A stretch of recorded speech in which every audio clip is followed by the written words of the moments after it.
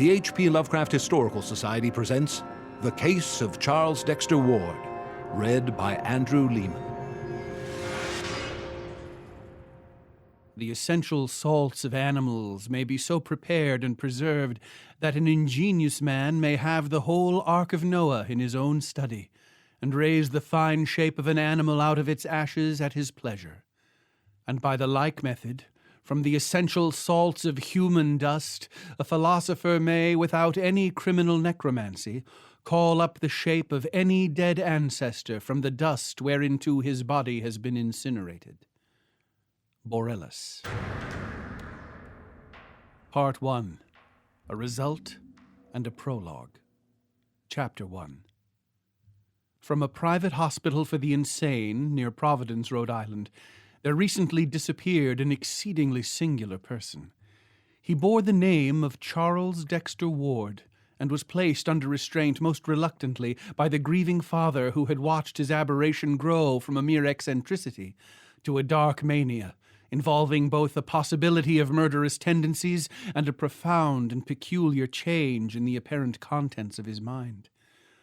Doctors confessed themselves quite baffled by his case, since it presented oddities of a general physiological as well as psychological character. In the first place, the patient seemed oddly older than his 26 years would warrant. Mental disturbance at his true will aged one rapidly, but the face of this young man had taken on a subtle cast which only the very aged normally acquire. In the second place, his organic processes showed a certain queerness of proportion which nothing in medical experience can parallel. Respiration and heart action had a baffling lack of symmetry. The voice was lost, so that no sounds above a whisper were possible.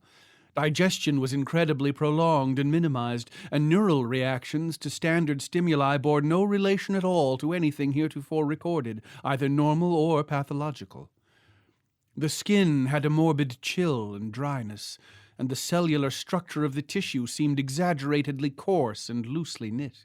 Even a large olive birthmark on the right hip had disappeared, whilst there had formed on the chest a very peculiar mole or blackish spot of which no trace existed before. In general, all physicians agree that in Ward the processes of metabolism had become retarded to a degree beyond precedent. Psychologically, too, Charles Ward was unique. His madness held no affinity to any sort recorded in even the latest and most exhaustive of treatises, and was conjoined to a mental force which would have made him a genius or a leader had it not been twisted into strange and grotesque forms. Dr. Willett, who was Ward's family physician, affirms that the patient's gross mental capacity, as gauged by his response to matters outside the sphere of his insanity, had actually increased since the seizure. Ward, it is true, was always a scholar and an antiquarian, but even his most brilliant early work did not show the prodigious grasp and insight displayed during his last examinations by the alienists. It was indeed a difficult matter to obtain legal commitment to the hospital, so powerful and lucid did the youth's mind seem, and only on the evidence of others, and on the strength of many abnormal gaps in his stock of information, as distinguished from his intelligence, was he finally placed in confinement. To the very moment of his vanishment he was an omnivorous reader, and as great a conversationalist as his poor voice permitted, and shrewd observers, failing to foresee his escape, freely predicted that he would not be long in gaining his discharge from custody. Only Dr. Willett, who brought Charles Ward into the world and had watched his growth of body and mind ever since, seemed frightened at the thought of his future freedom. He had had a terrible experience and had made a terrible discovery which he dared not reveal to his skeptical colleagues. Willett, indeed, presents a minor mystery all his own in his connection with the case. He was the last to see the patient before his flight, and emerged from that final conversation in a state of mixed horror and relief, which several recalled when Ward's escape became known 3 hours later. That escape itself is one of the unsolved wonders of Dr. Waite's hospital. A window open above a sheer drop of 60 feet could hardly explain it. Yet after that talk with Willett, the youth was undeniably gone. Willett himself has no public explanations to offer, though he seems strangely easier in mind than before the escape. Many, indeed, feel that he would like to say more, if he thought any considerable number would believe him. He had found Ward in his room, but shortly after his departure the attendants knocked in vain. When they opened the door, the patient was not there, and all they found was the open window with a chill April breeze blowing in a cloud of fine bluish-gray dust that almost choked them. True, the dogs howled some time before, but that was while Willett was still present, and they had caught nothing and shown no disturbance later on. Ward's father was told at once over the telephone, but he seemed more saddened than surprised. By the time Dr. Waite called in person, Dr. Willett had been talking with him, and both disavowed any knowledge or complicity in the escape. Only from certain closely confidential friends of Willett and the senior Ward have any clues been gained, and even these are too wildly fantastic for general credence. The one fact which remains is that up to the present time no trace of the missing madman has been unearthed. Charles Ward was an antiquarian from infancy, no doubt gaining his taste from the venerable town around him and from the relics of the past which filled every corner of his parents' old mansion in Prospect Street on the crest of the hill. With the years, his devotion to ancient things increased, so that history, genealogy, and the study of colonial architecture, furniture, and craftsmanship at length crowded everything else from his sphere of interests. These tastes are important to remember in considering his madness, for although they do not form its absolute nucleus, they play a prominent part in its superficial form. The gaps of information which the alienists noticed were all related to modern matters and were invariably offset by a correspondingly excessive, though outwardly concealed knowledge of bygone matters as brought out by adroit questioning, so that one would have fancied the patient literally transferred to a former age through some obscure sort of auto-hypnosis. The odd thing was that Ward seemed no longer interested in the antiquities he knew so well. He had, it appears, lost his regard for them through sheer familiarity, and all his final efforts were obviously bent toward mastering those common facts of the modern world which had been so totally and unmistakably expunged from his brain. That this wholesale deletion had occurred, he did his best to hide, but it was clear to all who watched him that his whole program of reading and conversation was determined by a frantic wish to imbibe such knowledge of his own life and of the ordinary practical and cultural background of the 20th century as ought to have been his by virtue of his birth in 1902 and his education in the schools of our own time. Alienists are now wondering how, in view of his vitally impaired range of data, the escaped patient manages to cope with the complicated world of today. The dominant opinion being that he is lying low in some humble and unexacting position till his stock of modern information can be brought up to the normal. The beginning of Ward's madness is a matter of dispute among alienists. Dr. Lyman, the eminent Boston authority, places it in 1919 or 1920, during the boy's last year at the Moses Brown School, when he suddenly turned from the study of the past to the study of the occult, and refused to qualify for college on the ground that he had individual researches of much greater importance to make. This is certainly borne out by Ward's altered habits at the time, especially by his continual search through town records and among old burying grounds for a certain grave dug in 1771, the grave of an ancestor named Joseph Curwen, some of whose papers he professed to have found behind the paneling of a very old house in Olney Court on Stamper's Hill, which Curwen was known to have built and occupied. It is, broadly speaking, undeniable that the winter of 1919-20 saw a great change in Ward, whereby he abruptly stopped his general antiquarian pursuits and embarked on a desperate delving into occult subjects both at home and abroad, varied only by this strangely persistent search for his forefather's grave. From this opinion, however, Dr. Willett substantially dissents, basing his verdict on his close and continuous knowledge of the patient and on certain frightful investigations and discoveries which he made toward the last. Those investigations and discoveries have left their mark upon him, so that his voice trembles when he tells them, and his hand trembles when he tries to write of them. Willett admits that the change of 1919-20 would ordinarily appear to mark the beginning of a progressive decadence which culminated in the horrible and uncanny alienation of 1928, but believes from personal observation that a finer distinction must be made. granting freely that the boy was always ill-balanced temperamentally, and prone to be unduly susceptible and enthusiastic in his responses to phenomena around him. He refuses to concede that the early alteration marked the actual passage from sanity to madness, crediting instead Ward's own statement that he had discovered or rediscovered something whose effect on human thought was likely to be marvelous and profound.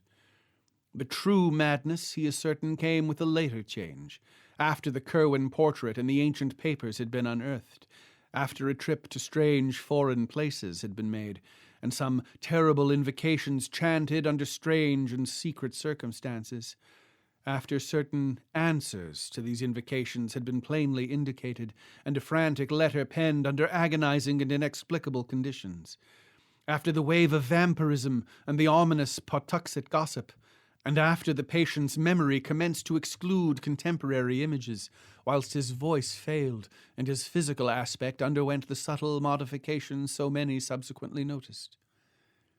It was only about this time, Willett points out with much acuteness, that the nightmare qualities became indubitably linked with Ward, and the doctor feels shudderingly sure that enough solid evidence exists to sustain the youth's claim regarding his crucial discovery. In the first place, 2 workmen of high intelligence saw Joseph Curwen's ancient papers found. Secondly, the boy once showed Dr. Willett those papers and a page of the Curwen diary, and each of the documents had every appearance of genuineness. The hole where Ward claimed to have found them was long a visible reality, and Willett had a very convincing final glimpse of them, in surroundings which can scarcely be believed, and can never, perhaps, be proved. Then there were the mysteries and coincidences of the Orne and Hutchinson letters, and the problem of the Curwen penmanship, and of what the detectives brought to light about Dr. Allen. These things, and the terrible message in medieval minuscules found in Willett's pocket when he gained consciousness after his shocking experience. And most conclusive of all, there are the 2 hideous results which the doctor obtained from a certain pair of formulae during his final investigations. Results which virtually proved the authenticity of the papers and of their monstrous implications at the same time that those papers were born forever from human knowledge. Chapter 2. One must look back at Charles Ward's earlier life as at something belonging as much to the past as the antiquities he loved so keenly. In the autumn of 1918, and with a considerable show of zest in the military training of the period, he had begun his junior year at the Moses Brown School, which lies very near his home. The old main building, erected in 1819, had always charmed his youthful antiquarian sense, and the spacious park in which the academy is set appealed to his sharp eye for landscape. His social activities were few, and his hours were spent mainly at home, in rambling walks, in his classes and drills, and in pursuit of antiquarian and genealogical data at the City Hall, the State House, the Public Library, the Athenaeum, the Historical Society, the John Carter Brown and John Hay Libraries of Brown University, and the newly opened Shepley Library in Benefit Street. One may picture him yet as he was in those days, tall, slim, and blond, with studious eyes and a slight stoop, dressed somewhat carelessly, and giving a dominant impression of harmless awkwardness rather than attractiveness. His walks were always adventures in antiquity, during which he managed to recapture from the myriad relics of a glamorous old city a vivid and connected picture of the centuries before. His home was a great Georgian mansion atop the well-nigh precipitous hill that rises just east of the river, and from the rear window of its rambling wings he could look dizzily out over all the clustered spires, domes, roofs, and skyscraper summits of the lower town to the purple hills of the countryside beyond. Here he was born, and from the lovely classic porch of the double-bayed brick facade his nurse had first wheeled him in his carriage, past the little white farmhouse of 200 years before that the town had long ago overtaken, and on toward the stately colleges along the shady, sumptuous street, whose old square brick mansions and smaller wooden houses with narrow, heavy columned Doric porches dreamed solid and exclusive amidst their generous yards and gardens. He had been wheeled, too, along sleepy Congdon Street, one tier lower down on the steep hill, and with all its eastern homes on high terraces. The small wooden houses averaged a greater age here, for it was up this hill that the growing town had climbed, and in these rides he had imbibed something of the color of a quaint colonial village. The nurse used to stop and sit on the benches of Prospect Terrace to chat with policemen, and one of the child's first memories was of the great westward sea of hazy roofs and domes and steeples and far hills which he saw one winter afternoon from that great railed embankment, all violet and mystic against a fevered, apocalyptic sunset of reds and golds and purples and curious greens. The vast marble dome of the State House stood out in massive silhouette, its crowning statue haloed fantastically by a break in one of the tinted stratus clouds that barred the flaming sky. When he was larger, his famous walks began, first with his impatiently dragged nurse, and then alone in dreamy meditation. Farther and farther down that almost perpendicular hill he would venture, each time reaching older and quainter levels of the ancient city. He would hesitate gingerly down vertical Jenks Street with its bank walls and colonial gables to the shady Benefit Street corner, where before him was a wooden antique with an Ionic pilastered pair of doorways, and beside him a prehistoric gambrel roofer with a bit of primal farmyard remaining, and the great Judge Durfee house with its fallen vestiges of Georgian grandeur. It was getting to be a slum here, but the Titan elms cast a restoring shadow over the place, and the boy used to stroll south past the long lines of the pre-revolutionary homes with their great central chimneys and classic portals. On the eastern side they were set high over basements with railed double flights of stone steps, and the young Charles could picture them as they were when the street was new, and red heels and periwigs set off the painted pediments whose signs of wear were now becoming so visible. Westward the hill dropped almost as steeply as above, down to the old town street that the founders had laid out at the river's edge in 1636. Here ran innumerable little lanes with leaning, huddled houses of immense antiquity, and fascinated though he was, it was long before he dared to thread their archaic verticality, for fear they would turn out a dream or a gateway to unknown terrors. He found it much less formidable to continue along Benefit Street past the iron fence of St. John's hidden churchyard and the rear of the 1761 Colony House and the mouldering bulk of the Golden Ball Inn where Washington stopped. At Meeting Street, the successive Jail Lane and King Street of other periods, he would look upward to the east and see the arched flight of steps to which the highway had to resort in climbing the slope, and downward to the west, glimpsing the old brick colonial schoolhouse that smiles across the road at the ancient sign of Shakespeare's Head, where the Providence Gazette and Country Journal was printed before the Revolution. Then came the exquisite First Baptist Church of 1775, luxurious with its matchless Gibbs steeple and the Georgian roofs and cupolas hovering by. Here and to the southward, the neighborhood became better, flowering at last into a marvelous group of early mansions.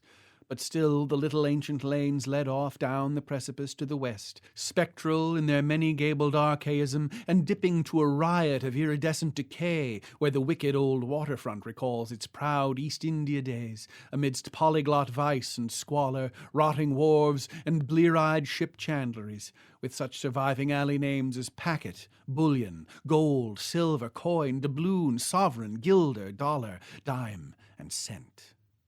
Sometimes, as he grew taller and more adventurous, young Ward would venture down into this maelstrom of tottering houses, broken transoms, tumbling steps, twisted balustrades, swarthy faces, and nameless odors, winding from South Main to South Water, searching out the docks, where the bay and sound steamers still touched, and returning northward at this lower level past the steep-roofed 1816 warehouses and the broad square at the Great Bridge, where the 1773 market house still stands firm on its ancient arches. In that square he would pause to drink in the bewildering beauty of the old town as it rises on its eastward bluff, decked with its 2 Georgian spires and crowned by the vast new Christian Science dome, as London is crowned by St. Paul's. He liked mostly to reach this point in the late afternoon, when the slanting sunlight touches the market house and the ancient hill roofs and belfries with gold, and throws magic around the dreaming wharves where Providence Indiamen used to ride at anchor. After a long look, he would grow almost dizzy with a poet's love for the sight, and then he would scale the slope homeward in the dusk, past the old white church and up the narrow, precipitous ways where yellow gleams would begin to peep out in small paned windows, and through fanlights set high over double flights of steps with curious wrought iron railings. At other times, and in later years, he would seek for vivid contrasts, spending half a walk in the crumbling colonial regions northwest of his home, where the hill drops to the lower eminence of Stamper's Hill, with its ghetto and Negro quarter clustering round the place where the Boston stagecoach used to start before the Revolution, and the other half in the gracious southerly realm about George, Benevolent, Power, and William streets, where the old slope holds unchanged the fine estates and bits of walled garden and steep green lane in which so many fragrant memories linger. These rambles, together with the diligent studies which accompanied them, certainly account for a large amount of the antiquarian lore which at last crowded the modern world from Charles Ward's mind, and illustrate the mental soil upon which fell, in that fateful winter of 1919-20, the seeds that came to such strange and terrible fruition. Dr. Willett is certain that, up to this ill-omened winter of first change, Charles Ward's antiquarianism was free from every trace of the morbid. Graveyards held for him no particular attraction beyond their quaintness and historic value, and of anything like violence or savage instinct he was utterly devoid. Then, by insidious degrees, there appeared to develop a curious sequel to one of his genealogical triumphs of the year before, when he had discovered among his maternal ancestors a certain very long-lived man named Joseph Curwen, who had come from Salem in March of 1692, and about whom a whispered series of highly peculiar and disquieting stories clustered. Ward's great-great-grandfather, Welcome Potter, had in 1785 married a certain Anne Tillinghast, daughter of Mrs. Eliza, daughter to Captain James Tillinghast, of whose paternity the family had preserved no trace. Late in 1918, whilst examining a volume of original town records in manuscript, the young genealogist encountered an entry describing a legal change of name, by which in 1772 a Mrs. Eliza Curwen, widow of Joseph Curwen, resumed, along with her 7-year-old daughter Anne, her maiden name of Tillinghast, on the ground that her husband's name was become a public reproach by reason of what was known after his decease, the which confirming an ancient common rumour, though not to be credited by a loyal wife, till so proven as to be wholly past doubting. This entry came to light upon the accidental separation of two leaves which had been carefully pasted together and treated as one by a laboured revision of the page numbers. It was at once clear to Charles Ward that he had indeed discovered a hitherto unknown great-great-great-grandfather. The discovery doubly excited him, because he had already heard vague reports and seen scattered allusions relating to this person, about whom there remained so few publicly available records, aside from those becoming public only in modern times, that it almost seemed as if a conspiracy had existed to blot him from memory. What did appear, moreover, was of such a singular and provocative nature that one could not fail to imagine curiously what it was that the colonial recorders were so anxious to conceal and forget, or to suspect that the deletion had reasons all too valid. Before this, Ward had been content to let his romancing about old Joseph Curwen remain in the idle stage, but having discovered his own relation to this apparently hushed-up character, he proceeded to hunt out as systematically as possible whatever he might find concerning him. In this excited quest he eventually succeeded beyond his highest expectations, for old letters, diaries, and sheaves of unpublished memoirs in cobwebbed Providence garrets and elsewhere yielded many illuminating passages which their writers had not thought it worth their while to destroy. One important sidelight came from a point as remote as New York, where some Rhode Island colonial correspondence was stored in the museum at Francis's Tavern. The really crucial thing, though, and what in Dr. Willett's opinion formed the definite source of Ward's undoing, was the matter found in August 1919 behind the panelling of the crumbling house in Olney Court. It was that, beyond a doubt, which opened up those black vistas whose end was deeper than the pit. Part 2. An Antecedent and a Horror. Chapter 1.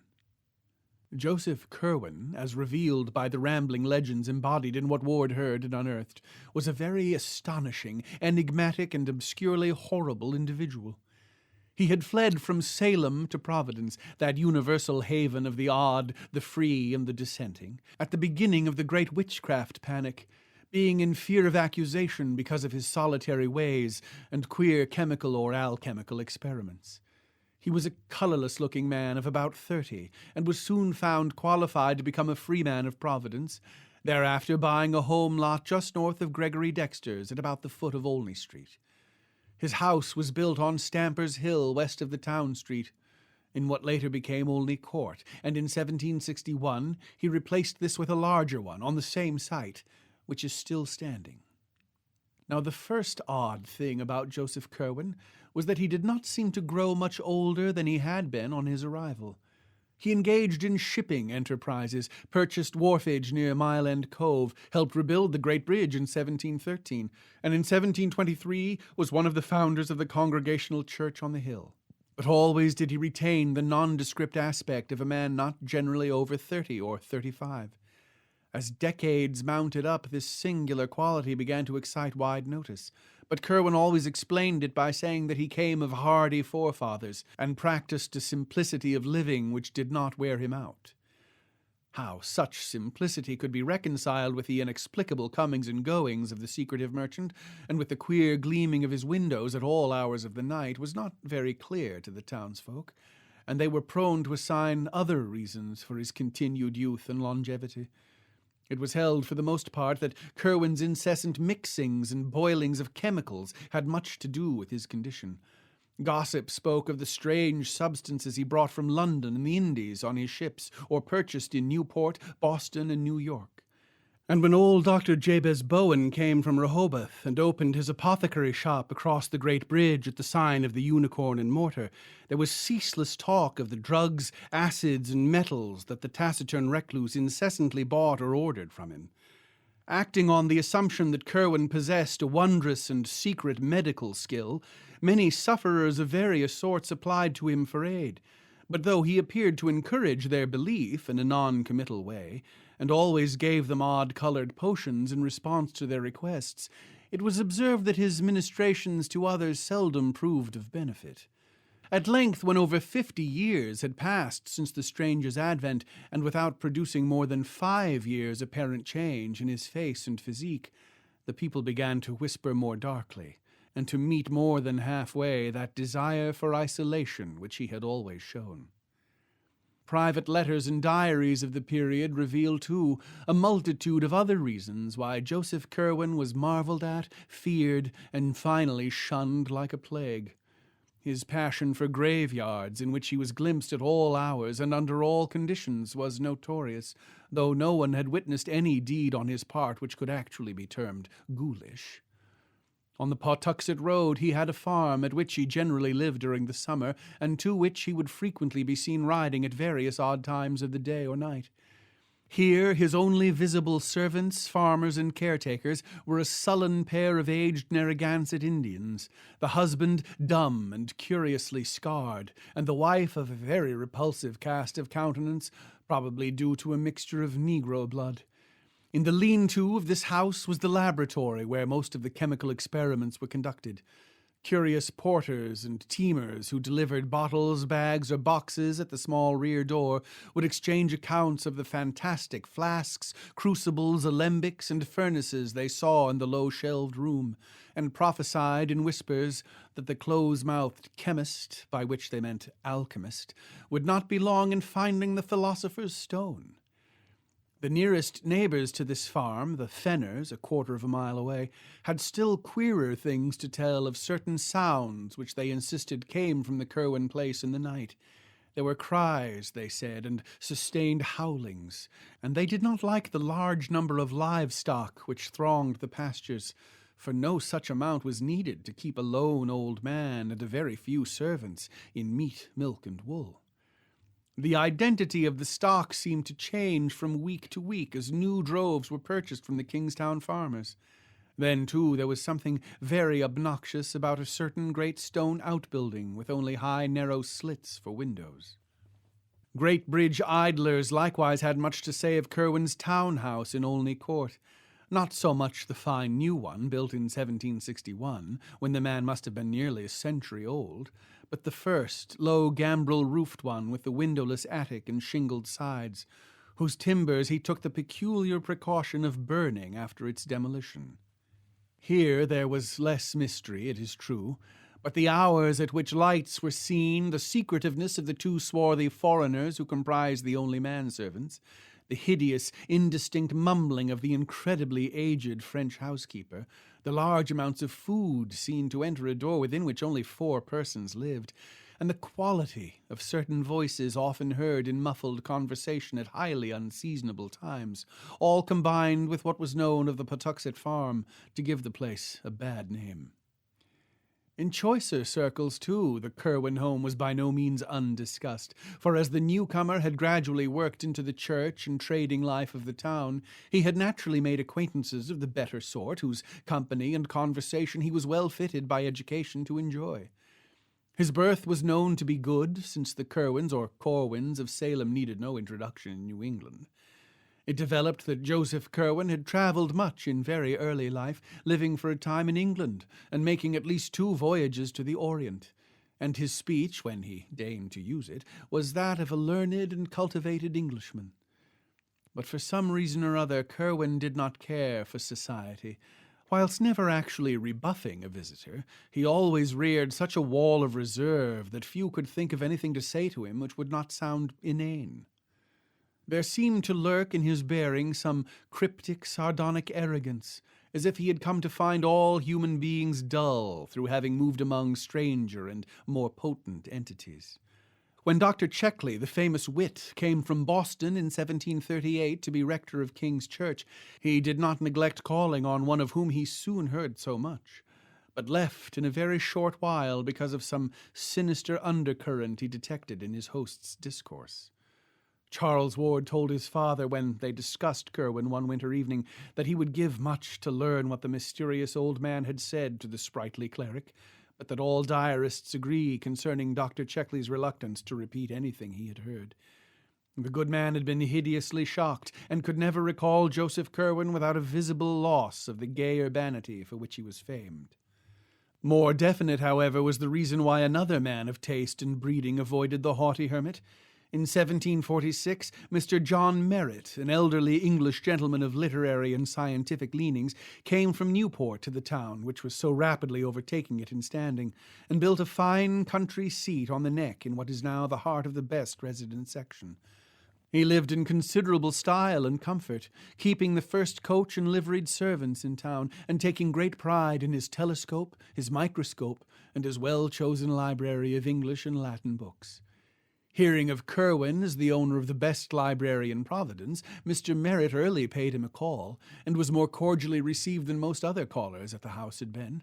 His admiration for his host's ample shelves, which, besides the Greek, Latin, and English classics, were equipped with a remarkable battery of philosophical, mathematical, and scientific works, including Paracelsus, Agricola, Van Helmont, Sylvius, Glauber, Boyle, Boerhaave, Becher, and Stahl, led Curwen to suggest a visit to the farmhouse and the laboratory, whither he had never invited anyone before, and the 2 drove out at once in Mr. Merritt's coach.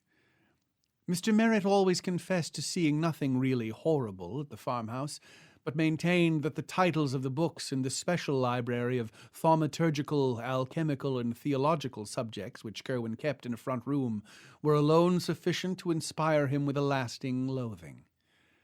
Perhaps, however, the facial expression of the owner in exhibiting them contributed much of the prejudice. The bizarre collection, besides a host of standard works which Mr. Merritt was not too alarmed to envy, embraced nearly all the Qabalists, demonologists, and magicians known to man, and was a treasure house of lore in the doubtful realms of alchemy and astrology.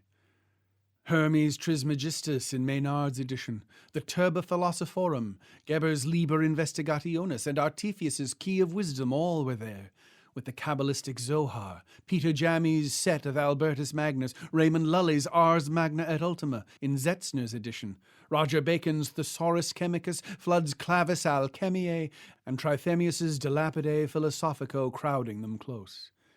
Medieval Jews and Arabs were represented in profusion, and Mr. Merritt turned pale when, upon taking down a fine volume conspicuously labelled as the Kanun-e-Islam, he found it was in truth the forbidden Necronomicon of the mad Arab Abdul al-Hazred, of which he had heard such monstrous things whispered some years previously after the exposure of nameless rites at the strange little fishing village of Kingsport in the province of the Massachusetts Bay. But oddly enough, the worthy gentleman owned himself most impalpably disquieted by a mere minor detail. On the huge mahogany table there lay face downward a badly worn copy of Borellus, bearing many cryptical marginalia and interlineations in Curwen's hand. The book was open at about its middle, and one paragraph displayed such thick and tremulous pen strokes beneath the lines of mystic black letter that the visitor could not resist scanning it through. Whether it was the nature of the passage underscored, or the feverish heaviness of the strokes which formed the underscoring, he could not tell, but something in that combination affected him very badly and very peculiarly. He recalled it to the end of his days, writing it down from memory in his diary, and once trying to recite it to his close friend Dr. Checkley, till he saw how greatly it disturbed the urbane rector. It read, "The essential salts of animals may be so prepared and preserved that an ingenious man may have the whole Ark of Noah in his own study, and raise the fine shape of an animal out of its ashes at his pleasure. And by the like method, from the essential salts of human dust, a philosopher may, without any criminal necromancy, call up the shape of any dead ancestor from the dust whereinto his body has been incinerated." It was near the docks along the southerly part of the town street, however, that the worst things were muttered about Joseph Curwen. Sailors are superstitious folk, and the seasoned salts who manned the infinite rum, slave, and molasses sloops, the rakish privateers, and the great brigs of the Browns, Crawfords, and Tillinghasts, all made strange, furtive signs of protection when they saw the slim, deceptively young-looking figure with its yellow hair and slight stoop entering the Curwen warehouse in Doubloon Street, or talking with captains and supercargoes on the long quay where the Curwen ships rode restlessly. Curwen's own clerks and captains hated and feared him, and all his sailors were mongrel riffraff from Martinique, St. Eustatius, Havana, or Port Royal. It was, in a way, the frequency with which these sailors were replaced which inspired the acutest and most tangible part of the fear in which the old man was held. A crew would be turned loose in the town on shore leave, some of its members perhaps charged with this errand or that, and when reassembled, it would be almost sure to lack one or more men. That many of the errands had concerned the farm on the Pawtuxet Road, and that few of the sailors had ever been seen to return from that place, was not forgotten, so that in time it became exceedingly difficult for Curwen to keep his oddly assorted hands. Almost invariably several would desert soon after hearing the gossip of the Providence wharves, and their replacement in the West Indies became an increasingly great problem to the merchant. In 1760, Joseph Curwen was virtually an outcast, suspected of vague horrors and demonic alliances which seemed all the more menacing because they could not be named, understood, or even proved to exist. The last straw may have come from the affair of the missing soldiers in 1758, for in March and April of that year, 2 royal regiments on their way to New France were quartered in Providence and depleted by an inexplicable process far beyond the average rate of desertion. Rumour dwelt on the frequency with which Curwen was wont to be seen talking with the red-coated strangers, and as several of them began to be missed, people thought of the odd conditions among his own seamen. What would have happened if the regiments had not been ordered on? No one can tell. Meanwhile, the merchant's worldly affairs were prospering. He had a virtual monopoly of the town's trade in saltpetre, black pepper, and cinnamon, and easily led any other one shipping establishment, save the Browns, in his importation of brassware, indigo, cotton, woolens, salt, rigging, iron, paper, and English goods of every kind. Such shopkeepers as James Green, at the sign of the Elephant in Cheapside, the Russells, at the sign of the Golden Eagle across the bridge, or Clark and Nightingale at the Frying Pan and Fish near the new coffee house, depended almost wholly upon him for their stock. And his arrangements with the local distillers, the Narragansett dairymen and horse breeders, and the Newport candle makers made him one of the prime exporters of the colony. Ostracized though he was, he did not lack for civic spirit of a sort. When the colony house burned down, he subscribed handsomely to the lotteries by which the new brick one, still standing at the head of its parade in the old Main Street, was built in 1761. In that same year, too, he helped rebuild the Great Bridge after the October gale. He replaced many of the books of the public library consumed in the colony house fire, and bought heavily in the lottery that gave the muddy market parade and deep-rutted town street their pavement of great round stones with a brick footwalk or causey in the middle. About this time also he built the plain but excellent new house, whose doorway is still such a triumph of carving. When the Whitefield adherents broke off from Dr. Cotton's Hill Church in 1743 and founded Deacon Snow's church across the bridge, Curwen had gone with them, though his zeal and attendance soon abated. Now, however, he cultivated piety once more, as if to dispel the shadow which had thrown him into isolation, and would soon begin to wreck his business fortunes, if not sharply checked. Chapter 2. The sight of this strange, pallid man, hardly middle-aged in aspect, yet certainly not less than a full century old, seeking at last to emerge from a cloud of fright and detestation too vague to pin down or analyze, was at once a pathetic, a dramatic, and a contemptible thing. Such is the power of wealth and of surface gestures, however, that there came indeed a slight abatement in the visible aversion displayed toward him, especially after the rapid disappearances of his sailors abruptly ceased. He must likewise have begun to practice an extreme care and secrecy in his graveyard expeditions, for he was never again caught at such wanderings, whilst the rumours of uncanny sounds and manoeuvres at his Pawtuxet farm diminished in proportion. His rate of food consumption and cattle replacement remained abnormally high, but not until modern times, when Charles Ward examined a set of his accounts and invoices in the Shepley Library, did it occur to any person, save one embittered youth perhaps, to make dark comparisons between the large number of guinea blacks he imported until 1766 and the disturbingly small number for whom he could produce bona fide bills of sale, either to slave dealers at the Great Bridge or to the planters of the Narragansett country. Certainly the cunning and ingenuity of this abhorred character were uncannily profound, once the necessity for their exercise had become impressed upon him. But of course the effect of all this belated mending was necessarily slight. Curwen continued to be avoided and distrusted, as indeed the one fact of his continued air of youth at a great age would have been enough to warrant, and he could see that in the end his fortunes would be likely to suffer. His elaborate studies and experiments, whatever they may have been, apparently required a heavy income for their maintenance, and since a change of environment would deprive him of the trading advantages he had gained, it would not have profited him to begin anew in a different region just then. Judgment demanded that he patch up his relations with the townsfolk of Providence, so that his presence might no longer be a signal for hushed conversation, transparent excuses of errands elsewhere, and a general atmosphere of constraint and uneasiness. His clerks, being now reduced to the shiftless and impecunious residue whom no one else would employ, were giving him much worry, and he held to his sea captains and mates only by shrewdness in gaining some kind of ascendancy over them, a mortgage, a promissory note, or a bit of information very pertinent to their welfare. In many cases diarists have recorded with some awe, Curwen showed almost the power of a wizard in unearthing family secrets for questionable use. During the final 5 years of his life, it seemed as though only direct talks with the long dead could possibly have furnished some of the data which he had so glibly at his tongue's end. About this time, the crafty scholar hit upon a last desperate expedient to regain his footing in the community. Hitherto a complete hermit, he now determined to contract an advantageous marriage, securing as a bride some lady whose unquestioned position would make all ostracism of his home impossible.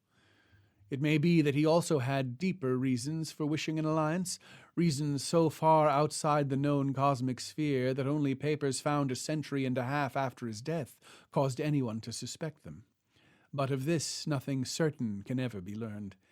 Naturally, he was aware of the horror and indignation with which any ordinary courtship of his would be received. Hence he looked about for some likely candidate upon whose parents he might exert a suitable pressure. Such candidates, he found, were not at all easy to discover, since he had very particular requirements in the way of beauty, accomplishments, and social security.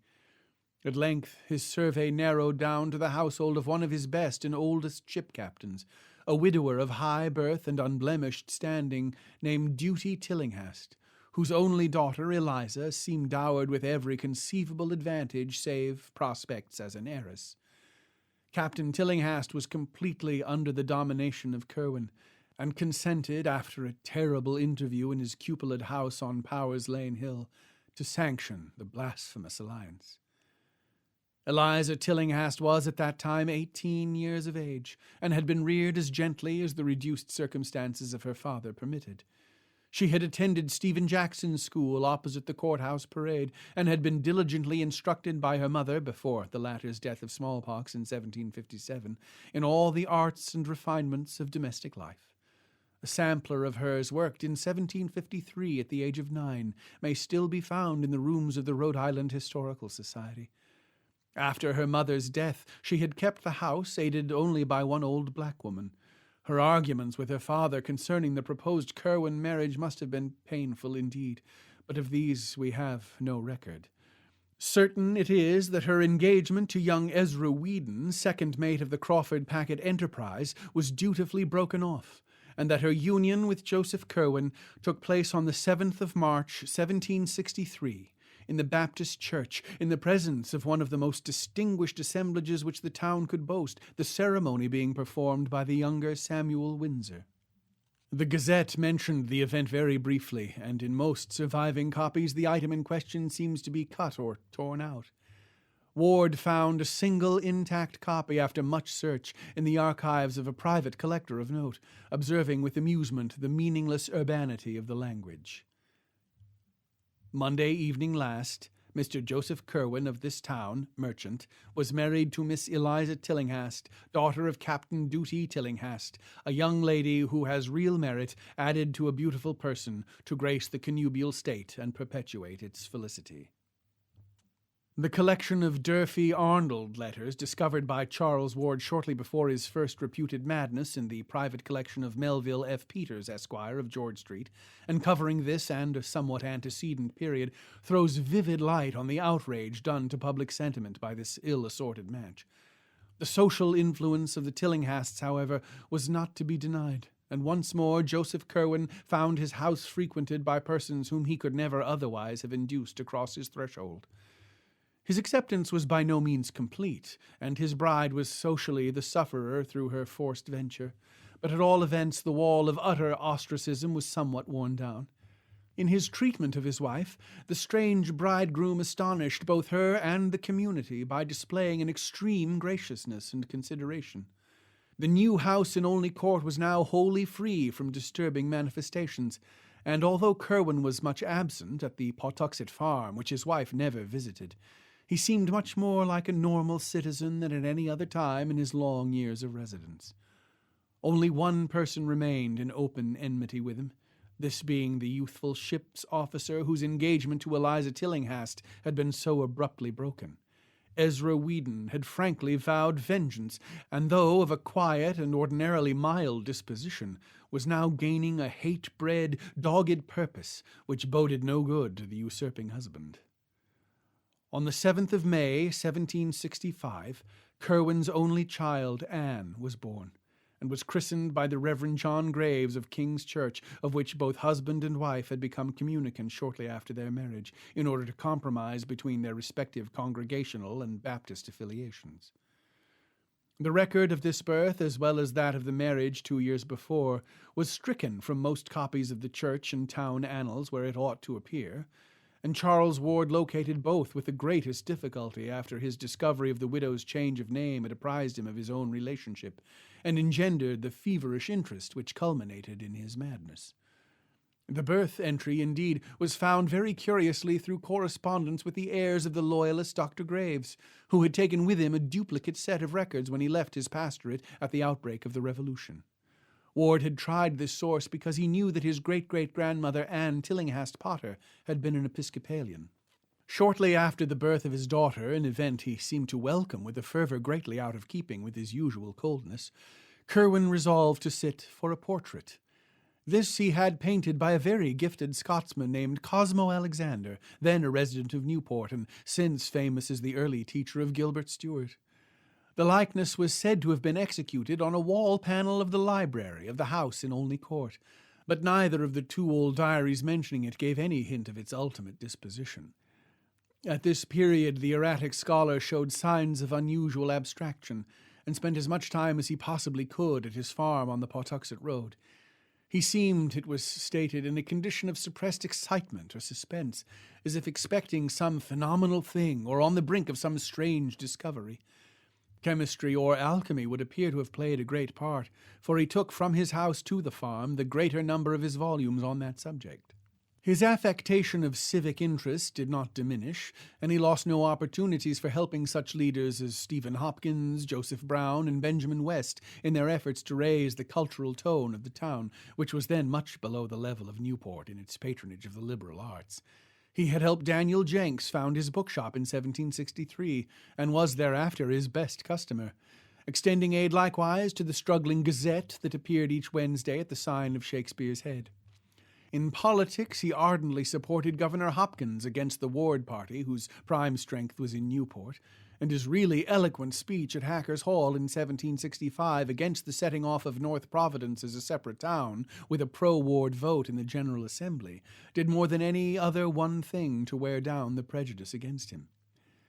But Ezra Whedon, who watched him closely, sneered cynically at all this outward activity, and freely swore that it was no more than a mask for some nameless traffic with the blackest gulfs of Tartarus.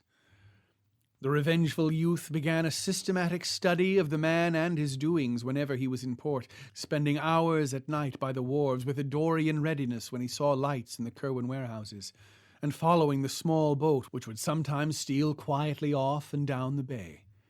He also kept as close a watch as possible on the Pawtuxet farm, and was once severely bitten by the dogs the old Indian couple loosed upon him. Chapter 3. In 1766 came the final change in Joseph Curwen. It was very sudden, and gained wide notice amongst the curious townsfolk, for the air of suspense and expectancy dropped like an old cloak, giving instant place to an ill-concealed exultation of perfect triumph. Curwen seemed to have difficulty in restraining himself from public harangues on what he had found or learned or made, but apparently the need of secrecy was greater than the longing to share his rejoicing, for no explanation was ever offered by him. It was after this transition, which appears to have come early in July, that the sinister scholar began to astonish people by his possession of information which only their long-dead ancestors would seem to be able to impart. But Curwen's feverish secret activities by no means ceased with this change. On the contrary, they tended rather to increase, so that more and more of his shipping business was handled by the captains, whom he now bound to him by ties of fear as potent as those of bankruptcy had been. He altogether abandoned the slave trade, alleging that its profits were constantly decreasing. Every possible moment was spent at the Pawtuxet farm, though there were rumors now and then of his presence in places which, though not actually near graveyards, were yet so situated in relation to graveyards that thoughtful people wondered just how thorough the old merchant's change of habits really was. Ezra Whedon, though his periods of espionage were necessarily brief and intermittent on account of his sea voyaging, had a vindictive persistence which the bulk of the practical townsfolk and farmers lacked, and subjected Curwen's affairs to a scrutiny such as they had never had before. Many of the odd maneuvers of the strange merchants' vessels had been taken for granted on account of the unrest of the times, when every colonist seemed determined to resist the provisions of the Sugar Act, which hampered a prominent traffic. Smuggling and evasion were the rule in Narragansett Bay, and nocturnal landings of illicit cargoes were continuous commonplaces. But Weedon, night after night following the lighters or small sloops which he saw steal off from the Curwen warehouses at the Town Street docks, soon felt assured that it was not merely His Majesty's armed ships which the sinister skulker was anxious to avoid. Prior to the change in 1766, these boats had for the most part contained chained Negroes, who were carried down and across the bay and landed at an obscure point on the shore just north of Pawtuxet, being afterward driven up the bluff and across country to the Curwen farm, where they were locked in that enormous stone outbuilding which had only high, narrow slits for windows. After that change, however, the whole program was altered. Importation of slaves ceased at once, and for a time Curwen abandoned his midnight sailings. Then, about the spring of 1767, a new policy appeared. Once more the lighters grew wont to put out from the black, silent docks, and this time they would go down the bay some distance, perhaps as far as Namquet Point, where they would meet and receive cargo from strange ships of considerable size and widely varied appearance. Curwen's sailors would then deposit this cargo at the usual point on the shore and transport it overland to the farm, locking it in the same cryptical stone building which had formerly received the Negroes. The cargo consisted almost wholly of boxes and cases, of which a large proportion were oblong and heavy and, disturbingly suggestive, of coffins. Weedon always watched the farm with unremitting assiduity, visiting it each night for long periods, and seldom letting a week go by without a sight, except when the ground bore a footprint revealing snow. Even then, he would often walk as close as possible in the travelled road or on the ice of the neighbouring river to see what tracks others might have left. Finding his own vigils interrupted by nautical duties, he hired a tavern companion named Eleazar Smith to continue the survey during his absences, and between them the two could have set in motion some extraordinary rumours. That they did not do so was only because they knew the effect of publicity would be to warn their quarry and make further progress impossible. Instead, they wished to learn something definite before taking any action. What they did learn must have been startling indeed, and Charles Ward spoke many times to his parents of his regret at Weedon's later burning of his notebooks. All that can be told of their discoveries is what Eleazar Smith jotted down in a none too coherent diary, and what other diarists and letter-writers have timidly repeated from the statements which they finally made, and according to which the farm was only the outer shell of some vast and revolting menace, of a scope and depth too profound and intangible for more than shadowy comprehension. It is gathered that Weedon and Smith became early convinced that a great series of tunnels and catacombs, inhabited by a very sizable staff of persons besides the old Indian and his wife, underlay the farm.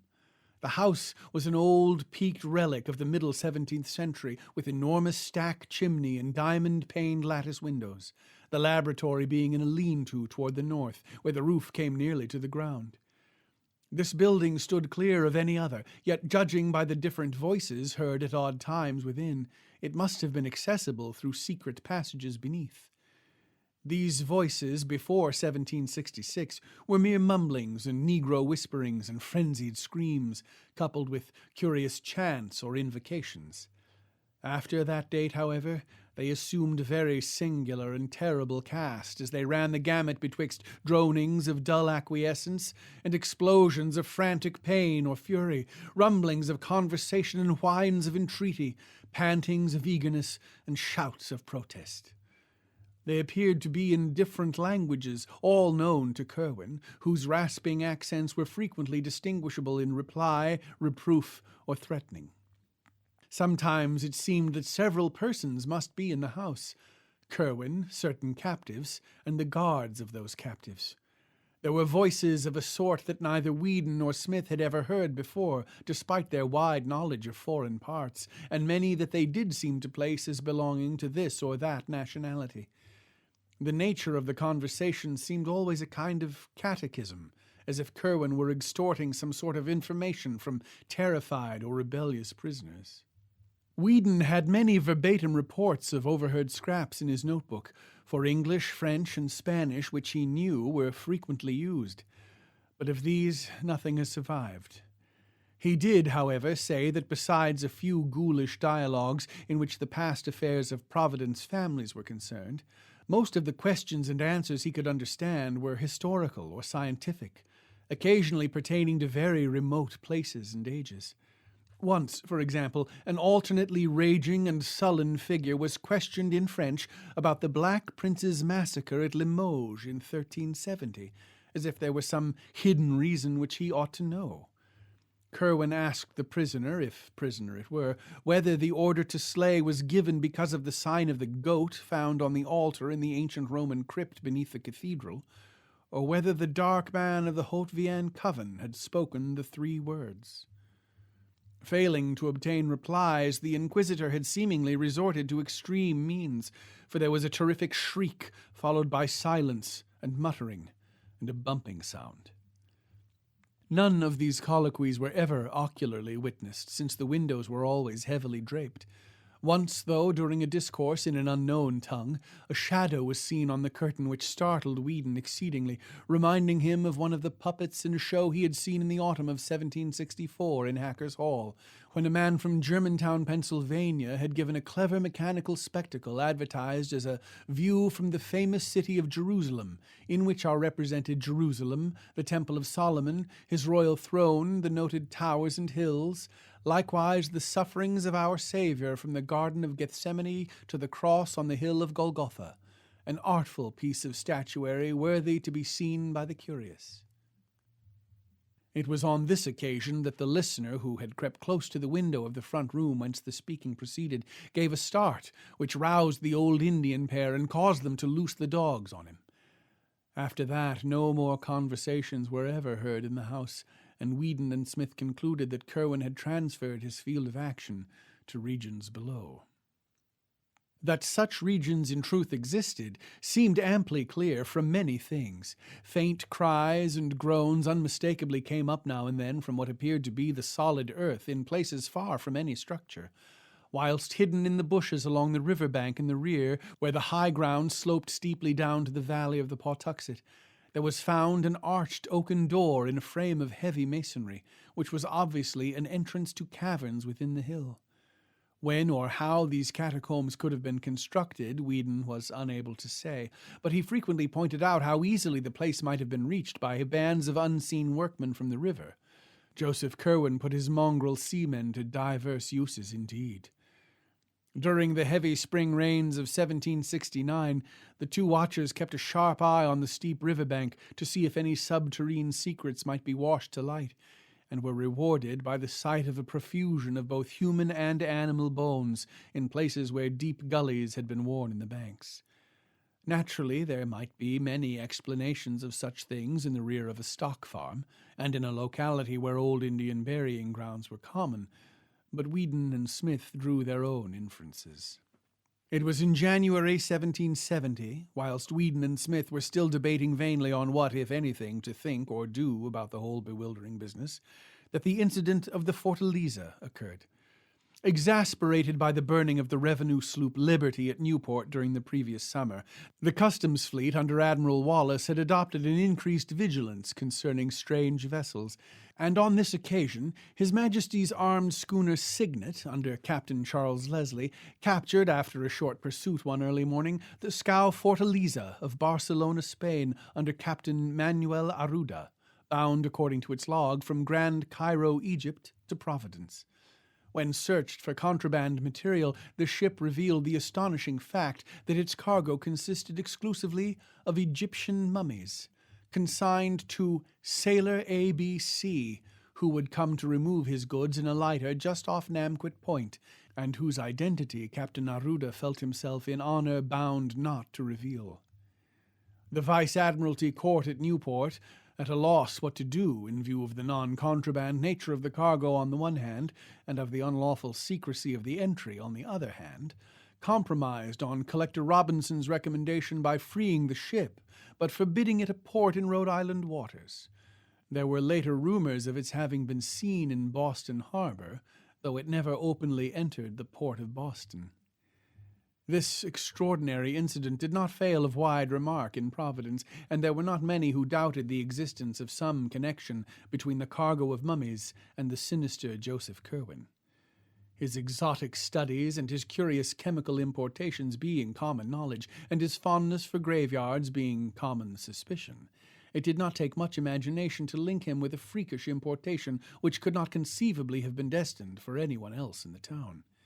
As if conscious of this natural belief, Curwen took care to speak casually on several occasions of the chemical value of the balsams found in mummies, thinking perhaps that he might make the affair seem less unnatural, yet stopping just short of admitting his participation. Whedon and Smith, of course, felt no doubt whatsoever of the significance of the thing, and indulged in the wildest theories concerning Curwen and his monstrous labours. The following spring, like that of the year before, had heavy rains, and the watchers kept careful track of the river bank behind the Curwen farm. Large sections were washed away, and a certain number of bones discovered, but no glimpse was afforded of any actual subterranean chambers or burrows. Something was rumoured, however, at the village of Pawtuxet, about a mile below, where the river flows in falls over a rocky terrace to join the placid landlocked cove. There, where quaint old cottages climbed the hill from the rustic bridge, and fishing smacks lay anchored at their sleepy docks, a vague report went round of things that were floating down the river and flashing into sight for a minute as they went over the falls. Of course, the Pawtuxet is a long river which winds through many settled regions abounding in graveyards, and of course the spring rains had been very heavy, but the fisher folk about the bridge did not like the wild way that one of the things stared as it shot down to the still water below, or the way that another half cried out, although its condition had greatly departed from that of objects which normally cry out. That rumour sent Smith, for Whedon was just then at sea, in haste to the river bank behind the farm, where surely enough there remained the evidences of an extensive cave-in. There was, however, no trace of a passage into the steep bank, for the miniature avalanche had left behind a solid wall of mixed earth and shrubbery from aloft. Smith went to the extent of some experimental digging, but was deterred by lack of success, or perhaps by fear of possible success. It is interesting to speculate on what the persistent and revengeful Whedon would have done had he been ashore at the time. Chapter 4. By the autumn of 1770, Whedon decided that the time was ripe to tell others of his discoveries, for he had a large number of facts to link together, and a second eyewitness to refute the possible charge that jealousy and vindictiveness had spurred his fancy. As his first confidant, he selected Captain James Mathewson of the Enterprise, who, on the one hand, knew him well enough not to doubt his veracity, and on the other hand was sufficiently influential in the town to be heard in turn with respect. The colloquy took place in an upper room of Sabin's Tavern near the docks, with Smith present to corroborate virtually every statement, and it could be seen that Captain Mathewson was tremendously impressed.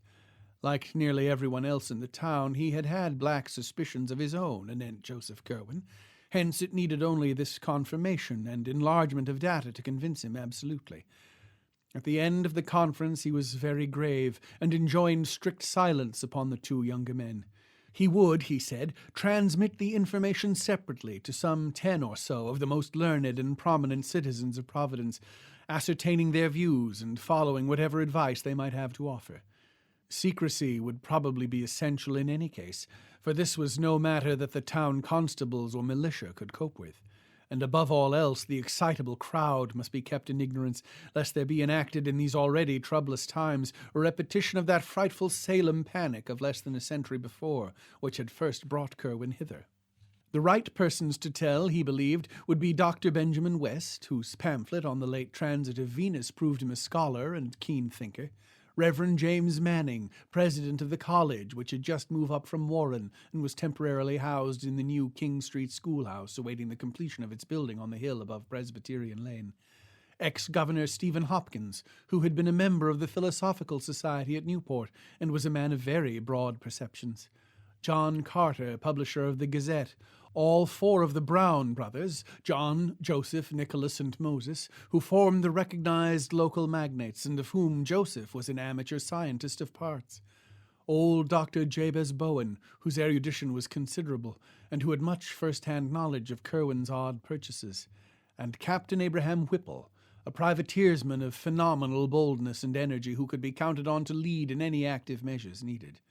These men, if favorable, might eventually be brought together for collective deliberation, and with them would rest the responsibility of deciding whether or not to inform the governor of the colony, Joseph Wanton of Newport, before taking action. The mission of Captain Mathewson prospered beyond his highest expectations, for whilst he found one or two of the chosen confidants somewhat skeptical of the possible ghastly side of Weedon's tale, there was not one who did not think it necessary to take some sort of secret and coordinated action. Curwen, it was clear, formed a vague potential menace to the welfare of the town and colony, and must be eliminated at any cost. Late in December 1770, a group of eminent townsmen met at the home of Stephen Hopkins and debated tentative measures. Weedon's notes, which he had given to Captain Mathewson, were carefully read, and he and Smith were summoned to give testimony anent details. Something very like fear seized the whole assemblage before the meeting was over, though there ran through that fear a grim determination which Captain Whipple's bluff and resonant profanity best expressed. They would not notify the governor because a more than legal course seemed necessary. With hidden powers of uncertain extent apparently at his disposal, Curwen was not a man who could safely be warned to leave town. Nameless reprisals might ensue, and even if the sinister creature complied, the removal would be no more than the shifting of an unclean burden to another place. The times were lawless, and men who had flouted the king's revenue forces for years were not the ones to balk at sterner things when duty impelled. Curwen must be surprised at his Pawtuxet farm by a large raiding party of seasoned privateersmen, and given one decisive chance to explain himself. If he proved a madman, amusing himself with shrieks and imaginary conversations in different voices, he would be properly confined.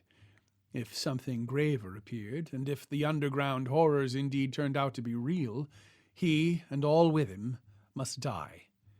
It could be done quietly, and even the widow and her father need not be told how it came about. While these serious steps were under discussion, there occurred in the town an incident so terrible and inexplicable that for a time little else was mentioned for miles around.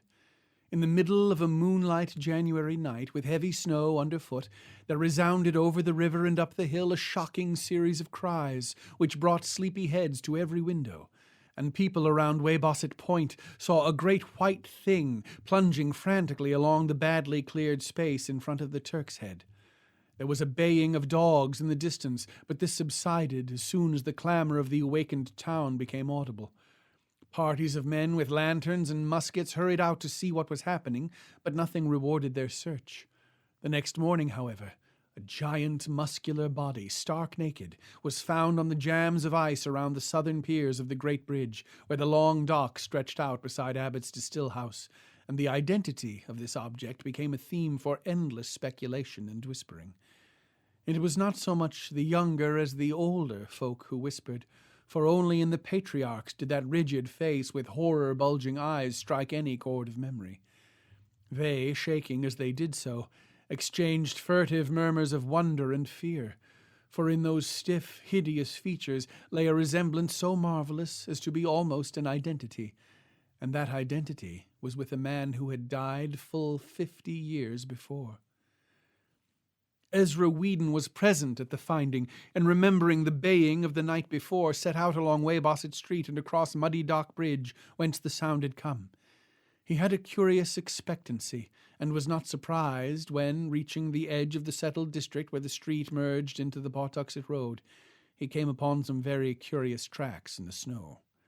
The naked giant had been pursued by dogs and many booted men, and the returning tracks of the hounds and their masters could be easily traced. They had given up the chase upon coming too near the town. Weedon smiled grimly, and as a perfunctory detail traced the footprints back to their source. It was the Pawtuxet farm of Joseph Curwen, as he well knew it would be, and he would have given much had the yard been less confusingly trampled. As it was, he dared not seem too interested in full daylight.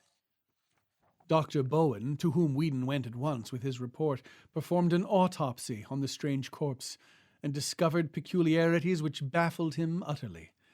The digestive tracts of the huge man seemed never to have been in use, whilst the whole skin had a coarse, loosely knit texture impossible to account for. Impressed by what the old men whispered of this body's likeness to the long-dead blacksmith Daniel Green, whose great-grandson Aaron Hoppin was a supercargo in Curwen's employ, Whedon asked casual questions till he found where Green was buried. That night a party of 10 visited the Old North burying ground opposite Herndon's Lane and opened a grave.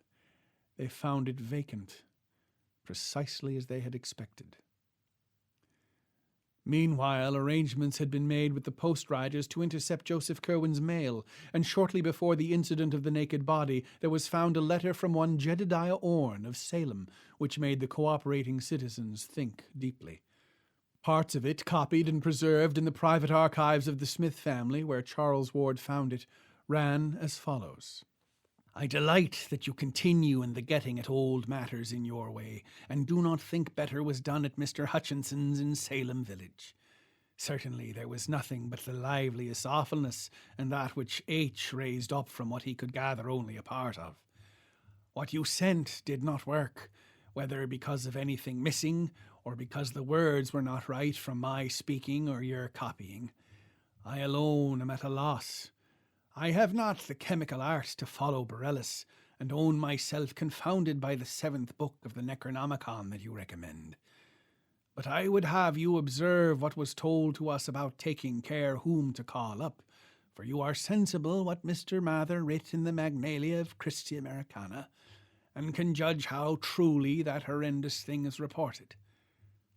I say to you again, do not call up any that you cannot put down, by the which I mean any that can in turn call up somewhat against you, whereby your powerfulest devices may not be of use.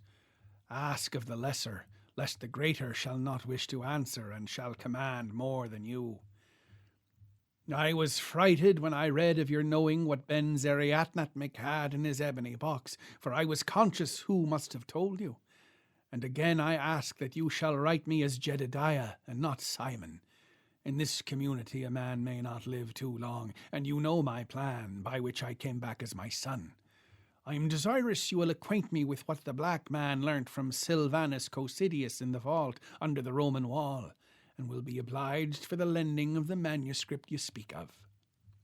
Another and unsigned letter from Philadelphia provoked equal thought, especially for the following passage. I will observe what you say respecting the sending of accounts only by your vessels, but cannot always be certain when to expect them. In the matter spoke of, I require only one more thing, but wish to be sure I apprehend you exactly. You inform me that no part must be missing if the finest effects are to be had, but you cannot know how hard it is to be sure. It seems a great hazard and burden to take away the whole box, and in town, that is St. Peter's, St. Paul's, St. Mary's, or Christchurch, it can scarcely be done at all. But I know what imperfections were in the one I raised up October last, and how many live specimens you were forced to employ before you hit upon the right mode in the year 1766, so will be guided by you in all matters. I am impatient for your brig, and inquire daily at Mr. Biddle's wharf. A third suspicious letter was in an unknown tongue and even an unknown alphabet. In the Smith diary found by Charles Ward, a single oft-repeated combination of characters is clumsily copied, and authorities at Brown University have pronounced the alphabet Amharic or Abyssinian, although they do not recognize the word. None of these epistles was ever delivered to Curwen, though the disappearance of Jedediah Orne from Salem, as recorded shortly afterward, showed that the Providence men took certain quiet steps. The Pennsylvania Historical Society also has some curious letters received by Dr. Shippen regarding the presence of an unwholesome character in Philadelphia. But more decisive steps were in the air, and it is in the secret assemblages of sworn and tested sailors and faithful old privateersmen in the brown warehouses by night that we must look for the main fruits of Whedon's disclosures. Slowly and surely a plan of campaign was under development which would leave no trace of Joseph Curwen's noxious mysteries. Curwen, despite all precautions, apparently felt that something was in the wind, for he was now remarked to wear an unusually worried look. His coach was seen at all hours in the town and on the Pawtuxet Road, and he dropped, little by little, the air of forced geniality with which he had latterly sought to combat the town's prejudice. The nearest neighbors to his farm, the Fenners, one night remarked a great shaft of light shooting into the sky from some aperture in the roof of that cryptical stone building with the high, excessively narrow windows, an event which they quickly communicated to John Brown in Providence. Mr. Brown had become the executive leader of the select group bent on Curwen's extirpation, and had informed the Fenners that some action was about to be taken. This he deemed needful because of the impossibility of their not witnessing the final raid, and he explained his course by saying that Curwen was known to be a spy of the customs officers at Newport, against whom the hand of every Providence shipper, merchant, and farmer was openly or clandestinely raised. Whether the ruse was wholly believed by neighbors who had seen so many queer things is not certain, but at any rate the Fenners were willing to connect any evil with a man of such queer ways. To them Mr. Brown had entrusted the duty of watching the Curwen farmhouse and of regularly reporting every incident which took place there. Chapter 5.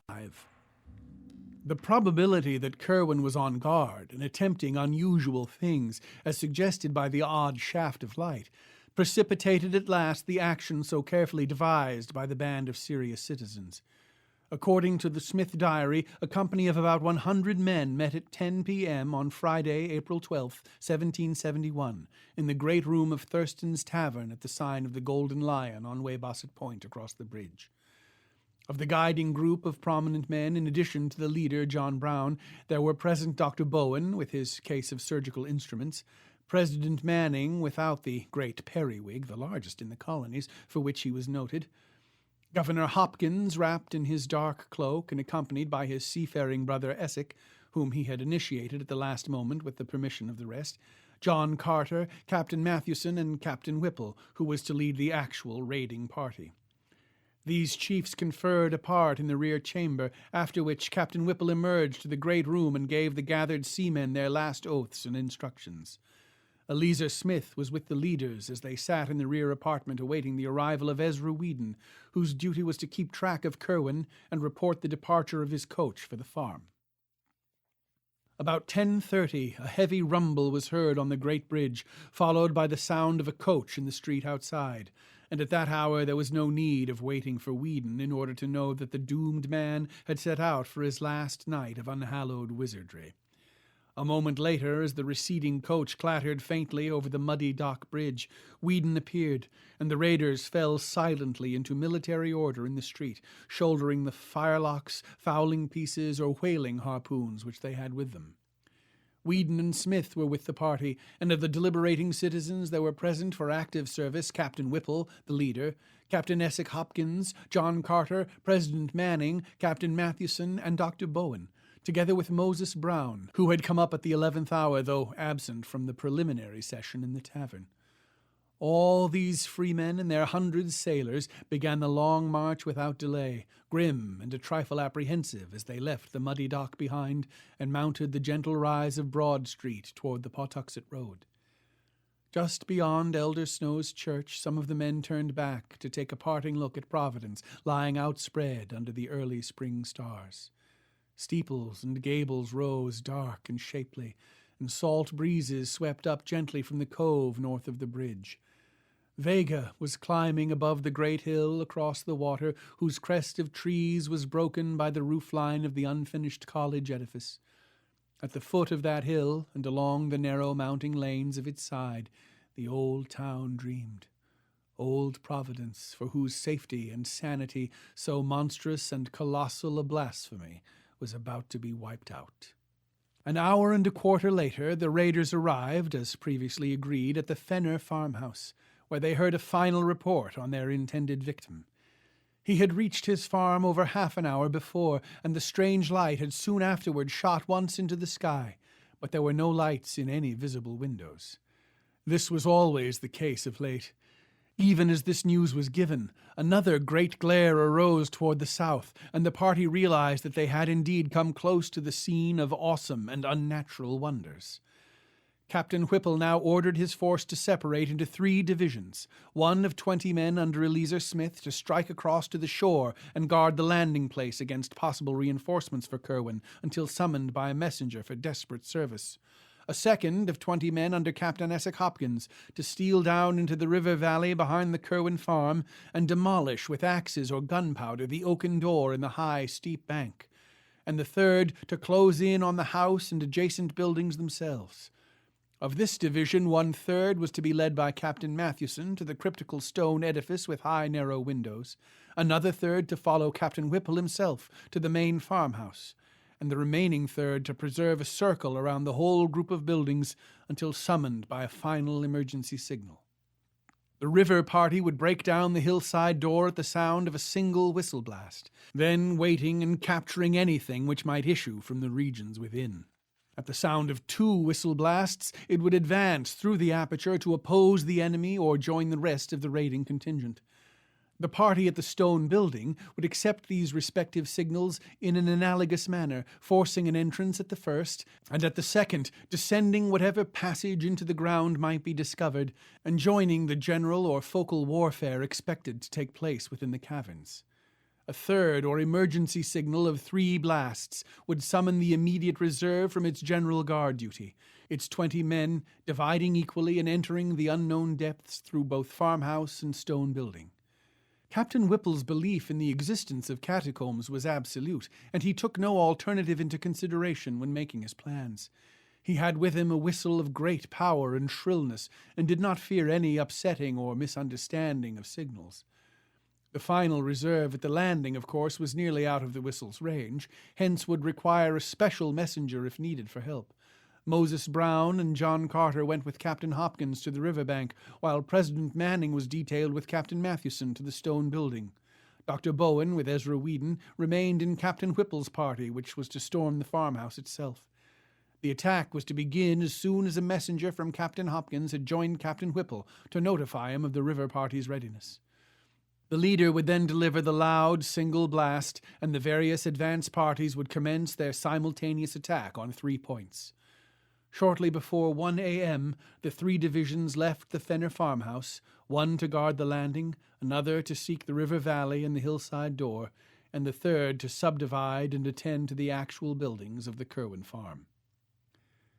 Eliezer Smith, who accompanied the shore-guarding party, records in his diary an uneventful march and a long wait on the bluff by the bay, broken once by what seemed to be the distant sound of the signal whistle, and again by a peculiar muffled blend of roaring and crying, and a powder blast which seemed to come from the same direction.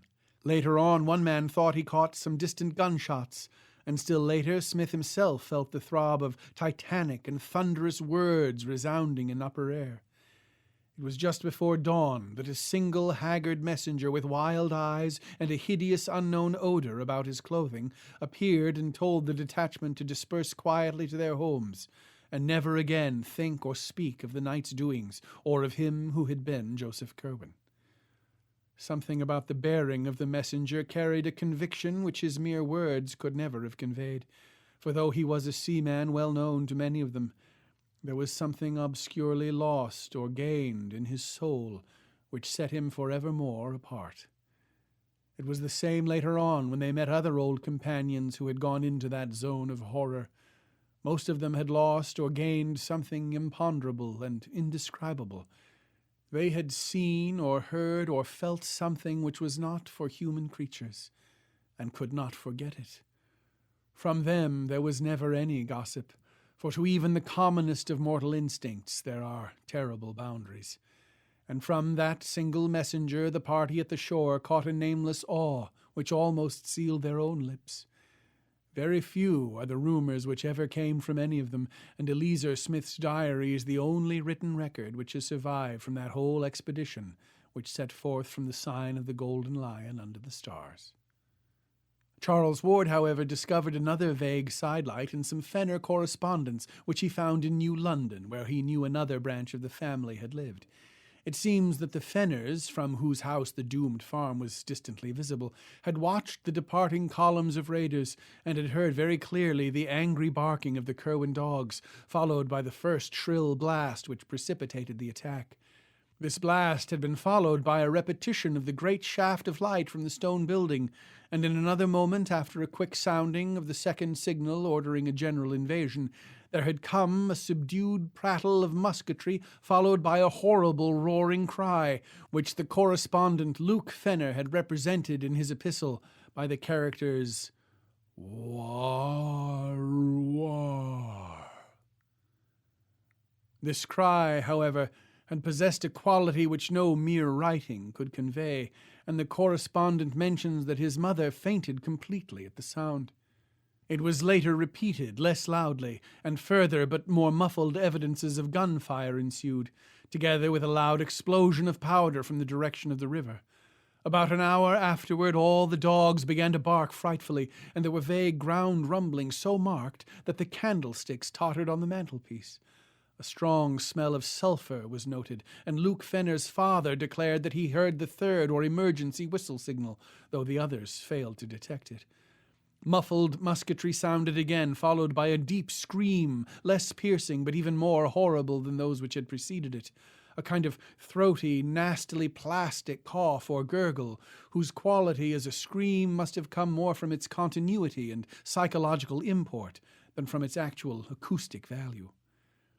Then the flaming thing burst into sight at a point where the Curwen farm ought to lie, and the human cries of desperate and frightened men were heard. Muskets flashed and cracked, and the flaming thing fell to the ground. A second flaming thing appeared, and a shriek of human origin was plainly distinguished. Fenner wrote that he could even gather a few words belched in frenzy. "Almighty, protect thy lamb." Then there were more shots, and the second flaming thing fell. After that came silence for about 3/4 of an hour, at the end of which time little Arthur Fenner, Luke's brother, exclaimed that he saw a red fog going up to the stars from the accursed farm in the distance.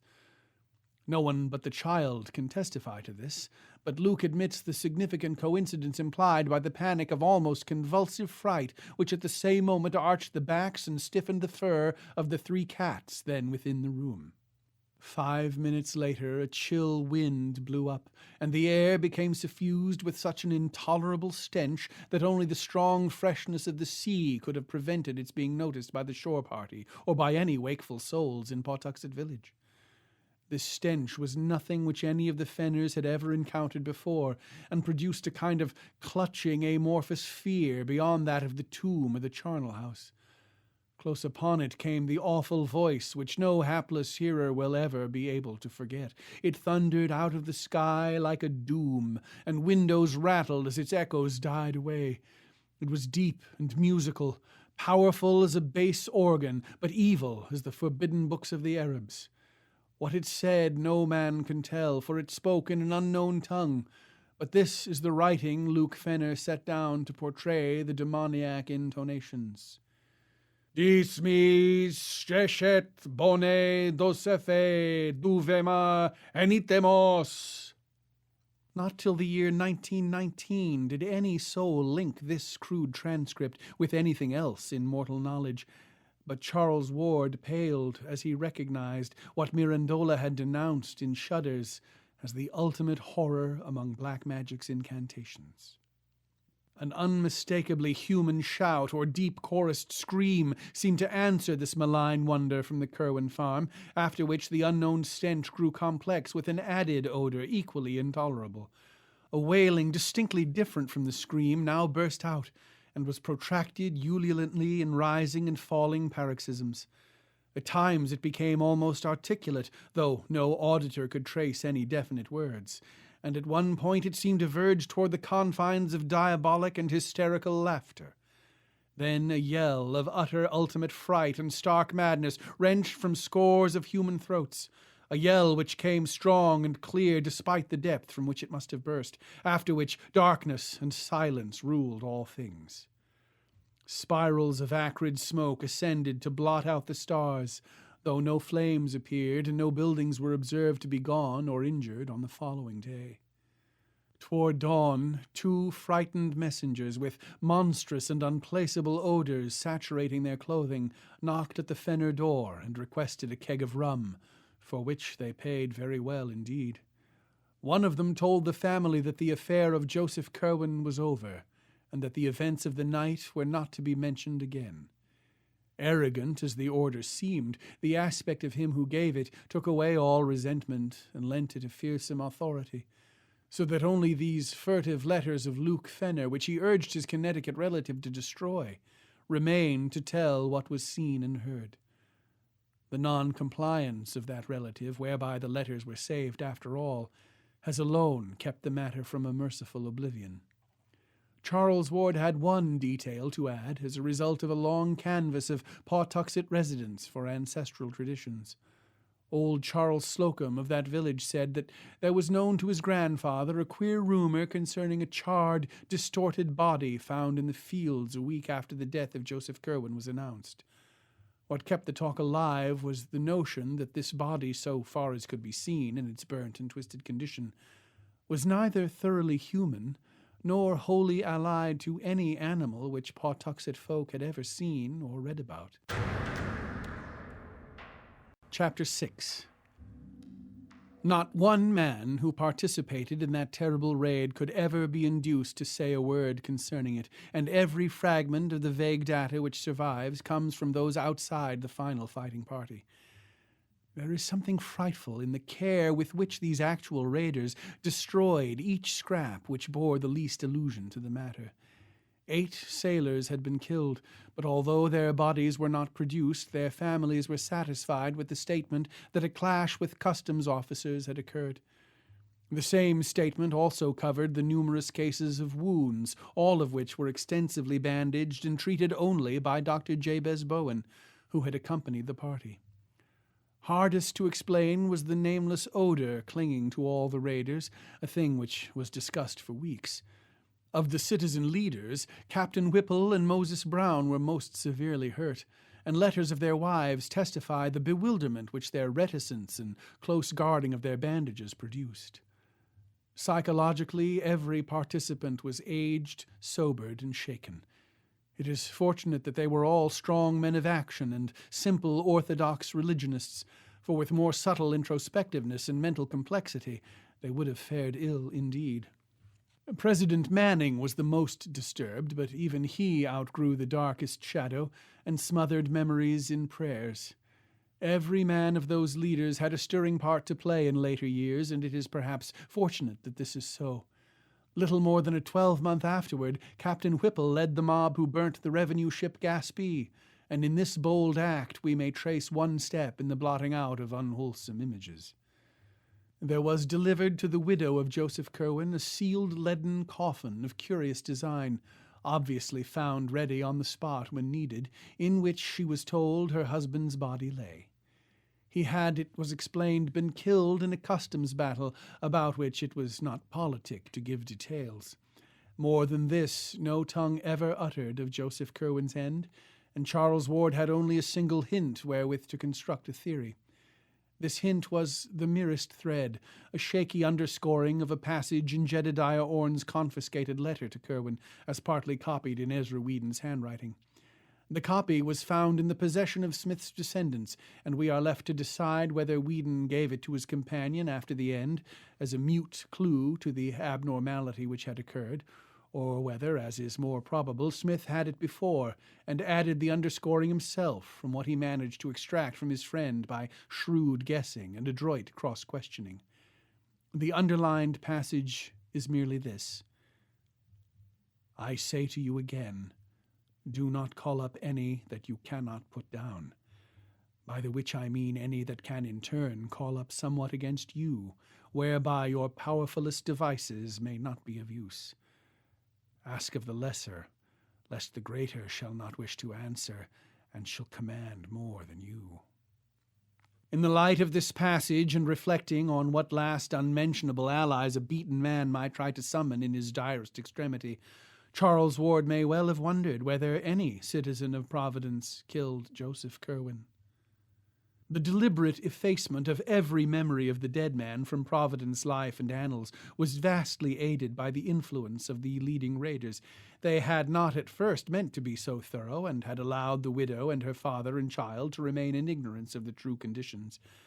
But Captain Tillinghast was an astute man, and soon uncovered enough rumors to whet his horror and cause him to demand that his daughter and granddaughter change their name, burn the library and all remaining papers, and chisel the inscription from the slate slab above Joseph Curwen's grave. He knew Captain Whipple well, and probably extracted more hints from that bluff mariner than anyone else ever gained respecting the end of the accused sorcerer. From that time on, the obliteration of Curwen's memory became increasingly rigid, extending at last, by common consent, even to the town records and files of the Gazette. It can be compared in spirit only to the hush that lay on Oscar Wilde's name for a decade after his disgrace, and in extent only to the fate of that sinful king of Runazar in Lord Dunsany's tale, whom the gods decided must not only cease to be, but must cease ever to have been. Mrs. Tillinghast, as the widow became known after 1772, sold the house in Olney Court and resided with her father in Powers Lane till her death in 1817. The farm at Pawtuxet, shunned by every living soul, remained to moulder through the years, and seemed to decay with unaccountable rapidity. By 1780 only the stone and brickwork were standing, and by 1800 even these had fallen to shapeless heaps. None ventured to pierce the tangled shrubbery on the river bank behind which the hillside door may have lain, nor did any try to frame a definite image of the scenes amidst which Joseph Curwen departed from the horrors he had wrought. Only robust old Captain Whipple was heard by alert listeners to mutter once in a while to himself, "Pox on that, brother prophet!" But he had no business to laugh while he screamed. 'Twas as though the damned sorcerer had summoned up his sleeve. For £50 I'd burn his whole damn house. Part 3. A Search and an Evocation. Chapter 1. Charles Ward, as we have seen, first learned in 1918 of his descent from Joseph Curwen. That he at once took an intense interest in everything pertaining to the bygone mystery is not to be wondered at, for every vague rumor that he had heard of Curwen now became something vital to himself, in whom flowed Curwen's blood. No spirited and imaginative genealogist could have done otherwise than begin forthwith an avid and systematic collection of Curwen data. In his first delvings there was not the slightest attempt at secrecy, so that even Dr. Lyman hesitates to date the youth's madness from any period before the close of 1919. He talked freely with his family, though his mother was not particularly pleased to own an ancestor like Curwen, and with the officials of the various museums and libraries he visited. In applying to private families for records thought to be in their possession, he made no concealment of his object, and shared the somewhat amused skepticism with which the accounts of the old diarists and letter-writers were regarded. He often expressed a keen wonder as to what really had taken place a century and a half before at that Pawtuxet farmhouse whose site he vainly tried to find, and what Joseph Curwen really had been. When he came across the Smith diary and archives and encountered the letter from Jedediah Orne, he decided to visit Salem and look up Curwen's early activities and connections there, which he did during the Easter vacation of 1919. At the Essex Institute, which was well known to him from former sojourns in the glamorous old town of crumbling Puritan gables and clustered gambrel roofs, he was very kindly received, and unearthed there a considerable amount of Curwen data. He found that his ancestor was born in Salem Village, now Danvers, 7 miles from town, on the 18th of February, O.S. 1662-63, and that he had run away to sea at the age of 15, not appearing again for 9 years, when he returned with the speech, dress, and manners of a native Englishman, and settled in Salem proper. At that time he had little to do with his family, but spent most of his hours with the curious books he had brought from Europe, and the strange chemicals which came for him on ships from England, France, and Holland. Certain trips of his into the country were the objects of much local inquisitiveness, and were whisperingly associated with vague rumors of fires on the hills at night. Curwen's only close friends had been one Edward Hutchinson of Salem Village and one Simon Orne of Salem. With these men he was often seen in conference about the common, and visits among them were by no means infrequent. Hutchinson had a house well out toward the woods, and it was not altogether liked by sensitive people because of the sounds heard there at night. He was said to entertain strange visitors, and the lights seen from his windows were not always of the same color. The knowledge he displayed concerning long-dead persons and long-forgotten events was considered distinctly unwholesome, and he disappeared about the time the witchcraft panic began, never to be heard from again. At that time Joseph Curwen also departed, but his settlement in Providence was soon learned of. Simon Orne lived in Salem until 1720, when his failure to grow visibly old began to excite attention. He thereafter disappeared, though 30 years later his precise counterpart and self-styled son turned up to claim his property. The claim was allowed on the strength of documents in Simon Orne's known hand, and Jedediah Orne continued to dwell in Salem till 1771, when certain letters from Providence citizens to the Reverend Thomas Barnard and others brought about his quiet removal to parts unknown. Certain documents by and about all of these strange characters were available at the Essex Institute, the courthouse, and the Registry of Deeds, and included both harmless commonplaces such as land titles and bills of sale, and furtive fragments of a more provocative nature. There were 4 or 5 unmistakable allusions to them on the witchcraft trial records, as when one Hepzibah Lawson swore on July 10, 1692, at the court of Oyer and Terminer under Judge Hathorne, that 40 witches and the black man were wont to meet in the woods behind Mr. Hutchinson's house. And one Amity Howe declared at a session of August 8th before Judge Gedney that Mr. G.B., Reverend George Burroughs, on that night put the devil his mark upon Bridget S., Jonathan A., Simon O., Deliverance W., Joseph C., Susan P., Mehitable C., and Deborah B. Then there was a catalogue of Hutchinson's uncanny library as found after his disappearance, and an unfinished manuscript in his handwriting, couched in a cipher none could read. Ward had a photostatic copy of this manuscript made, and began to work casually on the cipher as soon as it was delivered to him. After the following August, his labors on the cipher became intense and feverish, and there is reason to believe from his speech and conduct that he hit upon the key before October or November. He never stated, though, whether or not he had succeeded. But of the greatest immediate interest was the Orne material. It took Ward only a short time to prove from identity of penmanship a thing he had already considered established from the text of the letter to Curwen, namely that Simon Orne and his supposed son were one and the same person. As Orne had said to his correspondent, it was hardly safe to live too long in Salem. Hence he resorted to a 30-year sojourn abroad, and did not return to claim his lands except as a representative of a new generation. Orne had apparently been careful to destroy most of his correspondence, but the citizens who took action in 1771 found and preserved a few letters and papers which excited their wonder. There were cryptic formulae and diagrams in his and other hands which Ward now either copied with care or had photographed, and one extremely mysterious letter in a chirography that the searcher recognized from items in the Registry of Deeds as positively Joseph Curwen's. This Curwen letter, though undated as to the year, was evidently not the one in answer to which Orne had written the confiscated missive, and from internal evidence Ward placed it not much later than 1750. It may not be amiss to give the text in full as a sample of the style of one whose history was so dark and terrible. The recipient is addressed as Simon, but a line, whether drawn by Curwen or Orne, Ward could not tell, is run through the word. Providence, 1 May, ut vulgo. Brother, my honoured ancient friend, due respects and earnest wishes to him whom we serve for your eternal power. I am just come upon that which you ought to know concerning the matter of the last extremity, and what to do regarding it. I am not disposed to follow you in going away on account of my years, for Providence hath not the sharpness of the bay in hunting out uncommon things and bringing to trial. I am tied up in ships and goods, and could not do as you did, besides the which my farm at Patuxet hath under it what you know, and would not wait for my coming back as another.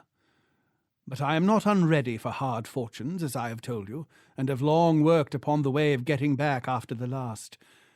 I last night struck on the words that bring up Yog-Sothoth, and saw for the first time that face spoke of by Ibn Skakabau in the Black Book. And it said that the third psalm in the Liber Damnatus holds the clavicle. With Sun in 5th house, Saturn in trine, draw your pentagram of fire, and say the 9th verse thrice. This verse repeat each Roodmas and Hallows Eve, and the thing will breed in the outside spheres.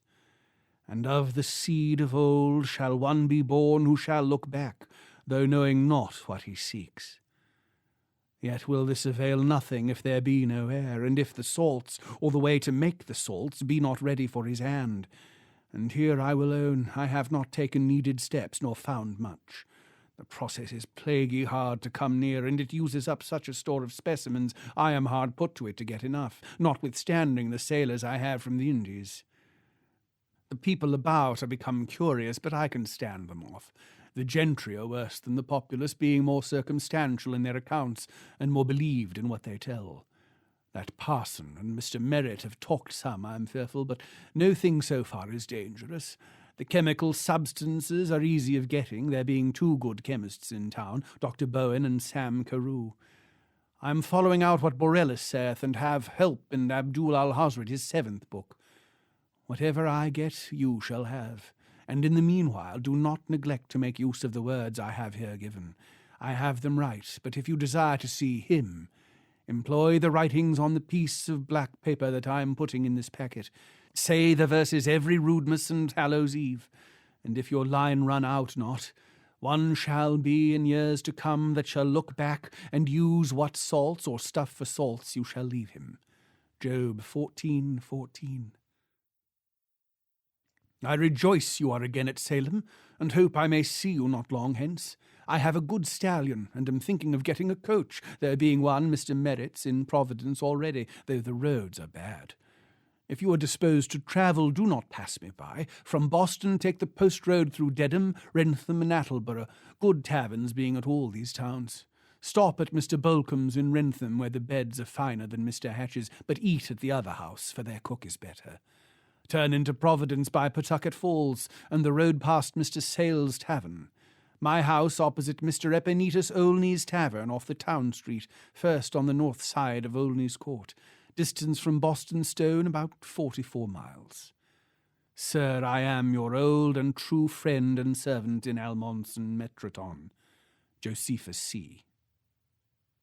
To Mr. Simon Orne, Williams Lane, in Salem. This letter, oddly enough, was what first gave Ward the exact location of Curwen's Providence home, for none of the records encountered up to that time had been at all specific.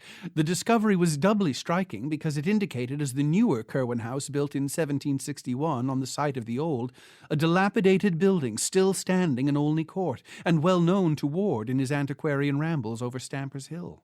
The place was indeed only a few squares from his own home on the great hill's higher ground, and was now the abode of a Negro family much esteemed for occasional washing, house-cleaning, and furnace-tending services.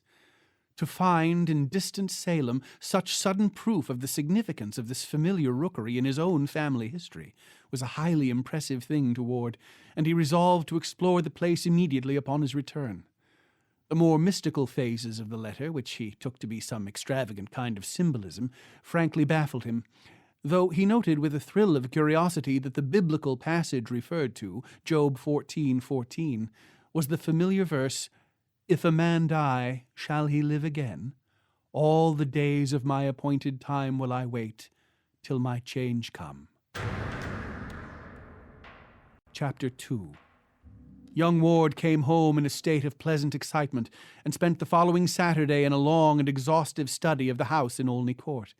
The place, now crumbling with age, had never been a mansion, but was a modest 2.5-story wooden townhouse of the familiar Providence colonial type, with plain peaked roof, large central chimney, and artistically carved doorway and rayed fanlight, triangular pediment, and trim Doric pilasters. It had suffered but little alteration externally, and Ward felt he was gazing on something very close to the sinister matters of his quest. The present Negro inhabitants were known to him, and he was very courteously shown about the interior by old Asa and his stout wife Hannah. Here there was more change than the outside indicated, and Ward saw with regret that fully half of the fine scroll and urn overmantels and shell-carved cupboard linings were gone, whilst much of the fine wainscoting and embellection moulding was marked, hacked, and gouged, or covered up altogether with cheap wallpaper. In general, the survey did not yield as much as Ward had somehow expected, but it was at least exciting to stand within the ancestral walls which had housed such a man of horror as Joseph Curwen. He saw with a thrill that a monogram had been very carefully effaced from the ancient brass knocker. From then until after the close of school, Ward spent his time on the photostatic copy of the Hutchinson cipher and the accumulation of local Curwen data. The former still proved unyielding, but of the latter he obtained so much and so many clues to similar data elsewhere that he was ready by July to make a trip to New London and New York to consult old letters whose presence in those places was indicated. This trip was very fruitful, for it brought him the Fenner letters with their terrible description of the Pawtuxet farmhouse raid, and the Nightingale Talbot letters, in which he learned of the portrait painted on a panel in the Curwen library. This matter of the portrait interested him particularly, since he would have given much to know just what Joseph Curwen looked like, and he decided to make a second search of the house in Olney Court to see if there might not be some trace of the ancient features beneath peeling coats of later paint or layers of mouldy wallpaper. Early in August that search took place, and Ward went carefully over the walls of every room sizable enough to have been, by any possibility, the library of the evil builder. He paid especial attention to the large panels of such overmantels as still remained, and was keenly excited after about an hour, when on a broad area above the fireplace in a spacious ground-floor room, he became certain that the surface brought out by the peeling of several coats of paint was sensibly darker than any ordinary interior paint or the wood beneath it was likely to have been. A few more careful tests with a thin knife, and he knew that he had come upon an oil portrait of great extent. With truly scholarly restraint, the youth did not risk the damage which an immediate attempt to uncover the hidden picture with the knife might have done, but just retired from the scene of his discovery to enlist expert help. In 3 days he returned with an artist of long experience, Mr. Walter C. Dwight, whose studio is near the foot of College Hill, and that accomplished restorer of paintings set to work at once with proper methods and chemical substances. Old Asa and his wife were duly excited over their strange visitors, and were properly reimbursed for this invasion of their domestic hearth. As day by day the work of restoration progressed, Charles Ward looked on with growing interest at the lines and shades gradually unveiled after their long oblivion. Dwight had begun at the bottom, hence, since the picture was a 3/4 length one, the face did not come out for some time. It was meanwhile seen that the subject was a spare, well-shaped man, with dark blue coat, embroidered waistcoat, black satin small-clothes, and white silk stockings, seated in a carved chair against the background of a window with wharves and ships beyond. When the head came out, it was observed to bear a neat Albemarle wig, and to possess a thin, calm, undistinguished face which seemed somehow familiar to both Ward and the artist. Only at the very last, though, did the restorer and his client begin to gasp with astonishment at the details of that lean, pallid visage, and to recognize with a touch of awe the dramatic trick which heredity had played. For it took the final bath of oil and the final stroke of the delicate scraper to bring out fully the expression which centuries had hidden, and to confront the bewildered Charles Dexter Ward, dweller in the past, with his own living features in the countenance of his horrible great-great-great-grandfather. Ward brought his parents to see the marvel he had uncovered, and his father at once determined to purchase the picture, despite its execution on stationary paneling. The resemblance to the boy, despite an appearance of rather greater age, was marvelous, and it could be seen that through some trick of atavism the physical contours of Joseph Curwen had found precise duplication after a century and a half. Mrs. Ward's resemblance to her ancestor was not at all marked, though she could recall relatives who had some of the facial characteristics shared by her son and by the bygone Curwen. She did not relish the discovery, and told her husband that he had better burn the picture instead of bringing it home. There was, she averred, something unwholesome about it, not only intrinsically, but in its very resemblance to Charles. Mr. Ward, however, was a practical man of power and affairs, a cotton manufacturer with extensive mills at River Point in the Pawtuxet Valley, and not one to listen to feminine scruples. The picture impressed him mightily with its likeness to his son, and he believed the boy deserved it as a present. In this opinion, it is needless to say, Charles most heartily concurred, and a few days later Mr. Ward located the owner of the house, a small, rodent-featured person with a guttural accent, and obtained the whole mantle and overmantle bearing the picture at a curtly fixed price, which cut short the impending torrent of unctuous haggling. It now remained to take off the paneling and remove it to the Ward home, where provisions were made for its thorough restoration and installation with an electric mock fireplace in Charles' third-floor study or library. To Charles was left the task of superintending this removal, and on the 28th of August he accompanied 2 expert workmen from the Crooker decorating firm to the house in Olney Court, where the mantle and portrait-bearing overmantle were detached with great care and precision for transportation in the company's motor truck. There was left a space of exposed brickwork marking the chimney's course, and in this young Ward observed a cubical recess about a foot square, which must have lain directly behind the head of the portrait. Curious as to what such a space might mean or contain, the youth approached and looked within, finding beneath the deep coatings of dust and soot some loose yellowed papers, a crude thick copybook, and a few mouldering textile shreds which may have formed the ribbon binding the rest together. Blowing away the bulk of the dirt and cinders, he took up the book and looked at the bold inscription on its cover.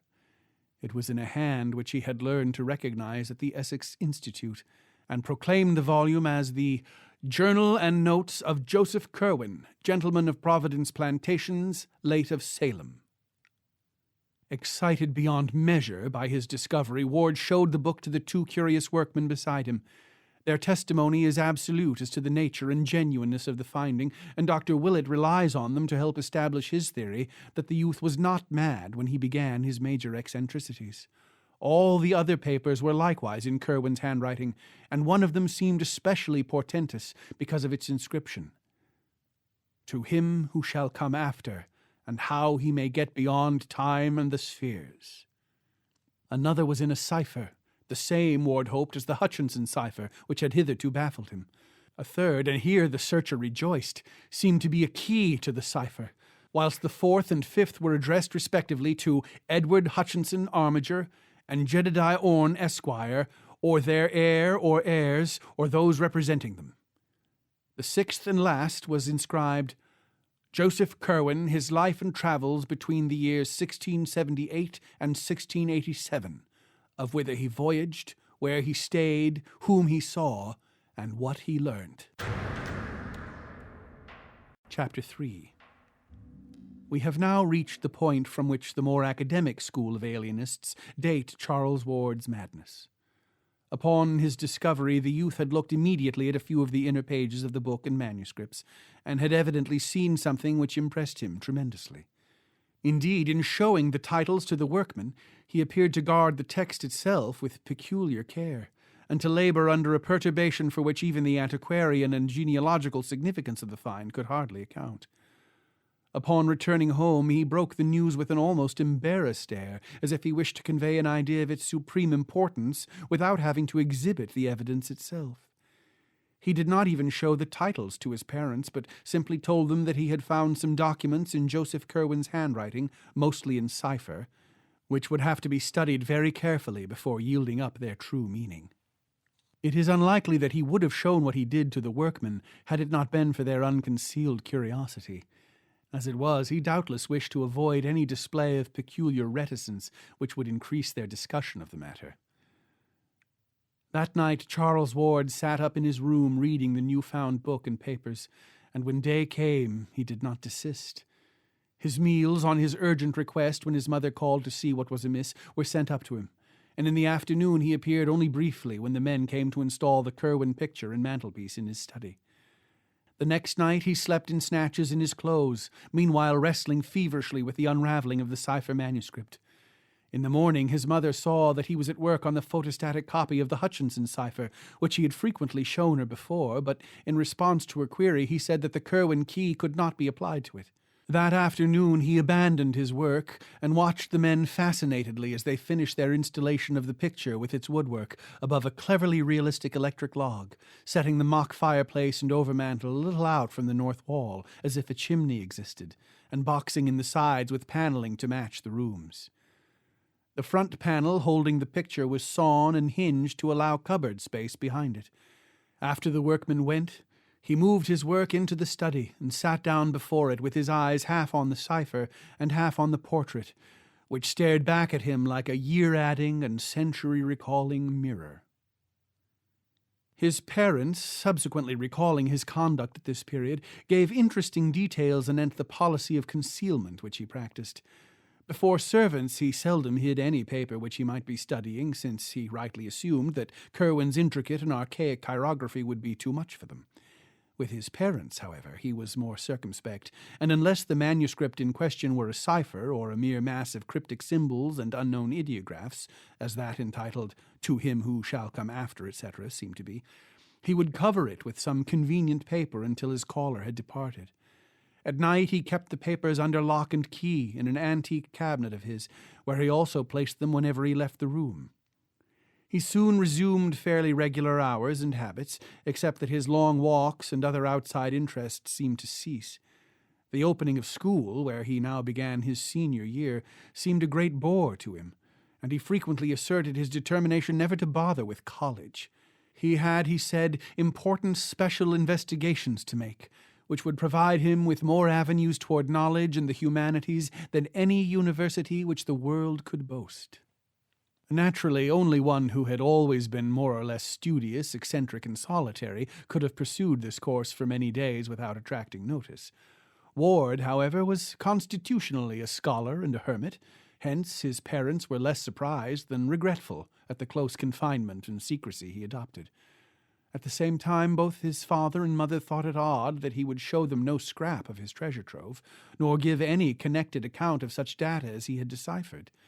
This reticence he explained away as due to a wish to wait until he might announce some connected revelation, but as the weeks passed without further disclosures, there began to grow up between the youth and his family a kind of constraint, intensified in his mother's case by her manifest disapproval of all Curwen delvings. During October, Ward began visiting the libraries again, but no longer for the antiquarian matter of his former days. Witchcraft and magic, occultism and demonology were what he sought now, and when Providence sources proved unfruitful, he would take the train for Boston and tap the wealth of the Great Library in Copley Square, the Widener Library at Harvard, or the Zion Research Library in Brookline, where certain rare works on biblical subjects are available. He bought extensively and fitted up a whole additional set of shelves in his study for newly acquired works on uncanny subjects, while during the Christmas holidays he made a round of out-of-town trips, including one to Salem, to consult certain records at the Essex Institute. About the middle of January 1920, there entered Ward's bearing an element of triumph which he did not explain, and he was no more found at work upon the Hutchinson cipher. Instead, he inaugurated a dual policy of chemical research and record scanning, fitting up for the one a laboratory in the unused attic of the house, and for the latter haunting all the sources of vital statistics in Providence. Local dealers in drugs and scientific supplies, later questioned, gave astonishingly queer and meaningless catalogues of the substances and instruments he purchased. But clerks at the State House, the City Hall, and the various libraries agree as to the definite object of his second interest. He was searching intensely and feverishly for the grave of Joseph Curwen, from whose slate slab an older generation had so wisely blotted the name. Little by little there grew upon the Ward family the conviction that something was wrong. Charles had had freaks and changes of minor interests before, but this growing secrecy and absorption in strange pursuits was unlike even him. His schoolwork was the merest pretense, and although he failed in no test, it could be seen that the old application had all vanished. He had other concernments now, and when not in his new laboratory with a score of obsolete alchemical books, could be found either poring over old burial records downtown, or glued to his volumes of occult lore in his study, where the startlingly, One almost fancied increasingly similar features of Joseph Curwen stared blandly at him from the great overmantel on the north wall. Late in March, Ward added to his archive searching a ghoulish series of rambles about the various ancient cemeteries of the city. The cause appeared later when it was learned from City Hall clerks that he had probably found an important clue. His quest had suddenly shifted from the grave of Joseph Curwen to that of one Naphtali Field, and this shift was explained when, upon going over the files that he had been over, the investigators actually found a fragmentary record of Curwen's burial which had escaped the general obliteration, and which stated that the curious leaden coffin had been interred 10 feet south and 5 feet west of Naphtali Field's grave in the lack of a specified burying ground in the surviving entry greatly complicated the search, and Naphtali Field's grave seemed as elusive as that of Curwen. But here no systematic effacement had existed, and one might reasonably be expected to stumble on the stone itself, even if its record had perished. Hence the rambles, from which St. John's, the former king's, churchyard, and the ancient congregational burying ground in the midst of Swan Point Cemetery were excluded, since other statistics had shown that the only Naphtali Field, obiit 1729, whose grave could have been meant, had been a Baptist. Chapter 4. It was toward May when Dr. Willett, at the request of the senior ward, and fortified with all the Curwen data which the family had gleaned from Charles in his non-secretive days, talked with the young man. The interview was of little value or conclusiveness, for Willett felt at every moment that Charles was thoroughly master of himself and in touch with matters of real importance, but it at least forced the secretive youth to offer some rational explanation of his recent demeanor. Of a pallid, impassive type not easily showing embarrassment, Ward seemed quite ready to discuss his pursuits, though not to reveal their object. He stated that the papers of his ancestor had contained some remarkable secrets of early scientific knowledge, for the most part in cipher, of an apparent scope comparable only to the discoveries of Friar Bacon, and perhaps surpassing even those. They were, however, meaningless except when correlated with a body of learning now wholly obsolete, so that their immediate presentation to a world equipped only with modern science would rob them of all impressiveness and dramatic significance. To take their vivid place in the history of human thought, they must first be correlated by one familiar with the background out of which they evolved, and to this task of correlation Ward was now devoting himself. He was seeking to acquire as fast as possible those neglected arts of old which a true interpreter of the Curwen data must possess, and hoped in time to make a full announcement and presentation of the utmost interest to mankind and to the world of thought. Not even Einstein, he declared, could more profoundly revolutionize the current conception of things. As to his graveyard search, whose object he freely admitted, but the details of whose progress he did not relate, he said he had reason to think that Joseph Curwen's mutilated headstone bore certain mystic symbols, carved from directions in his will and ignorantly spared by those who had effaced the name, which were absolutely essential to the final solution of his cryptic system. Curwen, he believed, had wished to guard his secret with care, and had consequently distributed the data in an exceedingly curious fashion. When Dr. Willett asked to see the mystic documents, Ward displayed much reluctance and tried to put him off with such things as photostatic copies of the Hutchinson cipher and Orne formula and diagrams, but finally showed him the exteriors of some of the real Curwen finds, the journal and notes, the cipher, title in cipher also, and the formula-filled message, "To him who shall come after," and let him glance inside such as were in obscure characters. He also opened the diary at a page carefully selected for its innocuousness, and gave Willett a glimpse of Curwen's connected handwriting in English. The doctor noted very closely the crabbed and complicated letters, and the general aura of the 17th century, which clung round both penmanship and style, despite the writer's survival into the 18th century, and became quickly certain that the document was genuine. The text itself was relatively trivial, and Willett recalled only a fragment. Wednesday, 16 October, 1754. My sloop, the Wakeful, this day put in from London with 20 new men picked up in the Indies, Spaniards from Martinico, and 2 Dutchmen from Suriname. The Dutchmen are like to desert from having heard somewhat ill of these ventures, but I will see to the inducing of them to stay. For Mr. Knight Dexter of the Bay and Book, 120 pieces camblets, 100 pieces assorted candletines, 20 pieces blue duffels, 100 pieces shalloons, 50 pieces calamancos, 300 pieces each shensoy and hum-hums. For Mr. Green at the Elephant, 50-gallon kettles, 20 warming pans, 15 bake kettles, 10 pair smoking tongs. For Mr. Perigo, 1 set of awls. For Mr. Nightingale, 50 reams prime foolscap. Said the Sabbath thrice last night, but none appeared. I must hear more from Mr. H. in Transylvania, though it is hard reaching him, and exceeding strange he cannot give me the use of what he hath so well used these 100 years. Simon hath not writ these 5 weeks, but I expect soon hearing from him. When, upon reaching this point, Dr. Willett turned the leaf, he was quickly checked by Ward, who almost snatched the book from his grasp.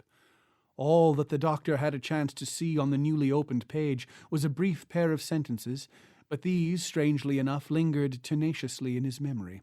They ran, "The verse from Liber Damnatus being spoke 5 Rudemases and 4 Hallows Eves, I am hopeful the thing's breeding outside the spheres. It will draw one who is to come, if I can make sure he shall be. And he shall think on past things, and look back through all the years, against the which I must have ready the salts, or that to make 'em with." Willett saw no more, but somehow this small glimpse gave a new and vague terror to the painted features of Joseph Curwen, which stared blandly down from the overmantel. Ever after that he entertained the odd fancy, which his medical skill of course assured him was only a fancy, that the eyes of the portrait had a sort of wish, if not an actual tendency, to follow young Charles Ward as he moved about the room. He stopped before leaving to study the picture closely, marveling at its resemblance to Charles, and memorizing every minute detail of the cryptical, colourless face, even down to a slight scar or pit in the smooth brow above the right eye. Cosmo Alexander, he decided, was a painter worthy of the Scotland that produced Raeburn, and a teacher worthy of his illustrious pupil, Gilbert Stuart.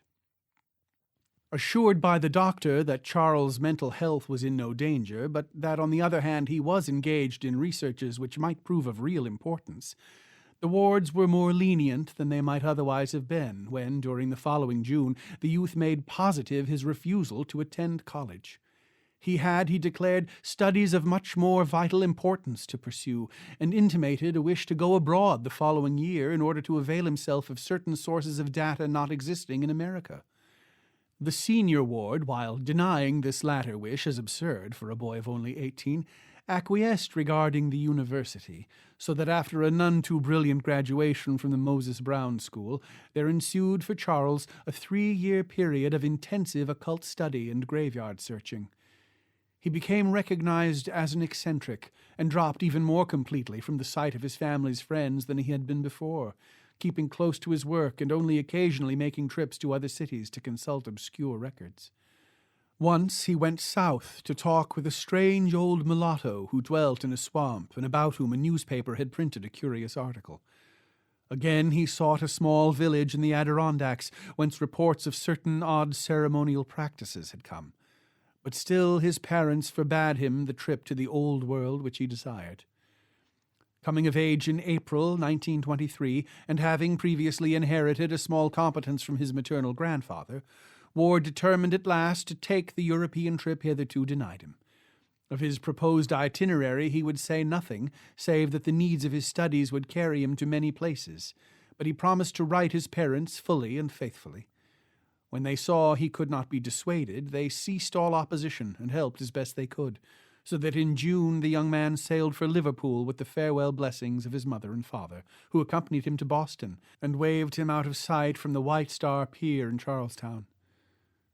Letters soon told of his safe arrival, and of his securing good quarters in Great Russell Street, London, where he proposed to stay, shunning all family friends, till he had exhausted the resources of the British Museum in a certain direction. Of his daily life he wrote but little, for there was little to write. Study and experiment consumed all his time, and he mentioned a laboratory which he had established in one of his rooms. That he said nothing of antiquarian rambles in the glamorous old city with its luring skyline of ancient domes and steeples and its tangles of roads and alleys, whose mystic convolutions and sudden vistas alternately beckon and surprise, was taken by his parents as a good index of the degree to which his new interests had engrossed his mind.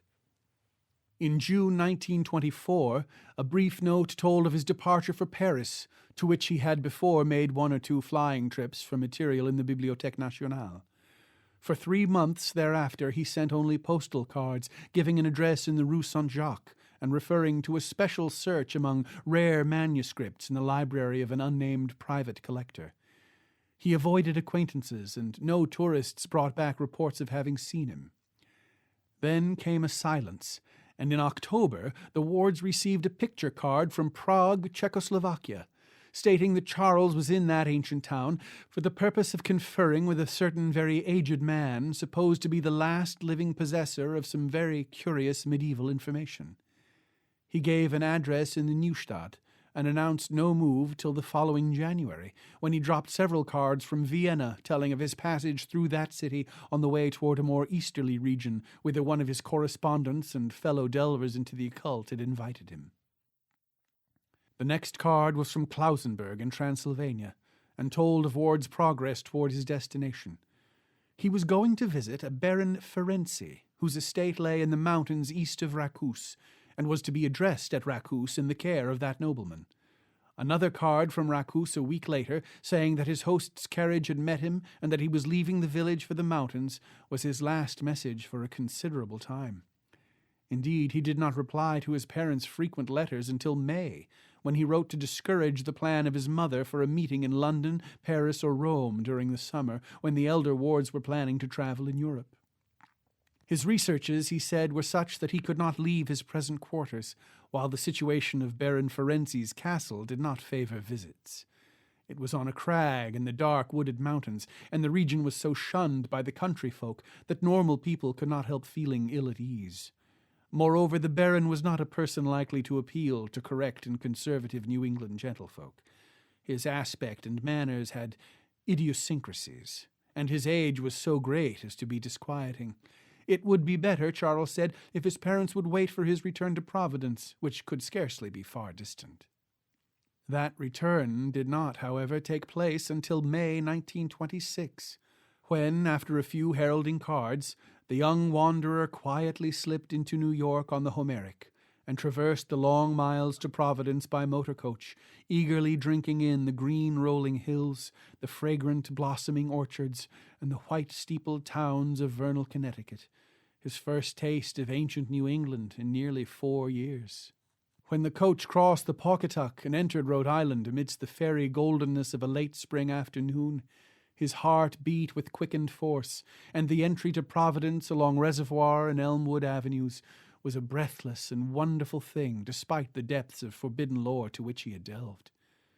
At the high square where Broadway, Bosset, and Empire Streets join, he saw before and below him in the fire of sunset the pleasant remembered houses and domes and steeples of the old town, and his head swam curiously as the vehicle rolled down the terminal behind the Biltmore, bringing into view the great dome and soft, roof-pierced greenery of the ancient hill across the river, and the tall colonial spire of the First Baptist Church limned pink in the magic evening light against the fresh springtime verdure of its precipitous background. Old Providence! It was this place and the mysterious forces of its long, continuous history which had brought him into being, and which had drawn him back toward marvels and secrets whose boundaries no prophet might fix. Here lay the arcana, wondrous or dreadful as the case might be, for which all his years of travel and application had been preparing him. A taxicab whirled him through Post Office Square with its glimpse of the river, the old market house and the head of the bay, and up the steep curved slope of Waterman Street to Prospect, where the vast gleaming dome and sunset-flushed Ionic columns of the Christian Science Church beckoned northward. Then 8 squares past the fine old estates his childish eyes had known, and the quaint brick sidewalks so often trodden by his youthful feet. And at last the little white overtaken farmhouse on the right, On the left, the classic Adam porch and stately bayed facade of the great brick house where he was born. It was twilight, and Charles Dexter Ward had come home. Chapter 5. A school of alienists slightly less academic than Dr. Lyman's assigned to Ward's European trip the beginning of his true madness. Admitting that he was sane when he started, they believe that his conduct upon returning implies a disastrous change. But even to this claim Dr. Willett refuses to accede. There was, he insists, something later, and the queernesses of the youth at this stage he attributes to the practice of rituals learned abroad. Odd enough things, to be sure, but by no means implying mental aberration on the part of their celebrant. Ward himself, though visibly aged and hardened, was still normal in his general reactions, and in several talks with Willett displayed a balance which no madman, even an incipient one, could feign continuously for long. What elicited the notion of insanity at this period were the sounds heard at all hours from Ward's attic laboratory, in which he kept himself most of the time. There were chantings and repetitions, and thunderous declamations in uncanny rhythms, and although these sounds were always in Ward's own voice, there was something in the quality of that voice, and in the accents of the formula it pronounced, which could not but chill the blood of every hearer.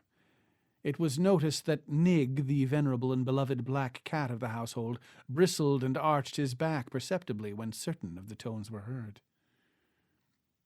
The odors occasionally wafted from the laboratory were likewise exceedingly strange.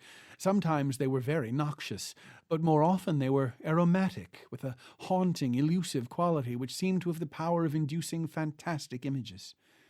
People who smelled them had a tendency to glimpse momentary mirages of enormous vistas, with strange hills or endless avenues of sphinxes and hippogriffs stretching off into infinite distance.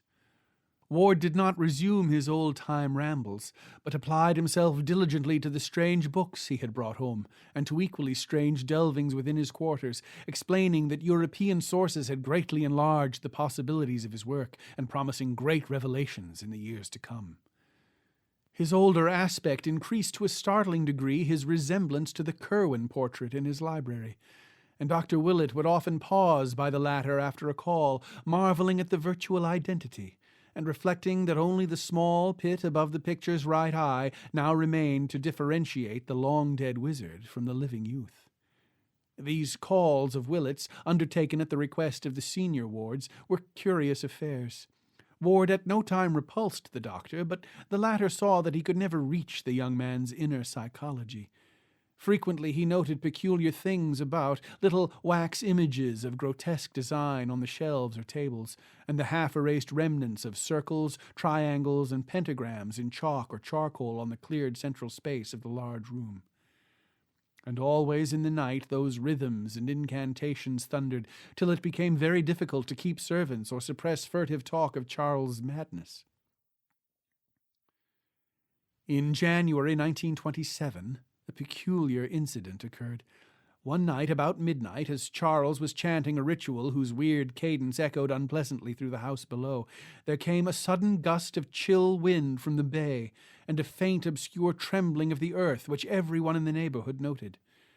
At the same time, the cat exhibited phenomenal traces of fright, while dogs bayed for as much as a mile around. This was the prelude to a sharp thunderstorm, anomalous for the season, which brought with it such a crash that Mr. and Mrs. Ward believed the house had been struck. They rushed upstairs to see what damage had been done, but Charles met them at the door to the attic, pale, resolute, and portentous, with an almost fearsome combination of triumph and seriousness on his face. He assured them that the house had not really been struck, and that the storm would soon be over. They paused, and, looking through a window, saw that he was indeed right, for the lightning flashed farther and farther off, whilst the trees ceased to bend in the strange frigid gust from the water.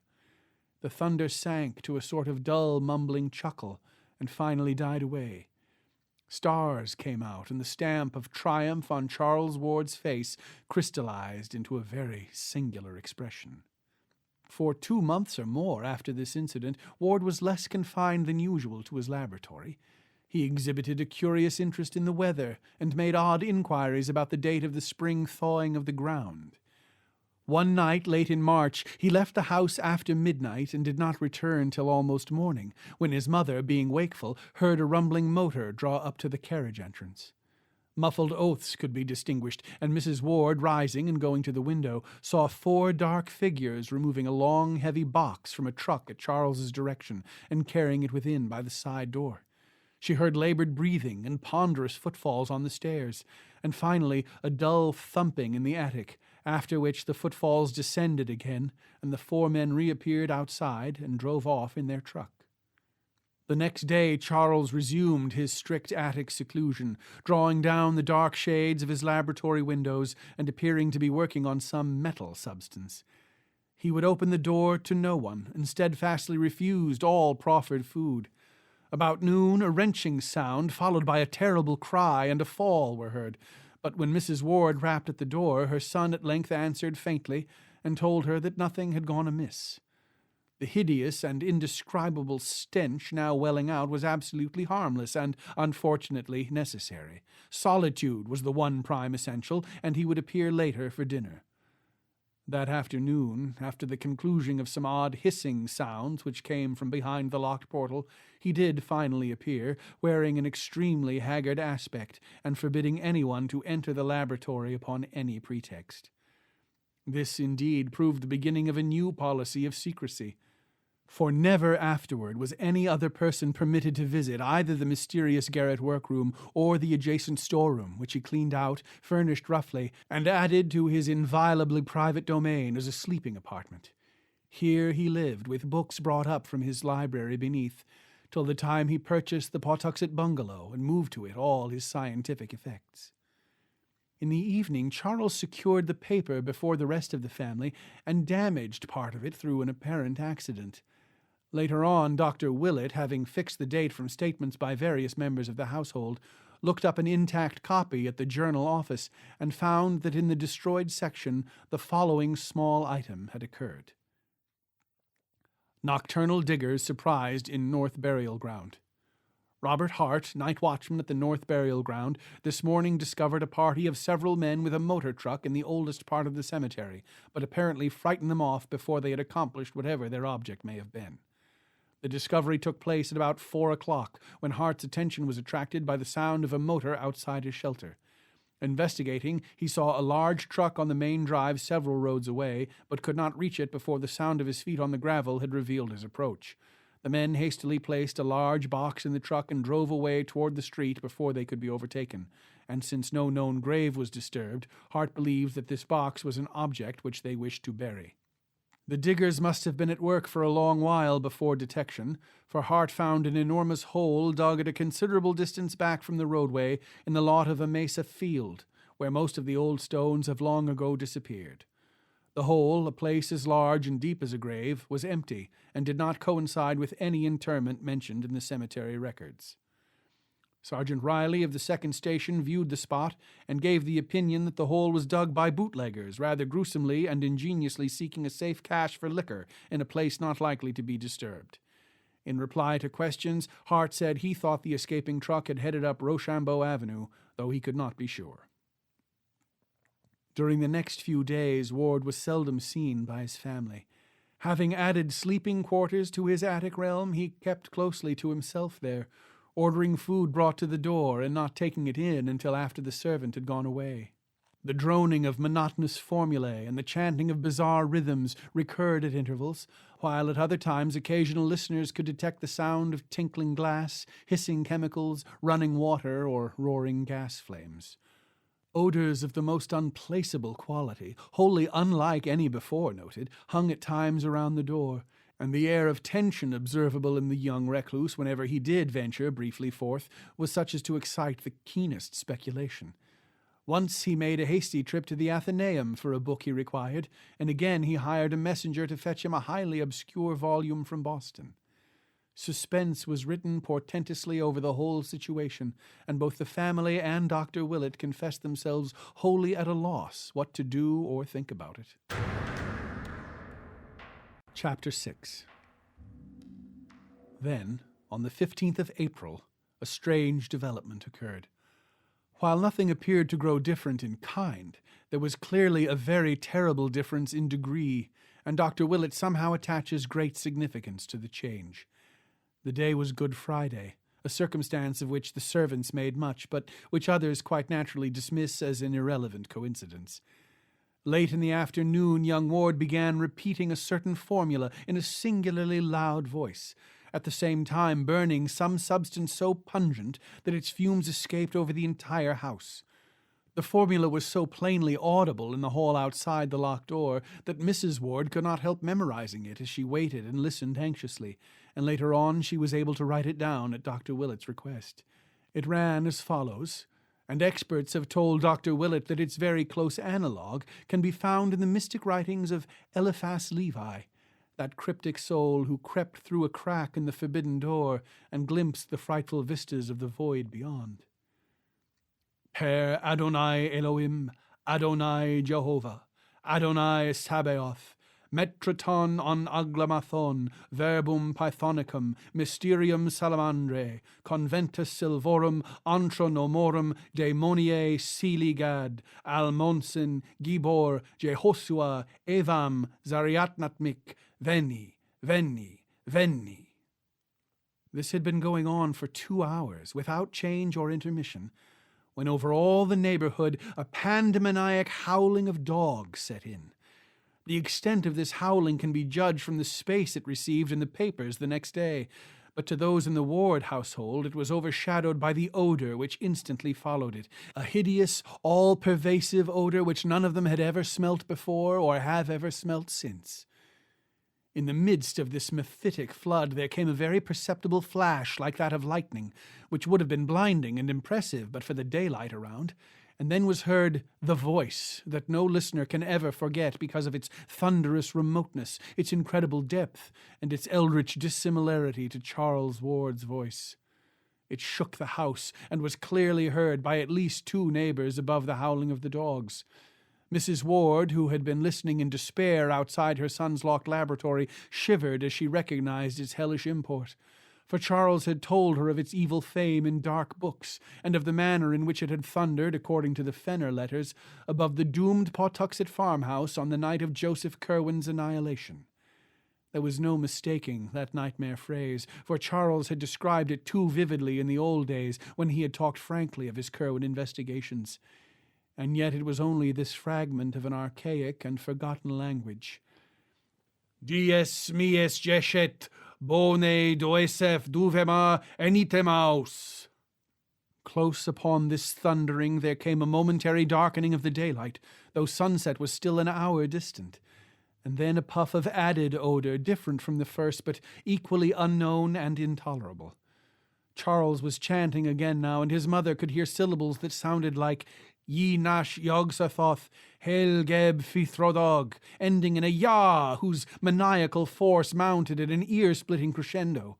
A second later, all previous memories were effaced by the wailing scream which burst out with frantic explosiveness and gradually changed form to a paroxysm of diabolic and hysterical laughter.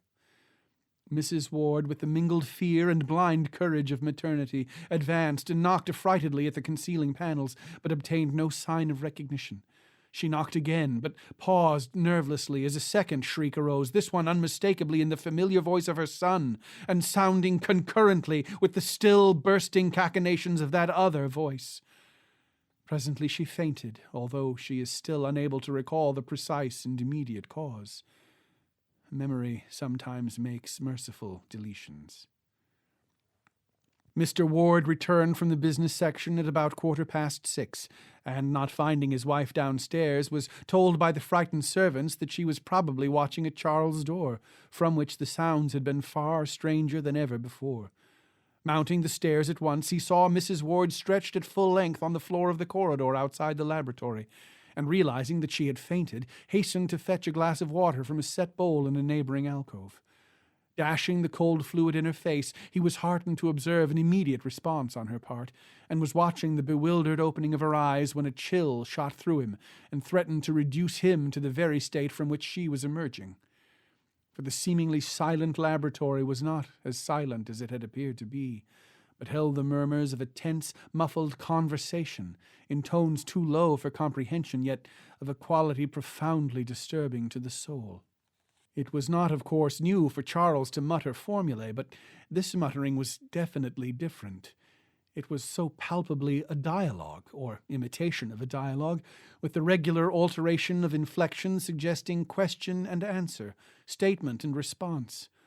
One voice was undisguisedly that of Charles, but the other had a depth and hollowness which the youth's best powers of ceremonial mimicry had scarcely approached before. There was something hideous, blasphemous, and abnormal about it, and but for a cry from his recovering wife, which cleared his mind by arousing his protective instincts, it is not likely that Theodore Howland Ward could have maintained for nearly a year more his old boast that he had never fainted. As it was, he seized his wife in his arms and bore her quickly downstairs before she could notice the voices which had so horribly disturbed him. Even so, however, he was not quick enough to escape catching something himself which caused him to stagger dangerously with his burden, for Mrs. Ward's cry had evidently been heard by others than he, and there had come from behind the locked door the first distinguishable words which that masked and terrible colloquy had yielded. They were merely an excited caution in Charles' own voice, but somehow their implications held a nameless fright for the father who overheard them. The phrase was just this: "Shh! Right!" Mr. and Mrs. Ward conferred at some length after dinner, and the former resolved to have a firm and serious talk with Charles that very night. No matter how important the object, such conduct could no longer be permitted, for these latest developments transcended every limit of sanity and formed a menace to the order and nervous well-being of the entire household. The youth must indeed have taken complete leave of his senses, since only downright madness could have prompted the wild screams and imaginary conversations in assumed voices which the present day had brought forth. All this must be stopped, or Mrs. Ward could be made ill and the keeping of servants become an impossibility. Mr. Ward rose at the close of the meal and started upstairs for Charles's laboratory. On the third floor, however, he paused at the sounds which he heard proceeding from the now disused library of his son. Books were apparently being flung about, and papers wildly rustled, and upon stepping to the door Mr. Ward beheld the youth within, excitedly assembling a vast armful of literary matter of every size and shape. Charles's aspect was very drawn and haggard, and he dropped his entire load with a start at the sound of his father's voice. At the elder man's command he sat down, and for some time listened to the admonitions he had so long deserved. There was no scene. At the end of the lecture he agreed that his father was right, and that his noises, mutterings, incantations, and chemical odors were indeed inexcusable nuisances. He agreed to a policy of greater quiet, though insisting on a prolongation of his extreme privacy. Much of his future work, he said, was in any case purely book research, and he could obtain quarters elsewhere for any such vocal rituals as might be necessary at a later stage. For the fright and fainting of his mother he expressed the keenest contrition, and explained that the conversation later heard was part of an elaborate symbolism designed to create a certain mental atmosphere. His use of abstruse technical terms somewhat bewildered Mr. Ward, but the parting impression was one of undeniable sanity and poise, despite a mysterious tension of the utmost gravity. The interview was really quite inconclusive, and as Charles picked up his armful and left the room, Mr. Ward hardly knew what to make of the entire business. It was as mysterious as the death of poor old Nig, whose stiffening form had been found an hour before in the basement, with staring eyes and fear-distorted mouth. Driven by some vague detective instinct, the bewildered parent now glanced curiously at the vacant shelves to see what his son had taken up to the attic. The youth's library was plainly and rigidly classified, so that one might tell at a glance the books, or at least the kind of books, which had been withdrawn. On this occasion, Mr. Ward was astonished to find that nothing of the occult or the antiquarian, beyond what had previously been removed, was missing. These new withdrawals were all modern items: histories, scientific treatises, geographies, manuals of literature, philosophic works, and certain contemporary newspapers and magazines.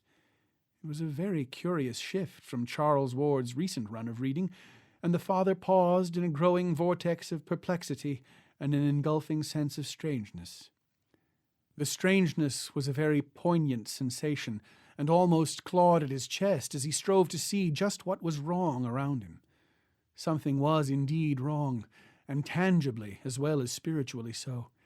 Ever since he had been in this room, he had known that something was amiss, and at last it dawned upon him what it was. On the north wall rose still the ancient carved overmantel from the house in Olney Court, but to the cracked and precariously restored oils of the large Curwen portrait, disaster had come.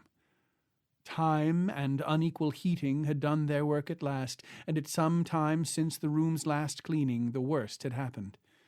Peeling clear of the wood, curling tighter and tighter, and finally crumbling into small bits with what must have been malignly silent suddenness, the portrait of Joseph Curwen had resigned forever its staring surveillance of the youth it so strangely resembled, and now lay scattered on the floor as a thin coating of fine bluish-gray dust. 4. A Mutation and a Madness. Chapter 1. In the week following that memorable Good Friday, Charles Ward was seen more often than usual, and was continually carrying books between his library and the attic laboratory. His actions were quiet and rational, but he had a furtive, hunted look which his mother did not like, and developed an incredibly ravenous appetite as gauged by his demands upon the cook. Dr. Willett had been told of those Friday noises and happenings, and on the following Tuesday had a long conversation with the youth in the library where the picture stared no more.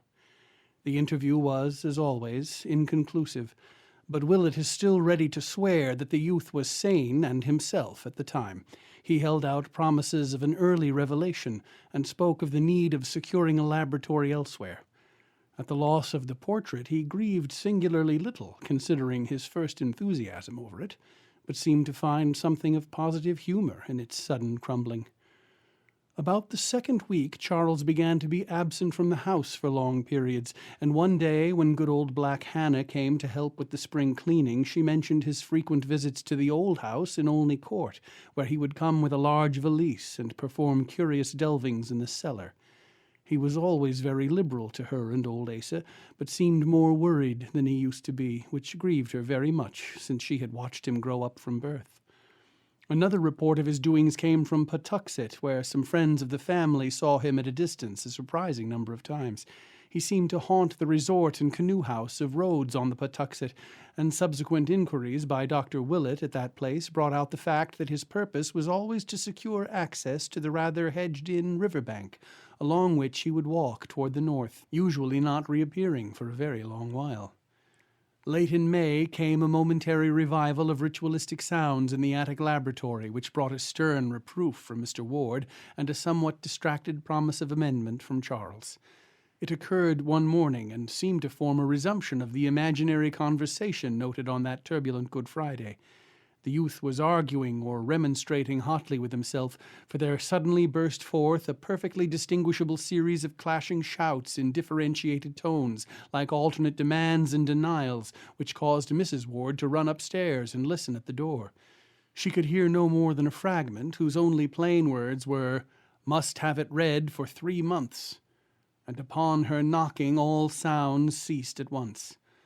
When Charles was later questioned by his father, he said that there were certain conflicts of spheres of consciousness which only great skill could avoid, but which he would try to transfer to other realms.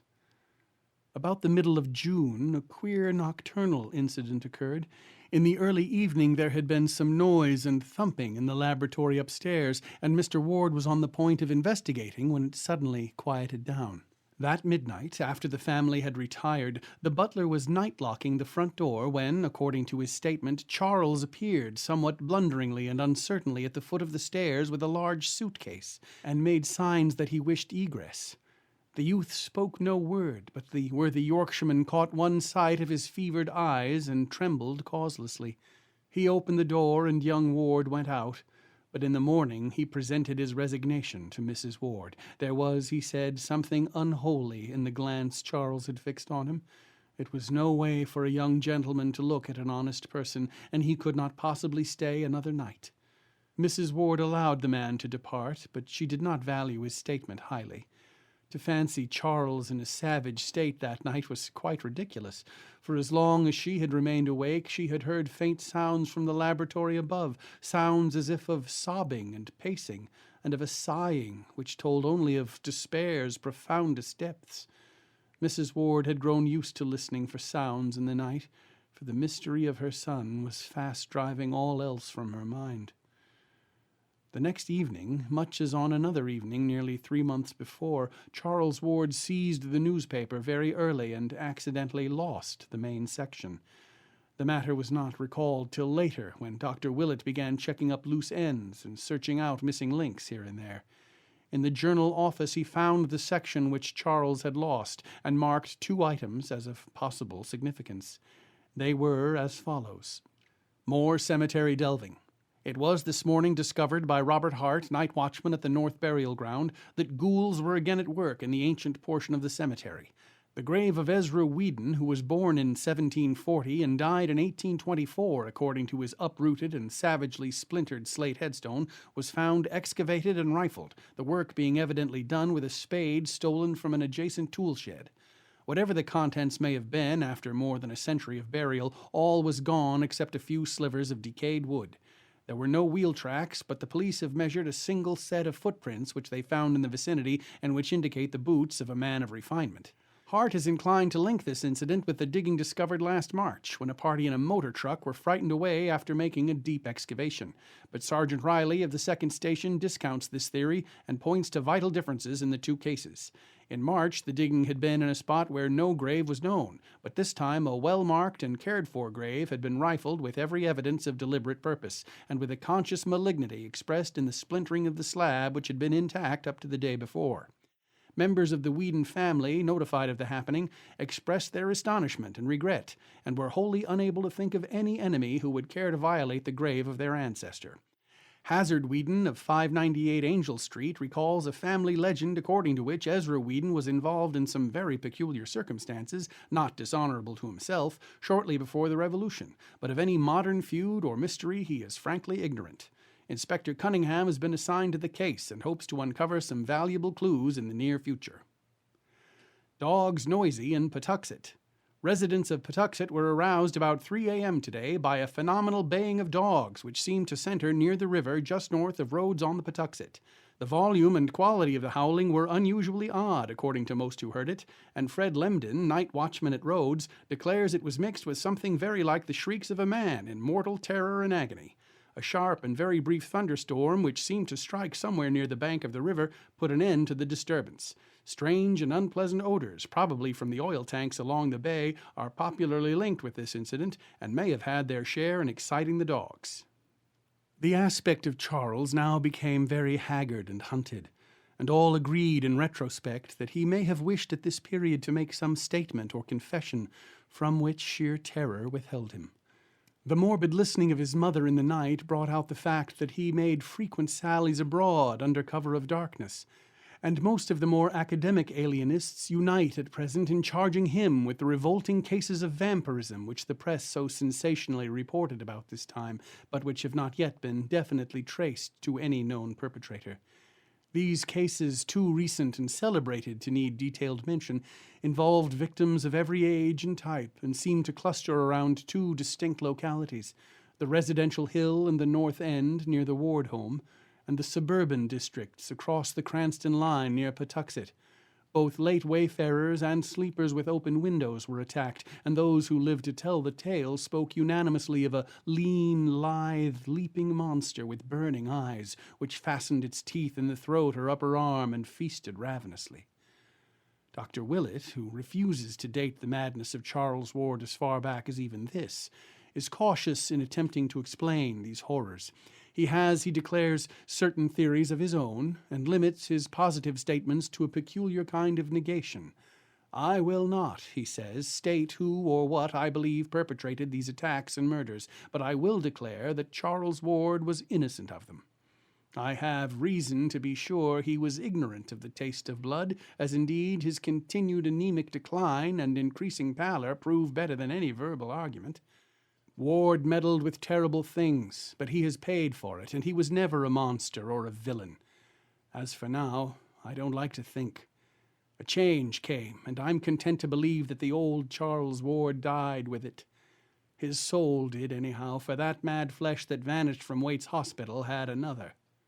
Willett speaks with authority, for he was often at the Ward home attending Mrs. Ward, whose nerves had begun to snap under the strain. Her nocturnal listening had bred some morbid hallucinations, which she confided to the doctor with hesitancy, and which he ridiculed in talking to her, although they made him ponder deeply when alone. These delusions always concerned the faint sounds which she fancied she heard in the attic laboratory and bedroom, and emphasized the occurrence of muffled sighs and sobbings at the most impossible times. Early in July, Willett ordered Mrs. Ward to Atlantic City for an indefinite recuperative sojourn, and cautioned both Mr. Ward and the haggard and elusive Charles to write her only cheering letters. It is probably to this enforced and reluctant escape that she owes her life and continued sanity. Chapter 2. Not long after his mother's departure, Charles Ward began negotiating for the Patuxet bungalow. It was a squalid little wooden edifice with a concrete garage, perched high on the sparsely settled bank of the river slightly above Rhodes, but for some odd reason the youth would have nothing else. He gave the real estate agencies no peace till one of them secured it for him at an exorbitant price from a somewhat reluctant owner, and as soon as it was vacant he took possession under cover of darkness, transporting in a great closed van the entire contents of his attic laboratory, including the books, both weird and modern, which he had borrowed from his study. He had this van loaded in the black small hours, and his father recalls only a drowsy realization of stifled oaths and stampeding feet on the night the goods were taken away. After that, Charles moved back to his own old quarters on the third floor, and never haunted the attic again. To the Patuxet bungalow, Charles transferred all the secrecy with which he had surrounded his attic realm, save that he now appeared to have two sharers of his mysteries, a villainous-looking Portuguese half-caste from the South Main Street waterfront who acted as a servant, and a thin, scholarly stranger with dark glasses and a stubbly full beard of dyed aspect, whose status was evidently that of a colleague. Neighbors vainly tried to engage these odd persons in conversation. The mulatto Gomes spoke very little English, and the bearded man, who gave his name as Dr. Allen, voluntarily followed his example. Ward himself tried to be more affable, but succeeded only in provoking curiosity with his rambling accounts of chemical research. Before long, queer tales began to circulate regarding the all-night burning of lights, and somewhat later, after this burning had suddenly ceased, there rose still queerer tales of disproportionate orders of meat from the butchers, and of the muffled shouting, declamation, rhythmic chanting, and screaming supposed to come from some very deep cellar below the place. Most distinctly, the new and strange household was bitterly disliked by the honest bourgeoisie of the vicinity, and it is not remarkable that dark hints were advanced connecting the hated establishment with the current epidemic of vampiristic attacks and murders, especially since the radius of that plague seemed now confined wholly to Patuxet and the adjacent streets of Edgewood. Ward spent most of his time at the bungalow, but slept occasionally at home and was still reckoned a dweller beneath his father's roof. Twice he was absent from the city on week-long trips whose destinations have not yet been discovered. He grew steadily paler and more emaciated even than before, and lacked some of his former assurance when repeating to Dr. Willett his old story of vital research and future revelations. Willett often waylaid him at his father's house, for the elder Ward was deeply worried and perplexed, and wished his son to get as much sound oversight as could be managed in the case of so secretive and independent an adult. The doctor still insists that the youth was sane even as late as this, and adduces many a conversation to prove his point.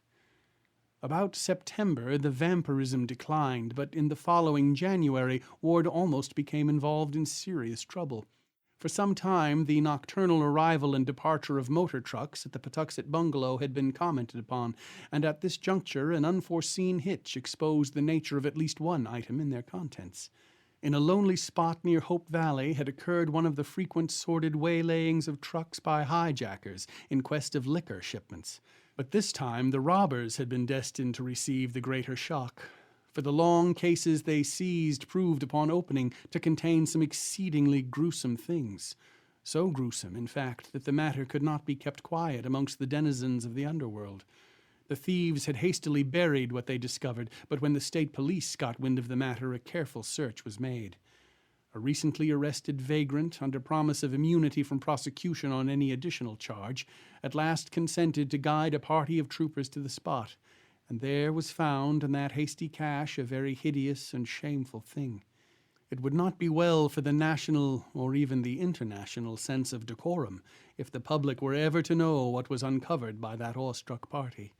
There was no mistaking it, even by these far from studious officers, and telegrams to Washington ensued with feverish rapidity. The cases were addressed to Charles Ward at his Patuxet bungalow, and state and federal officials at once paid him a very forceful and serious call. They found him pallid and worried with his two odd companions, and received from him what seemed to be a valid explanation and evidence of innocence. He had needed certain anatomical specimens as part of a program of research whose depth and genuineness anyone who had known him in the last decade could prove, and had ordered the required kind and number from agencies which he had thought as reasonably legitimate as such things can be. Of the identity of the specimens he had known absolutely nothing, and was properly shocked when the inspectors hinted at the monstrous effect on public sentiment and national dignity which a knowledge of the matter would produce. In this statement he was firmly sustained by his bearded colleague, Dr. Allen, whose oddly hollow voice carried even more conviction than his own nervous tones, so that in the end the officials took no action, but carefully set down the New York name and address which Ward gave them as a basis for a search which came to nothing. It is only fair to add that the specimens were quickly and quietly restored to their proper places, and that the general public will never know of their blasphemous disturbance. On February 9, 1928, Dr. Willett received a letter from Charles Ward which he considers of extraordinary importance, and about which he has frequently quarreled with Dr. Lyman. Dr. Lyman believes that this note contains positive proof of a well-developed case of dementia praecox, but Willett, on the other hand, regards it as the last perfectly sane utterance of the hapless youth. He calls especial attention to the normal character of the penmanship, which, though showing traces of shattered nerves, is nevertheless distinctly Ward's own. The text in full is as follows. 100 Prospect Street, Providence, Rhode Island, February 8, 1928. Dear Dr. Willett, I feel that at last the time has come for me to make the disclosures which I have so long promised you, and for which you have pressed me so often. The patience you have shown in waiting and the confidence you have shown in my mind and integrity are things I shall never cease to appreciate. And now that I am ready to speak, I must own with humiliation that no triumph such as I dreamed of can ever be mine. Instead of triumph, I have found terror, and my talk with you will not be a boast of victory, but a plea for help and advice in saving both myself and the world from a horror beyond all human conception or calculation. You recall what those Fenner letters said of the old raiding party at Patuxet? That must all be done again, and quickly. Upon us depends more than can be put into words. All civilization, all natural law, perhaps even the fate of the solar system and the universe. I have brought to light a monstrous abnormality, but I did it for the sake of knowledge. Now, for the sake of all life and nature, you must help me thrust it back into the dark again. I have left that Patuxet place forever, and we must extirpate everything existing there, alive or dead. I shall not go there again, and you must not believe it if you ever hear that I am there. I will tell you why I say this when I see you. I have come home for good, and wish you would call on me at the very first moment that you can spare 5 or 6 hours continuously to hear what I have to say. It will take that long, and believe me when I tell you that you never had a more genuine professional duty than this. My life and reason are the very least things which hang in the balance. I dare not tell my father, for he could not grasp the whole thing, but I have told him of my danger, and he has 4 men from a detective agency watching the house. I don't know how much good they can do, for they have against them forces which even you could scarcely envisage or acknowledge. So come quickly if you wish to see me alive and hear how you may help to save the cosmos from stark hell. Any time will do. I shall not be out of the house. Don't telephone ahead, for there is no telling who or what may try to intercept you. And let us pray to whatever gods there be that nothing may prevent this meeting. In utmost gravity and desperation, Charles Dexter Ward. P.S. Shoot Dr. Allen on sight and dissolve his body in acid. Don't burn it. Dr. Willett received this note about 10:30 a.m. and immediately arranged to spare the whole late afternoon and evening for the momentous talk, letting it extend on into the night as long as might be necessary. He planned to arrive about 4 o'clock, and through all the intervening hours was so engulfed in every sort of wild speculation that most of his tasks were very mechanically performed. Maniacal as the letter would have sounded to a stranger, Willett had seen too much of Charles Ward's oddities to dismiss it as sheer raving. That something very subtle, ancient, and horrible was hovering about, he felt quite sure, and the reference to Dr. Allen could almost be comprehended in view of what Patuxet gossip said of Ward's enigmatical colleague. Willett had never seen the man, but had heard much of his aspect and bearing, and could not but wonder what sort of eyes those much-discussed dark glasses might conceal. Promptly at 4, Dr. Willett presented himself at the Ward residence, but found, to his annoyance, that Charles had not adhered to his determination to remain indoors. The guards were there, but said that the young man seemed to have lost part of his timidity. He had that morning done much apparently frightened arguing and protesting over the telephone, one of the detectives said, replying to some unknown voice with phrases such as, "I am very tired and must rest a while. I can't receive anyone for some time. You'll have to excuse me. Please postpone decisive action till we can arrange some sort of compromise." Or, "I am very sorry, but I must take a complete vacation from everything. I'll talk with you later." Then, apparently gaining boldness through meditation, he had slipped out so quietly that no one had seen him depart or knew that he had gone, until he returned about 1 o'clock and entered the house without a word. He had gone upstairs, where a bit of his fear must have surged back, for he was heard to cry out in a highly terrified fashion upon entering his library, afterward trailing off into a kind of choking gasp. When, however, the butler had gone to inquire what the trouble was, he had appeared at the door with a great show of boldness, and had silently gestured the man away in a manner that terrified him unaccountably. Then he had evidently done some rearranging of his shelves, for a great clattering and thumping and creaking ensued, after which he had reappeared and left at once. Willett inquired whether or not any message had been left, but was told that there was none. The butler seemed queerly disturbed about something in Charles's appearance and manner, and asked solicitously if there was much hope for a cure of his disordered nerves. For almost 2 hours Dr. Willett waited vainly in Charles Ward's library, watching the dusty shelves with their wide gaps where books had been removed, and smiling grimly at the panelled overmantel on the north wall, whence, a year before, the suave features of old Joseph Curwen had looked mildly down. After a time the shadows began to gather, and the sunset cheer gave place to a vague growing terror which flew shadow-like before the night.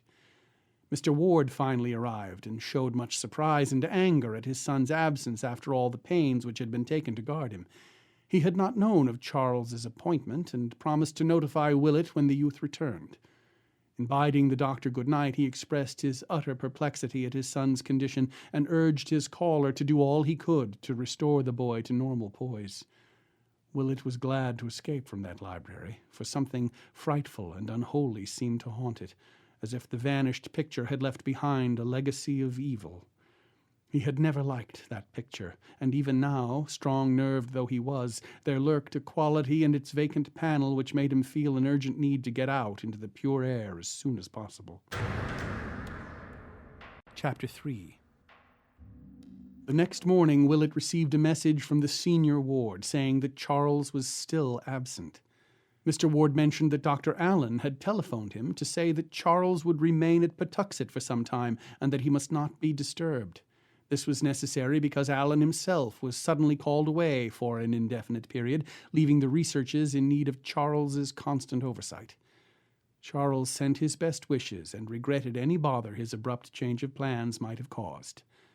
In listening to this message, Mr. Ward heard Dr. Allen's voice for the first time, and it seemed to excite some vague and elusive memory which could not be actually placed, but which was disturbing to the point of fearfulness.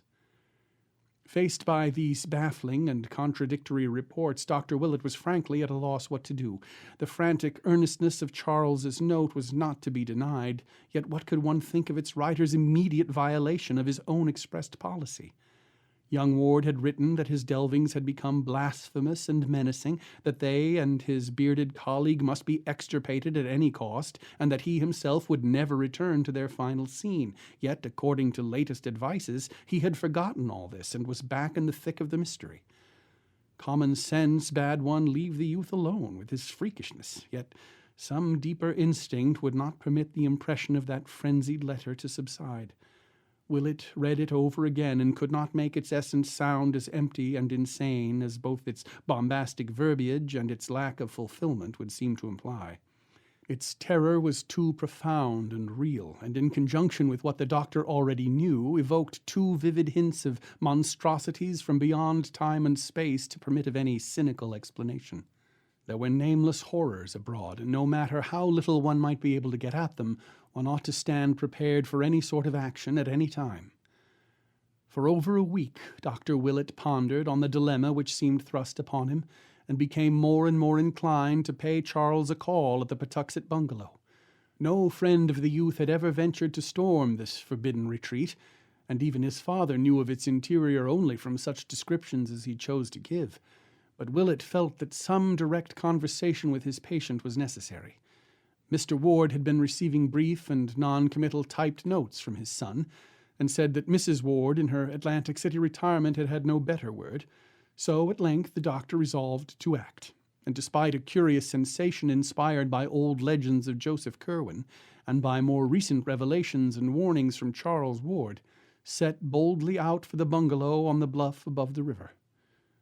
Willett had visited the spot before through sheer curiosity, though of course never entering the house or proclaiming his presence, hence knew exactly the route to take. Driving out Broad Street one early afternoon toward the end of February in his small motor, he thought oddly of the grim party which had taken that selfsame road 157 years before on a terrible errand which none might ever comprehend. The ride through the city's decaying fringe was short, and trim Edgewood and sleepy Patuxet presently spread out ahead. Willett turned to the right down Lockwood Street and drove his car as far along that rural road as he could, then alighted and walked north to where the bluff towered above the lovely bends of the river and the sweep of its misty downlands beyond. Houses were still few here, and there was no mistaking the isolated bungalow with its concrete garage on a high point of land at his left. Stepping briskly up the neglected gravel walk, he rapped at the door with a firm hand and spoke without a tremor to the evil Portuguese mulatto who opened it to the width of a crack. He must, he said, see Charles Ward at once on vitally important business. No excuse would be accepted, and a repulse would mean only a full report of the matter to the elder Ward. The mulatto still hesitated and pushed against the door when Willett attempted to open it, but the doctor merely raised his voice and renewed his demands. Then there came from the dark interior a husky whisper, which somehow chilled the hearer through and through, though he did not know why he feared it. "Let him in, Tony," it said. "We may as well talk now as ever." But disturbing as was the whisper, the greater fear was that which immediately followed. The floor creaked, and the speaker hove in sight, and the owner of those strange and resonant tones was seen to be no other than Charles Dexter Ward. The minuteness with which Dr. Willett recalled and recorded his conversation of that afternoon is due to the importance he assigns to this particular period. For at last he concedes a vital change in Charles Dexter Ward's mentality, and believes that the youth now spoke from a brain hopelessly alien to the brain whose growth he had watched for 26 years. Controversy with Dr. Lyman has compelled him to be very specific, and he definitely dates the madness of Charles Ward from the time the typewritten notes began to reach his parents. Those notes are not in Ward's normal style, not even in the style of that last frantic letter to Willett.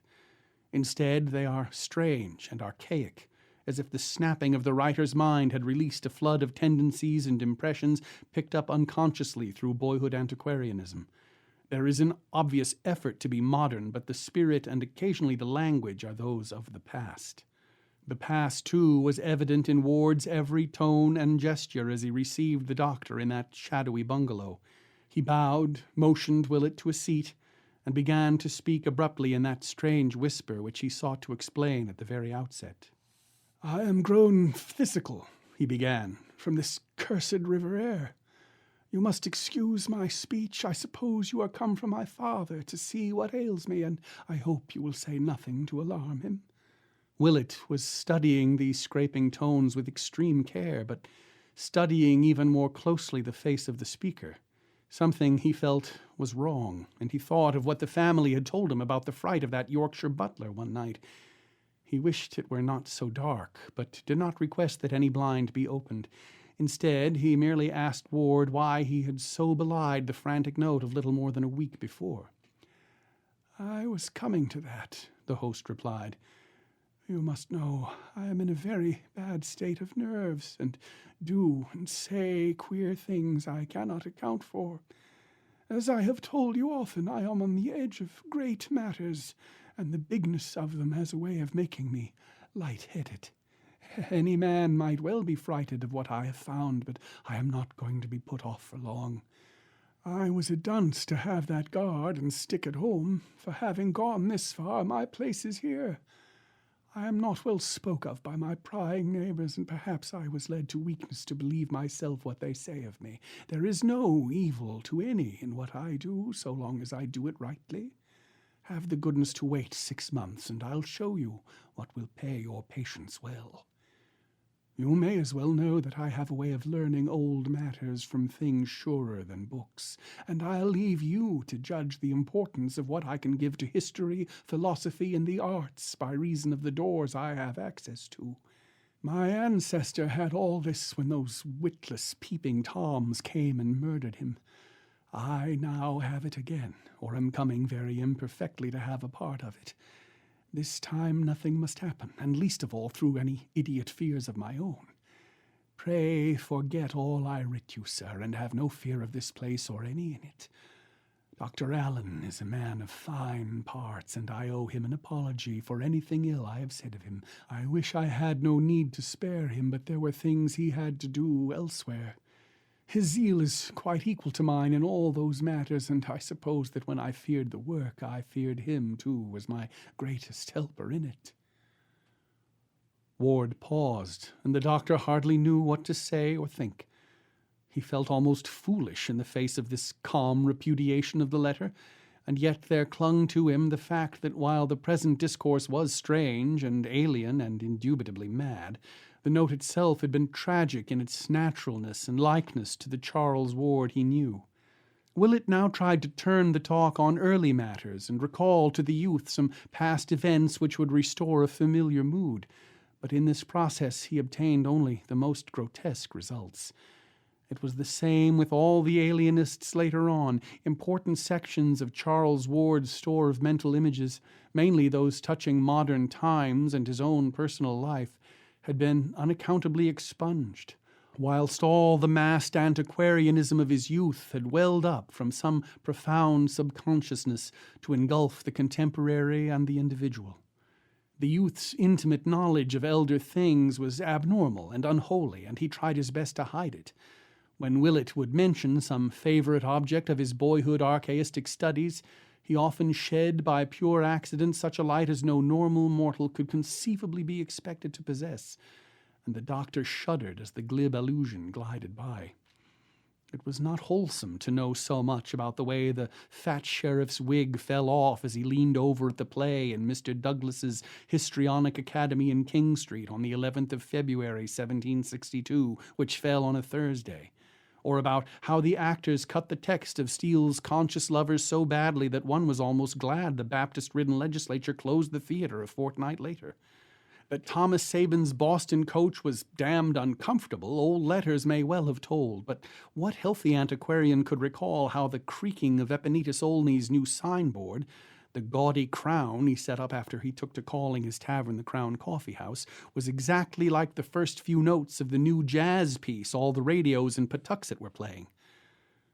Ward, however, would not be quizzed long in this vein. Modern and personal topics he waved aside quite summarily, whilst regarding antique affairs he soon showed the plainest boredom. What he wished, clearly enough, was only to satisfy his visitor enough to make him depart without the intention of returning. To this end he offered to show Willett the entire house, and at once proceeded to lead the doctor through every room from cellar to attic.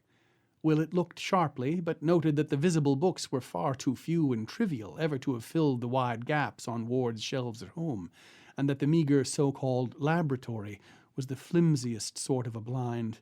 Clearly there were a library and a laboratory elsewhere, but just where it was impossible to say.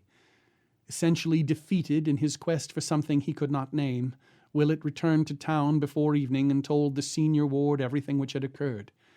They agreed that the youth must be definitely out of his mind, but decided that nothing drastic need be done just then.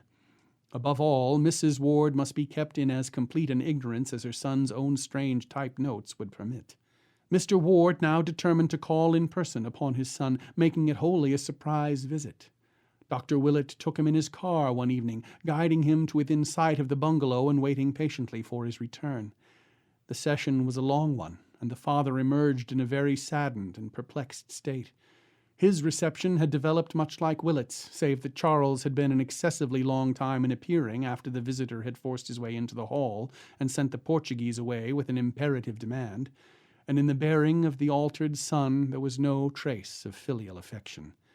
The lights had been dim, yet even so the youth had complained that they dazzled him outrageously. He had not spoken out loud at all, averring that his throat was in very poor condition, but in his hoarse whisper there was a quality so vaguely disturbing that Mr. Ward could not banish it from his mind. Now definitely leagued together to do all they could toward the youth's mental salvation, Mr. Ward and Dr. Willett set about collecting every scrap of data which the case might afford.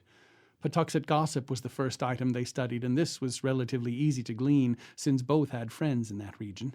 Dr. Willett obtained the most rumors because people talked more frankly to him than to a parent of the central figure, and from all he heard he could tell that young Ward's life had become indeed a strange one. Common tongues would not dissociate his household from the vampirism of the previous summer, while the nocturnal comings and goings of the motor trucks provided their share of dark speculation. Local tradesmen spoke of the queerness of the orders brought them by the evil-looking mulatto, and in particular of the inordinate amounts of meat and fresh blood secured from the 2 butcher shops in the immediate neighborhood. For a household of only 3, these quantities were quite absurd. Then there was the matter of the sounds beneath the earth. Reports of these things were harder to pin down, but all the vague hints tallied in certain basic essentials. Noises of a ritual nature positively existed, and at times when the bungalow was dark. They might, of course, have come from the known cellar, but rumor insisted that there were deeper and more spreading crypts. Recalling the ancient tales of Joseph Curwen's catacombs, and assuming for granted that the present bungalow had been selected because of its situation on the old Curwen site as revealed in one or another of the documents found behind the picture, Willett and Mr. Ward gave this phase of the gossip much attention, and searched many times without success for the door in the riverbank which old manuscripts mentioned. As to popular opinions of the bungalow's various inhabitants, it was soon plain that the brava Portuguese was loathed, the bearded and spectacled Dr. Allen feared, and the pallid young scholar disliked to a profound extent.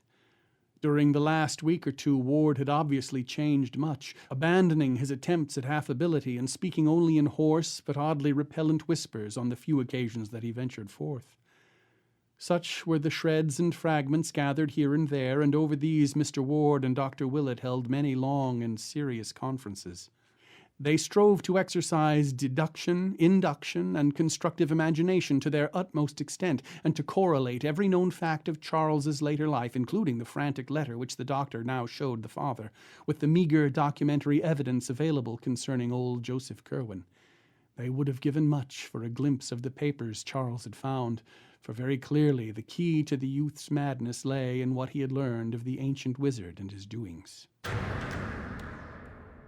Chapter 4. And yet, after all, it was from no step of Mr. Ward's or Dr. Willett's that the next move in this singular case proceeded. The father and the physician, rebuffed and confused by a shadow too shapeless and intangible to combat, had rested uneasily on their oars, while the typed notes of young Ward to his parents grew fewer and fewer.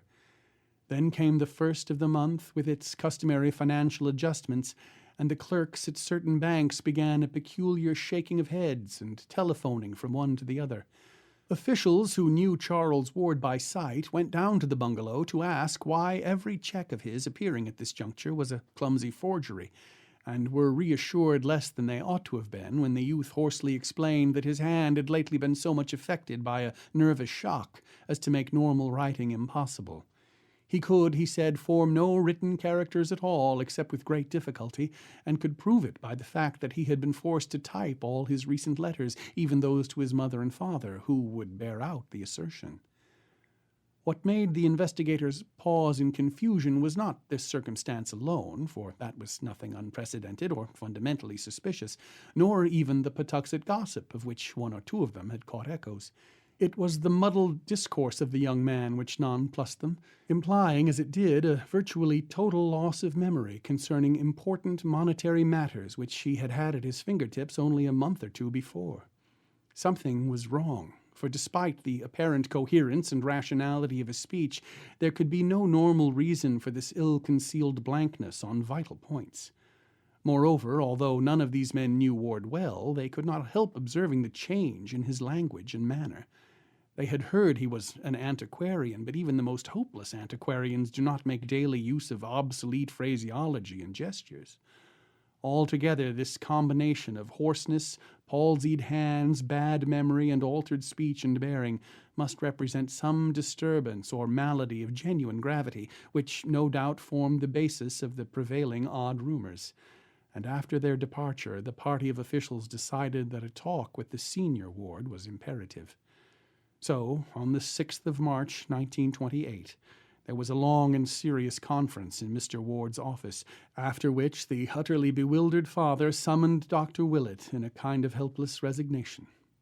Willett looked over the strained and awkward signatures of the checks and compared them in his mind with the penmanship of that last frantic note.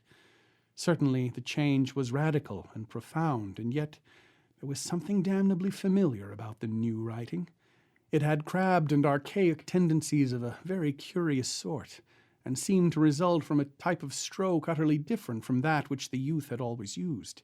It was strange, but where had he seen it before? On the whole, it was obvious that Charles was insane.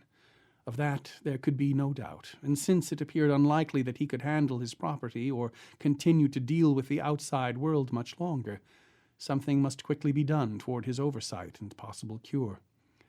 It was then that the alienists were called in, Doctors Peck and Waite of Providence and Dr. Lyman of Boston, to whom Mr. Ward and Dr. Willett gave the most exhaustive possible history of the case, and who conferred at length in the now unused library of their young patient, examining what books and papers of his were left in order to gain some further notion of his habitual mental cast.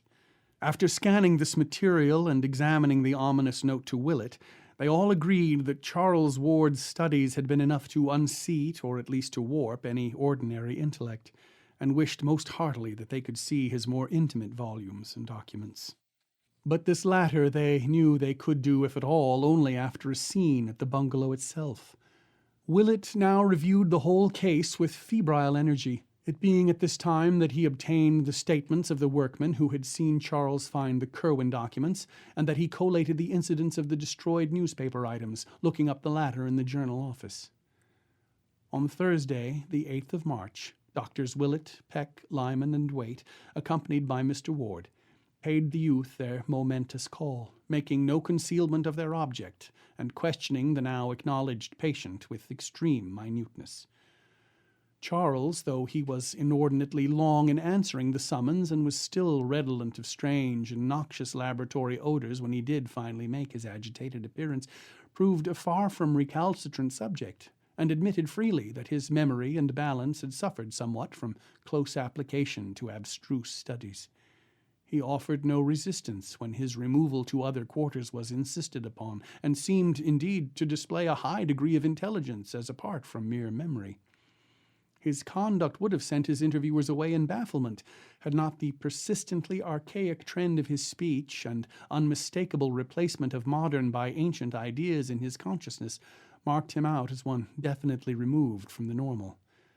Of his work he would say no more to the group of doctors than he had formerly said to his family and to Dr. Willett, and his frantic note of the previous month he dismissed as mere nerves and hysteria.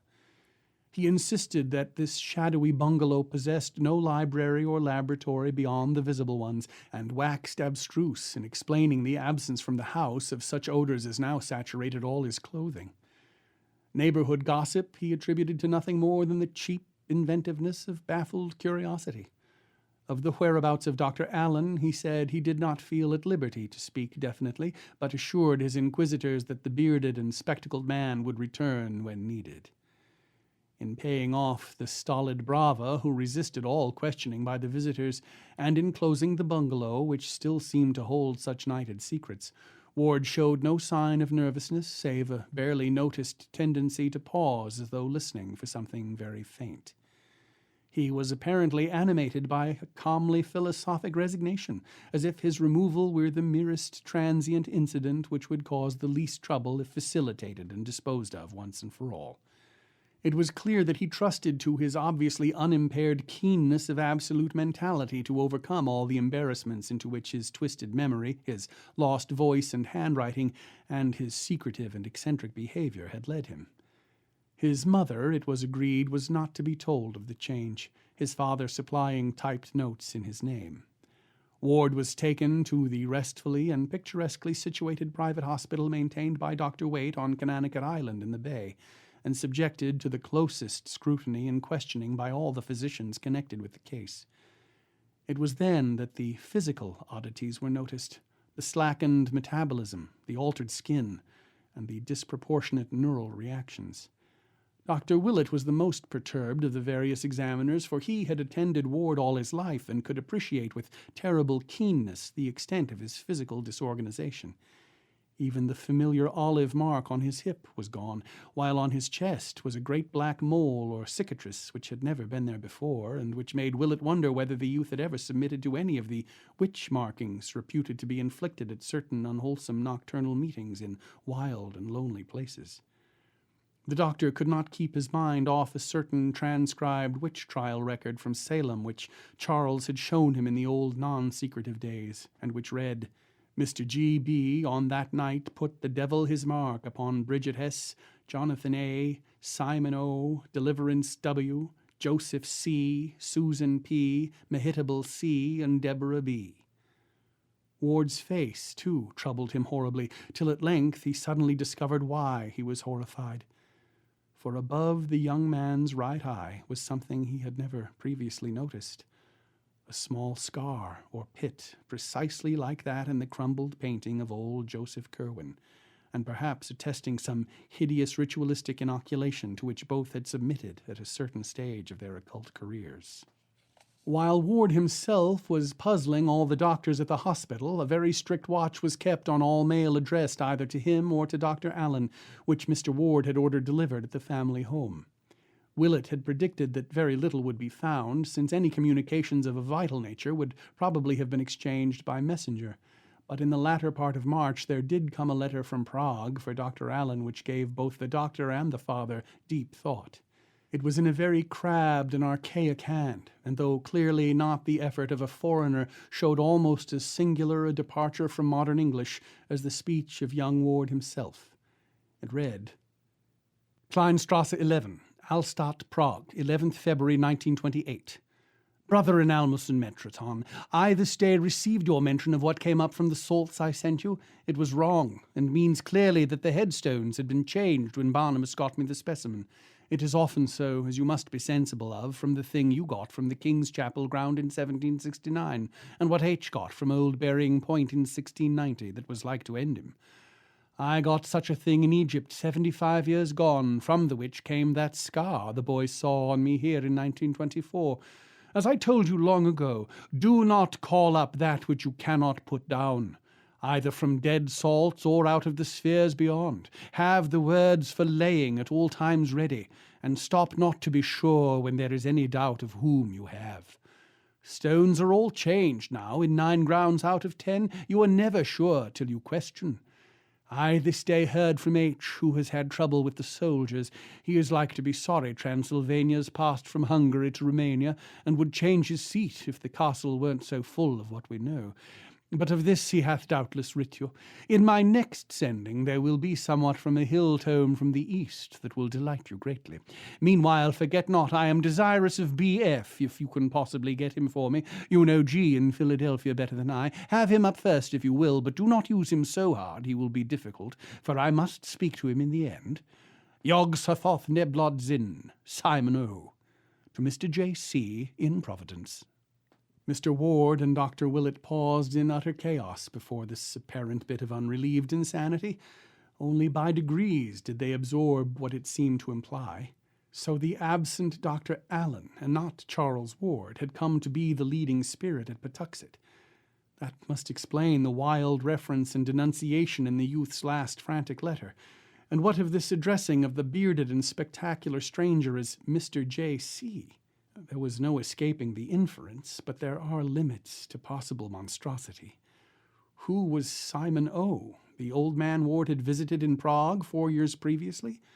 Perhaps, but in the centuries behind there had been another Simon O., Simon Orne, alias Jedediah of Salem, who vanished in 1771, and whose peculiar handwriting Dr. Willett now unmistakably recognized from the photostatic copies of the Orne formulae which Charles had once shown him. What horrors and mysteries, what contradictions and contraventions of nature had come back after a century and a half to harass old Providence with her clustered spires and domes?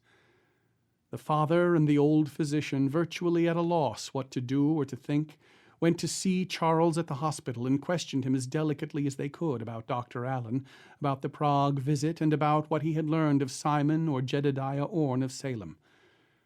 To all these inquiries the youth was politely non-committal, merely barking in his hoarse whisper that he had found Dr. Allen to have a remarkable spiritual rapport with certain souls from the past, and that any correspondent the bearded man might have in Prague would probably be similarly gifted. When they left, Mr. Ward and Dr. Willett realized to their chagrin that they had really been the ones under catechism, and that without imparting anything vital himself, the confined youth had adroitly pumped them of everything the Prague letter had contained. Doctors Peck, Waite, and Lyman were not inclined to attach much importance to the strange correspondence of young Ward's companion, for they knew the tendency of kindred eccentrics and monomaniacs to band together, and believed that Charles or Allen had merely unearthed an expatriated counterpart, perhaps one who had seen Orne's handwriting and copied it in an attempt to pose as the bygone character's reincarnation. Allen himself was perhaps a similar case, and may have persuaded the youth into accepting him as an avatar of the long-dead Curwen. Such things had been known before, and on the same basis the hard-headed doctors disposed of Willett's growing disquiet about Charles Ward's present handwriting, as studied from unpremeditated specimens obtained by various ruses. Willett thought he had placed its odd familiarity at last, and that what it vaguely resembled was the bygone penmanship of old Joseph Curwen himself. But this the other physicians regarded as a phase of imitativeness only to be expected in a mania of this sort, and refused to grant it any importance either favorable or unfavorable. Recognizing this prosaic attitude in his colleagues, Willett advised Mr. Ward to keep to himself the letter which arrived for Dr. Allen on the 2nd of April from Racous, Transylvania, in a handwriting so intensely and fundamentally like that of the Hutchinson cipher that both father and physician paused in awe before breaking the seal. This read as follows. Castle Forense, 7 March 1928. Dear C. Had a squad of 20 militia up to talk about what the country folk say. Must dig deeper and have less herd. These Romanians plague me damnably, being officious and particular where you could buy a Magyar off with a drink and food. Last month M got me the sarcophagus of the 5 Sphinxes from the Acropolis where he whom I called up said it would be, and I have had 3 talks with what was therein inhumed. It will go to Esso in Prague directly, and thence to you. It is stubborn, but you know the way with such. You show wisdom in having less about than before, for there was no need to keep the guards in shape and eating off their heads, and it made much to be found in case of trouble, as you too well know. You can now move and work elsewhere with no killing trouble if needful, though I hope nothing will soon force you to so bothersome a course. I rejoice that you traffic not so much with those outside, for there was ever a mortal peril in it, and you are sensible what it did when you asked protection of one not disposed to give it. You excel me in getting the formulae so another may say them with success, but Borellus fancied it would be so if just the right words were had. Does the boy use 'em often? I regret that he grows squeamish, as I feared he would when I had him here nigh 15 months, but am sensible you know how to deal with him.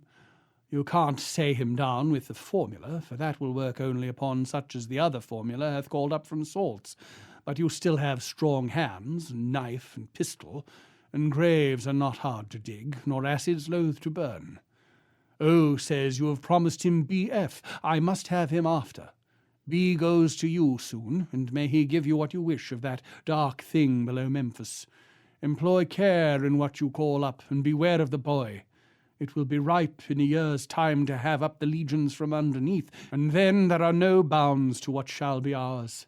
Have confidence in what I say, for you know, and I have had these 150 years more than you to consult these matters in. Nephren Car, nigh Hadoth, Edward H., for J. Curwen, Esquire, Providence. But if Willett and Mr. Ward refrained from showing this letter to the alienists, they did not refrain from acting upon it themselves. No amount of learned sophistry could controvert the fact that the strangely bearded and spectacled Dr. Allen, of whom Charles's frantic letter had spoken as such a monstrous menace, was in close and sinister correspondence with two inexplicable creatures whom Ward had visited in his travels and who plainly claimed to be survivals or avatars of Curwen's old Salem colleagues, that he was regarding himself as the reincarnation of Joseph Curwen, and that he entertained, or was at least advised to entertain, murderous designs against a boy who could scarcely be other than Charles Ward. There was organized horror afoot, and no matter who had started it, the missing Allen was by this time at the bottom of it. Therefore, thanking heaven that Charles was now safe in the hospital, Mr. Ward lost no time in engaging detectives to learn all they could of the cryptic bearded doctor, finding whence he had come and what Patuxet knew of him, and if possible discovering his current whereabouts. Supplying the men with one of the bungalow keys which Charles yielded up, he urged them to explore Allen's vacant room which had been identified when the patient's belongings had been packed, obtaining what clues they could from any effects he might have left about. Mr. Ward talked with the detectives in his son's old library, and they felt a marked relief when they left it at last, for there seemed to hover about the place a vague aura of evil. Perhaps it was what they had heard of the infamous old wizard whose picture had once stared from the panelled overmantel, and perhaps it was something different and irrelevant. But in any case, they all half-sensed an intangible miasma which centered in that carven vestige of an older dwelling, and which at times almost rose to the intensity of a material emanation. Part 5. A Nightmare and a Cataclysm. Chapter 1. And now swiftly followed that hideous experience which has left its indelible mark of fear on the soul of Marinus Bicknell Willett, and has added a decade to the visible age of one whose youth was even then far behind. Dr. Willett had conferred at length with Mr. Ward, and had come to an agreement with him on several points which both felt the alienists would ridicule. There was, they conceded, a terrible movement alive in the world, whose direct connection with a necromancy even older than the Salem witchcraft could not be doubted. That at least 2 living men, and one other of whom they dared not think, were in absolute possession of minds or personalities which had functioned as early as 1690 or before, was likewise almost unassailably proved, even in the face of all known natural laws. What these horrible creatures, and Charles Ward as well, were doing or trying to do seemed fairly clear from their letters and from every bit of light, both old and new, which had filtered in upon the case. They were robbing the tombs of all the ages, including those of the world's wisest and greatest men, in the hope of recovering from the bygone ashes some vestige of the consciousness and lore which had once animated and informed them. A hideous traffic was going on among these nightmare ghouls, whereby illustrious bones were bartered with the calm calculativeness of schoolboys swapping books. And from what was extorted from this century dust there was anticipated a power and a wisdom beyond anything which the cosmos had ever seen concentrated in one man or group. They had found unholy ways to keep their brains alive, either in the same body or different bodies, and had evidently achieved a way of tapping the consciousness of the dead whom they gathered together. There had, it seems, been some truth in chimerical old Borellus when he wrote of preparing from even the most antique remains certain essential salts, from which the shade of a long-dead living thing might be raised up. There was a formula for evoking such a shade, and another for putting it down, and it had now been so perfected that it could be taught successfully. One must be careful about evocations, for the markers of old graves are not always accurate. Willett and Mr. Ward shivered as they passed from conclusion to conclusion. Things, presences, or voices of some sort could be drawn down from unknown places as well as from the grave, and in this process also one must be careful. Joseph Curwen had indubitably evoked many forbidden things, and as for Charles, what might one think of him? What forces outside the spheres had reached him from Joseph Curwen's day and turned his mind on forgotten things? He had been led to find certain directions, and he had used them. He had talked with the man of horror in Prague, and stayed long with the creature in the mountains of Transylvania, and he must have found the grave of Joseph Curwen at last. That newspaper item and what his mother had heard in the night were too significant to overlook. Then he had summoned something, and it must have come. That mighty voice aloft on Good Friday, and those different tones in the locked attic laboratory, what were they like, with their depth and hollowness? Was there not here some awful foreshadowing of the dreaded stranger Dr. Allen with his spectral bass? Yes, that was what Mr. Ward had felt with vague horror in his single talk with the man, if man it were, over the telephone. What hellish consciousness or voice, what morbid shade or presence had come to answer Charles Ward's secret rites behind that locked door? Those voices heard in argument, must have it read for 3 months. Good God! Was not that just before the vampirism broke out? The rifling of Ezra Whedon's ancient grave, and the cries later at Patuxet. Whose mind had planned the vengeance and rediscovered the shunned seat of elder blasphemies? And then the bungalow, and the bearded stranger, and the gossip and the fear. The final madness of Charles neither father nor doctor could attempt to explain, but they did feel sure that the mind of Joseph Curwen had come to earth again and was following its ancient morbidities. Was demoniac possession in truth a possibility? Allen had something to do with it, and the detectives must find out more about one whose existence menaced the young man's life. In the meantime, since the existence of some vast crypt beneath the bungalow seemed virtually beyond dispute, some effort must be made to find it. Willett and Mr. Ward, conscious of the skeptical attitude of the alienists, resolved during their final conference to undertake a joint secret exploration of unparalleled thoroughness, and agreed to meet at the bungalow on the following morning with valises and with certain tools and accessories suited to architectural search and underground exploration. The morning of April 6th dawned clear, and both explorers were at the bungalow by 10 o'clock. Mr. Ward had the key, and an entry and cursory survey were made. From the disordered condition of Dr. Allen's room, it was obvious that the detectives had been there before, and the later searchers hoped they had found some clue which might prove of value. Of course, the main business lay in the cellar, so thither they descended without much delay, again making the circuit which each had vainly made before in the presence of the mad young owner.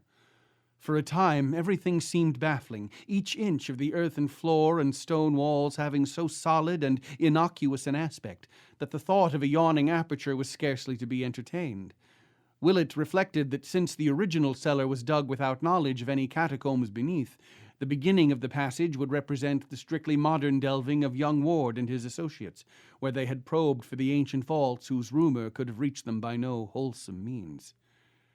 The doctor tried to put himself in Charles's place to see how a delver would be likely to start, but could not gain much inspiration from this method. Then he decided on elimination as a policy, and went carefully over the whole subterranean surface, both vertical and horizontal, trying to account for every inch separately. He was soon substantially narrowed down, and at last had nothing left but the small platform before the washtubs, which he had tried once before in vain. Now, experimenting in every possible way, and exerting a double strength, he finally found that the top did indeed turn and slide horizontally on a corner pivot. Beneath it lay a trim concrete surface with an iron manhole, to which Mr. Ward at once rushed with excited zeal. The cover was not hard to lift, and the father had quite removed it when Willett noticed the queerness of his aspect. He was swaying and nodding dizzily, and in the gust of noxious air which swept up from the black pit beneath, the doctor soon recognized ample cause. In a moment, Dr. Willett had his fainting companion on the floor above, and was reviving him with cold water. Mr. Ward responded feebly, but it could be seen that the mephitic blast from the crypt had in some way gravely sickened him. Wishing to take no chances, Willett hastened out to Broad Street for a taxicab, and had soon dispatched the sufferer home despite his weak-voiced protests. After which he produced an electric torch, covered his nostrils with a band of sterile gauze, and descended once more to peer into the new-found depths. The foul air had now slightly abated, and Willett was able to send a beam of light down the Stygian hole. For about 10 feet, he saw, it was a sheer cylindrical drop with concrete walls and an iron ladder, after which the hole appeared to strike a flight of old stone steps, which must originally have emerged to earth somewhat southwest of the present building. Chapter 2. Willett freely admits that for a moment the memory of the old Curwen legends kept him from climbing down alone into that malodorous gulf. He could not help thinking of what Luke Fenner had reported on that last monstrous night. Then duty asserted itself, and he made the plunge, carrying a great valise for the removal of whatever papers might prove of supreme importance. Slowly, as befitted one of his years, he descended the ladder and reached the slimy steps below. This was ancient masonry, his torch told him, and upon the dripping walls he saw the unwholesome moss of centuries. Down, down ran the steps, not spirally, but in 3 abrupt turns, and with such narrowness that 2 men could have passed only with difficulty. He had counted about 30 when a sound reached him very faintly, and after that he did not feel disposed to count any more. It was a godless sound, one of those low-keyed, insidious outrages of nature which are not meant to be. To call it a dull wail, a doom-dragged whine, or a hopeless howl of chorused anguish and stricken flesh without mind, would be to miss its most quintessential loathsomeness and soul-sickening overtones. Was it for this that Ward had seemed to listen on that day he was removed? It was the most shocking thing that Willett had ever heard, and it continued from no determinate point, as the doctor reached the bottom of the steps and cast his torchlight around on lofty corridor walls, surmounted by cyclopean vaulting and pierced by numberless black archways. The hall in which he stood was perhaps 14 feet high to the middle of the vaulting and 10 or 12 feet broad. Its pavement was of large chipped flagstones, and its walls and roof were of dressed masonry. Its length he could not imagine, for it stretched ahead indefinitely into the blackness. Of the archways, some had doors of the old 6-paneled colonial type, whilst others had none. Overcoming the dread induced by the smell and the howling, Willett began to explore these archways one by one, finding beyond them rooms with groined stone ceilings, each of medium size and apparently of bizarre uses. Most of them had fireplaces, the upper courses of whose chimneys would have formed an interesting study in engineering. Never before or since had he seen such instruments or suggestions of instruments as here loomed up on every hand through the burying dust and cobwebs of a century and a half, in many cases evidently shattered as if by the ancient raiders. For many of the chambers seemed wholly untrodden by modern feet and must have represented the earliest and most obsolete phases of Joseph Curwen's experimentation. Finally, there came a room of obvious modernity, or at least of recent occupancy. There were oil heaters, bookshelves and tables, chairs and cabinets, and a desk piled high with papers of varying antiquity and contemporaneousness. Candlesticks and oil lamps stood about in several places, and finding a match-safe handy, Willett lighted such as were ready for use. In the fuller gleam, it appeared that this apartment was nothing less than the latest study or library of Charles Ward. Of the books, the doctor had seen many before, and a good part of the furniture had plainly come from the Prospect Street mansion.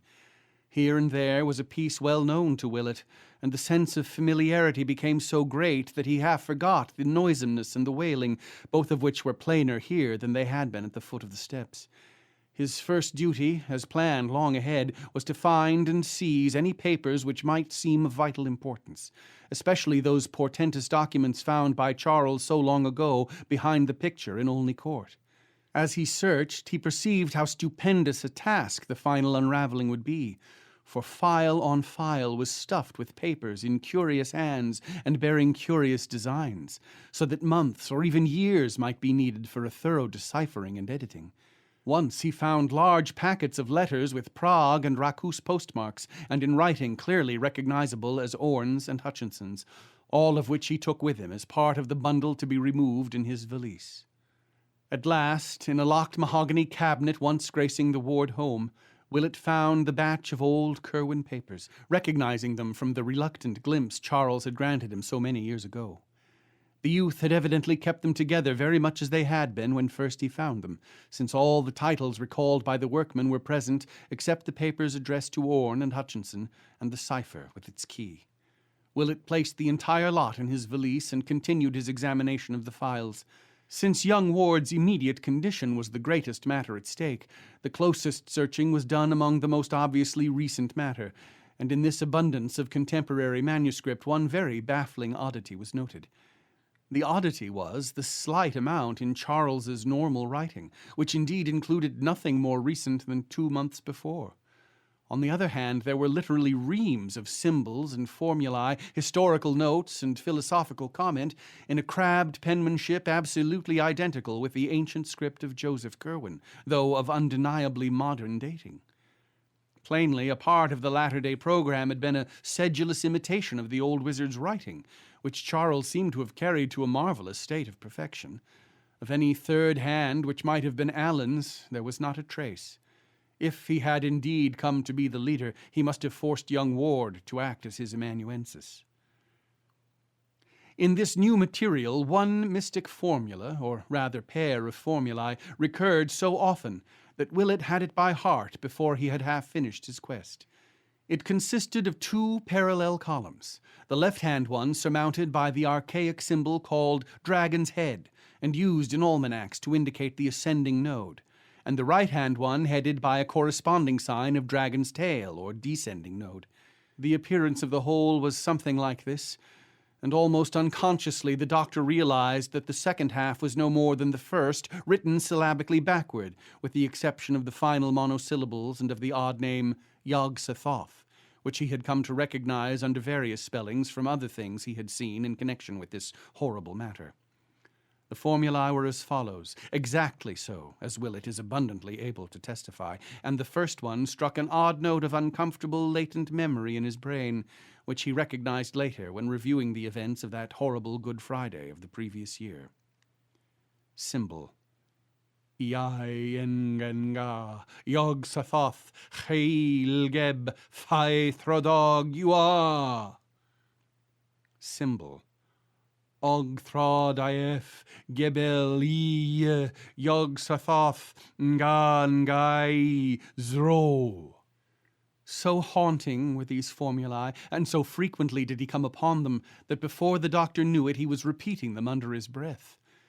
Eventually, however, he felt he had secured all the papers he could digest to advantage for the present, hence resolved to examine no more till he could bring the skeptical alienists en masse for an ampler and more systematic raid. He had still to find the hidden laboratory, so, leaving his valise in the lighted room, he emerged again into the black, noisome corridor, whose vaulting echoed ceaselessly with that dull and hideous whine. The next few rooms he tried were all abandoned, or filled only with crumbling boxes and ominous-looking leaden coffins, but impressed him deeply with the magnitude of Joseph Curwen's original operations. He thought of the slaves and seamen who had disappeared, of the graves which had been violated in every part of the world, and of what that final raiding party must have seen. And then he decided it was better not to think any more. Once a great stone staircase mounted at his right, and he deduced that this must have reached to one of the Curwen outbuildings, perhaps the famous stone edifice with the high slit-like windows, provided the steps he had descended had led from the steep-roofed farmhouse. Suddenly, the walls seemed to fall away ahead, and the stench and the wailing grew stronger. Willett saw that he had come upon a vast open space, so great that his torchlight would not carry across it, and as he advanced he encountered occasional stout pillars supporting the arches of the roof. After a time he reached a circle of pillars grouped like the monoliths of Stonehenge, with a large carved altar on a base of 3 steps in the center. And so curious were the carvings on that altar that he approached to study them with his electric light. But when he saw what they were, he shrank away, shuddering, and did not stop to investigate the dark stains which discolored the upper surface and had spread down the sides in occasional thin lines. Instead, he found the distant wall and traced it as he swept round in a gigantic circle perforated by occasional black doorways and indented by a myriad of shallow cells with iron gratings and wrist and ankle bonds on chains fastened to the stone of the concave rear masonry. These cells were empty, but still the horrible odor and the dismal moaning continued, more insistent now than ever, and seemingly varied at times by a sort of slippery thumping. Chapter 3. From that frightful smell and that uncanny noise, Willett's attention could no longer be diverted. Both were plainer and more hideous in the great pillared hall than anywhere else, and carried a vague impression of being far below, even in this dark nether world of subterrane mystery. Before trying any of the black archways for steps leading further down, the doctor cast his beam of light about the stone-flagged floor. It was very loosely paved, and at irregular intervals there would occur a slab curiously pierced by small holes in no definite arrangement, while at one point there lay a very long ladder carelessly flung down. To this ladder, singularly enough, appeared to cling a particularly large amount of the frightful odor which encompassed everything. As he walked slowly about, it suddenly occurred to Willett that both the noise and the odor seemed strongest directly above the oddly pierced slabs, as if they might be crude trapdoors leading down to some still deeper region of horror. Kneeling by one, he worked at it with his hands, and found that with extreme difficulty he could budge it. At his touch, the moaning beneath ascended to a louder key, and only with vast trepidation did he persevere in the lifting of the heavy stone. A stench unnameable now rose up from below, and the doctor's head reeled dizzily as he laid back the slab and turned his torch upon the exposed square yard of gaping blackness. If he had expected a flight of steps to some wide gulf of ultimate abomination, Willett was destined to be disappointed. For amidst that fetor and cracked whining, he discerned only the brick-faced top of a cylindrical well, perhaps 1.5 yards in diameter, and devoid of any ladder or other means of descent. As the light shone down, the wailing changed suddenly to a series of horrible yelps, in conjunction with which there came again that sound of blind, futile scrambling and slippery thumping. The explorer trembled, unwilling even to imagine what noxious thing might be lurking in that abyss, but in a moment mustered up the courage to peer over the rough-hewn brink, lying at full length, and holding the torch downward at arm's length to see what might lie below. For a second he could distinguish nothing but the slimy, moss-grown brick walls sinking illimitably into that half-tangible miasma of murk and foulness and anguished frenzy. And then he saw that something dark was leaping clumsily and frantically up and down at the bottom of the narrow shaft, which must have been from 20 to 25 feet below the stone floor where he lay. The torch shook in his hand, but he looked again to see what manner of living creature might be immured there in the darkness of that unnatural well, left starving by young Ward through all the long months since the doctors had taken him away, and clearly only one of a vast number prisoned in the kindred wells, whose pierced stone covers so thickly studded in the floor of the great vaulted cavern.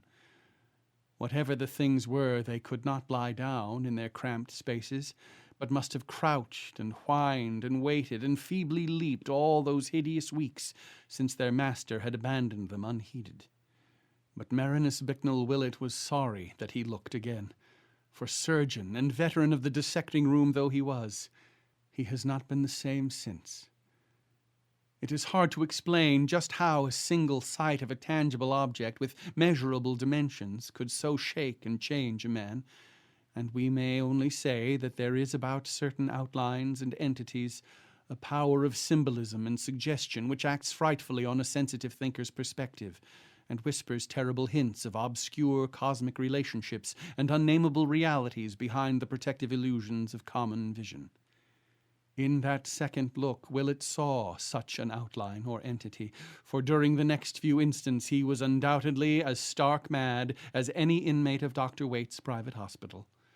He dropped the electric torch from a hand drained of muscular power or nervous coordination, nor heeded the sound of crunching teeth which told of its fate at the bottom of the pit.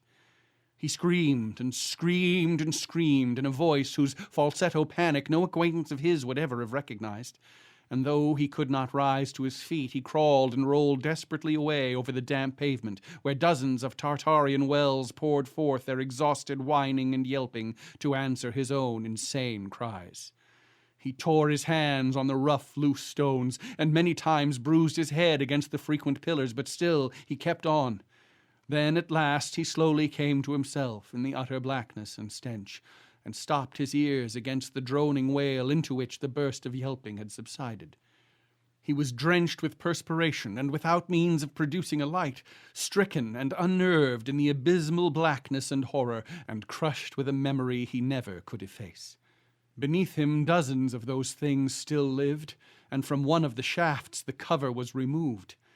He knew that what he had seen could never climb up the slippery walls, yet shuddered at the thought that some obscure foothold might exist. What the thing was, he would never tell. It was like some of the carvings on the hellish altar, but it was alive. Nature had never made it in this form, for it was too palpably unfinished.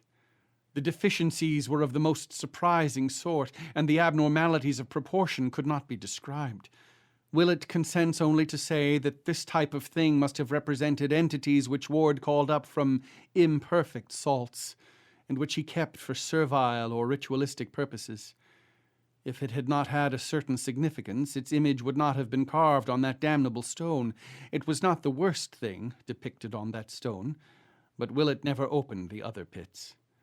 At the time, the first connected idea in his mind was an idle paragraph from some of the old Curwen data he had digested long before, a phrase used by Simon or Jedediah Orne in that portentous confiscated letter to the bygone sorcerer.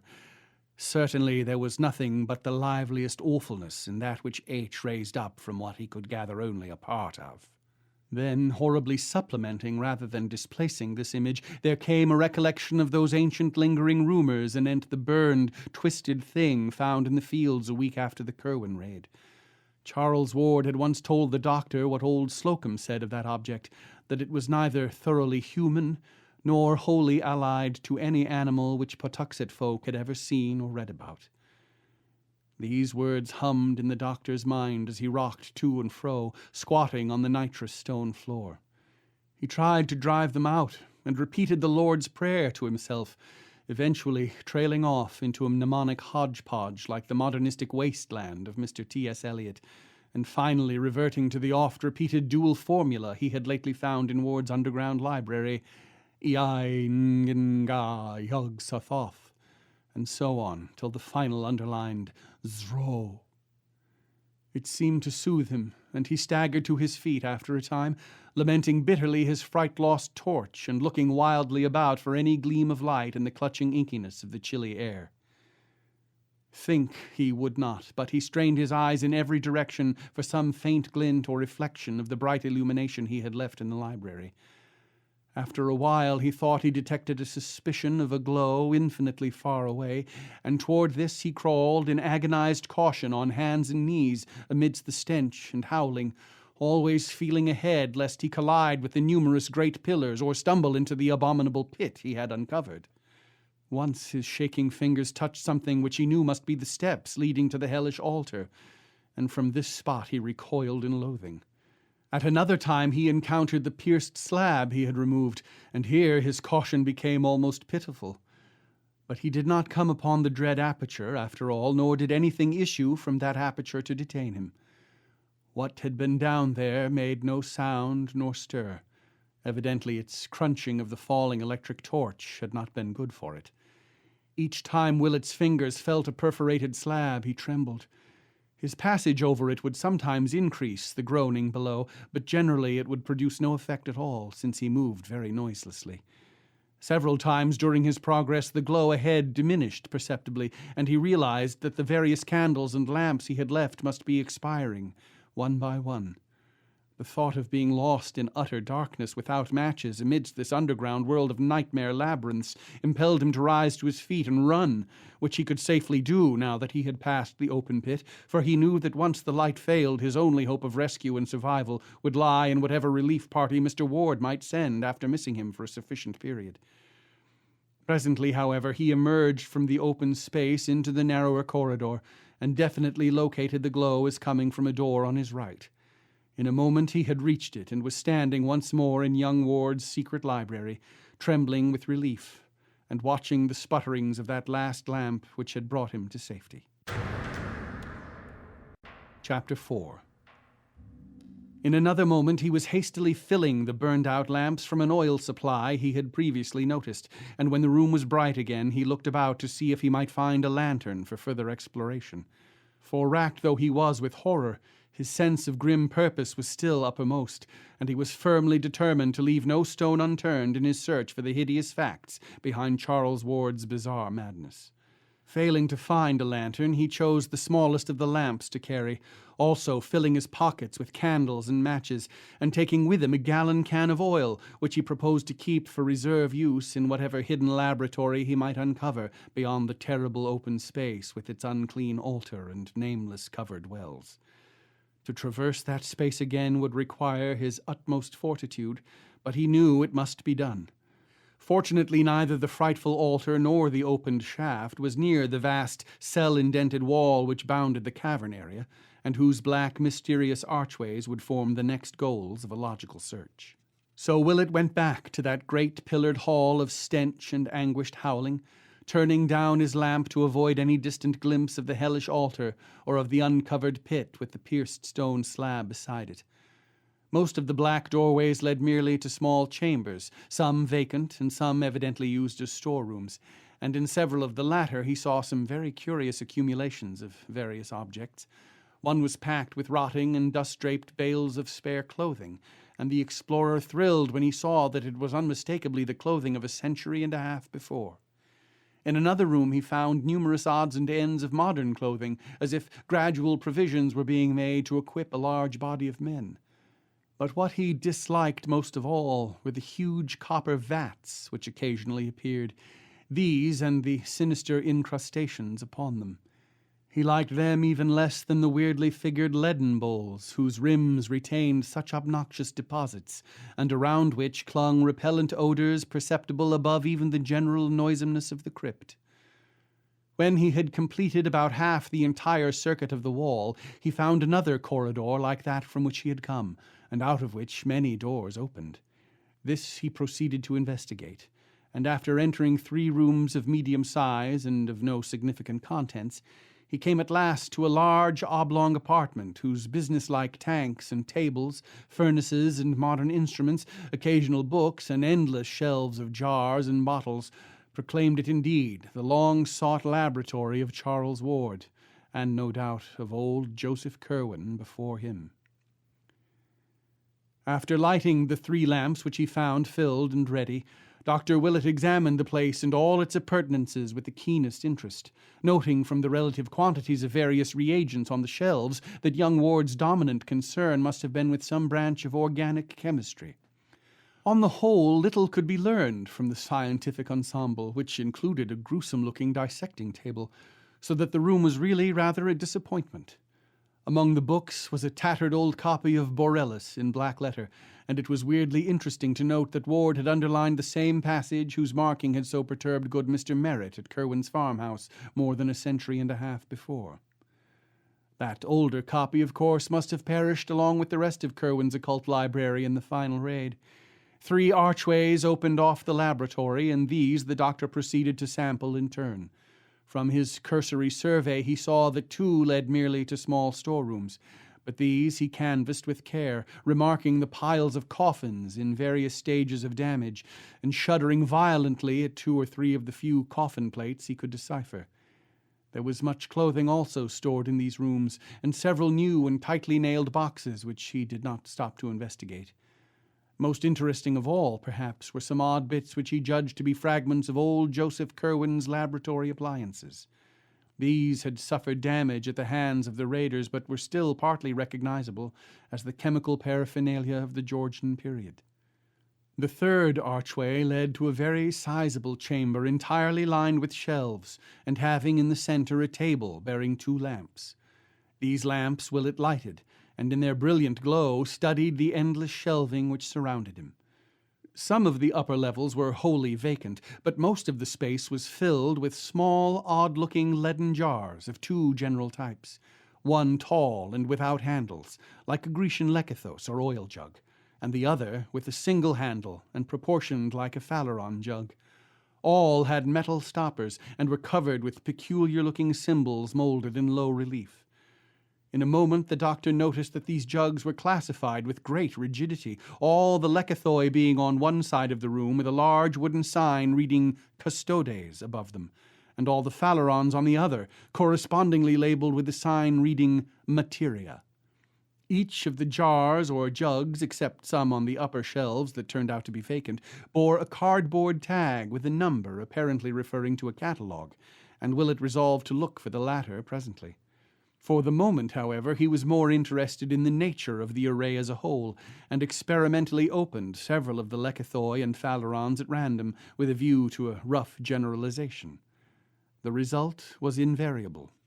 Both types of jar contained a small quantity of a single kind of substance, a fine, dusty powder of very light weight and of many shades of dull, neutral color. To the colors which formed the only point of variation there was no apparent method of disposal, and no distinction between what occurred in the lekythoi and what occurred in the phalerons. A bluish-gray powder might be by the side of a pinkish-white one, and anyone in a phaleron might have its exact counterpart in a lekythos. The most individual feature about the powders was their non-adhesiveness. Willett would pour one into his hand, and upon returning it to its jug would find that no residue whatever remained on its palm. The meaning of the 2 signs puzzled him, and he wondered why this battery of chemicals was separated so radically from those in glass jars on the shelves of the laboratory proper. Custodes, materia, that was the Latin for guards and materials, respectively. And then there came a flash of memory as to where he had seen that word guards before in connection with this dreadful mystery. It was, of course, in the recent letter to Dr. Allen, purporting to be from old Edward Hutchinson, and the phrase had read, "There was no need to keep the guards in shape and eating off their heads, and it made much to be found in case of trouble, as you too well know." What did this signify? But wait. Was there not still another reference to guards in this matter, which he had failed wholly to recall when reading the Hutchinson letter? Back in the old non-secretive days, Ward had told him of the Eliezer Smith diary recording the spying of Smith and Whedon on the Curwen farm, and in that dreadful chronicle there had been a mention of conversations overheard before the old wizard betook himself wholly beneath the earth.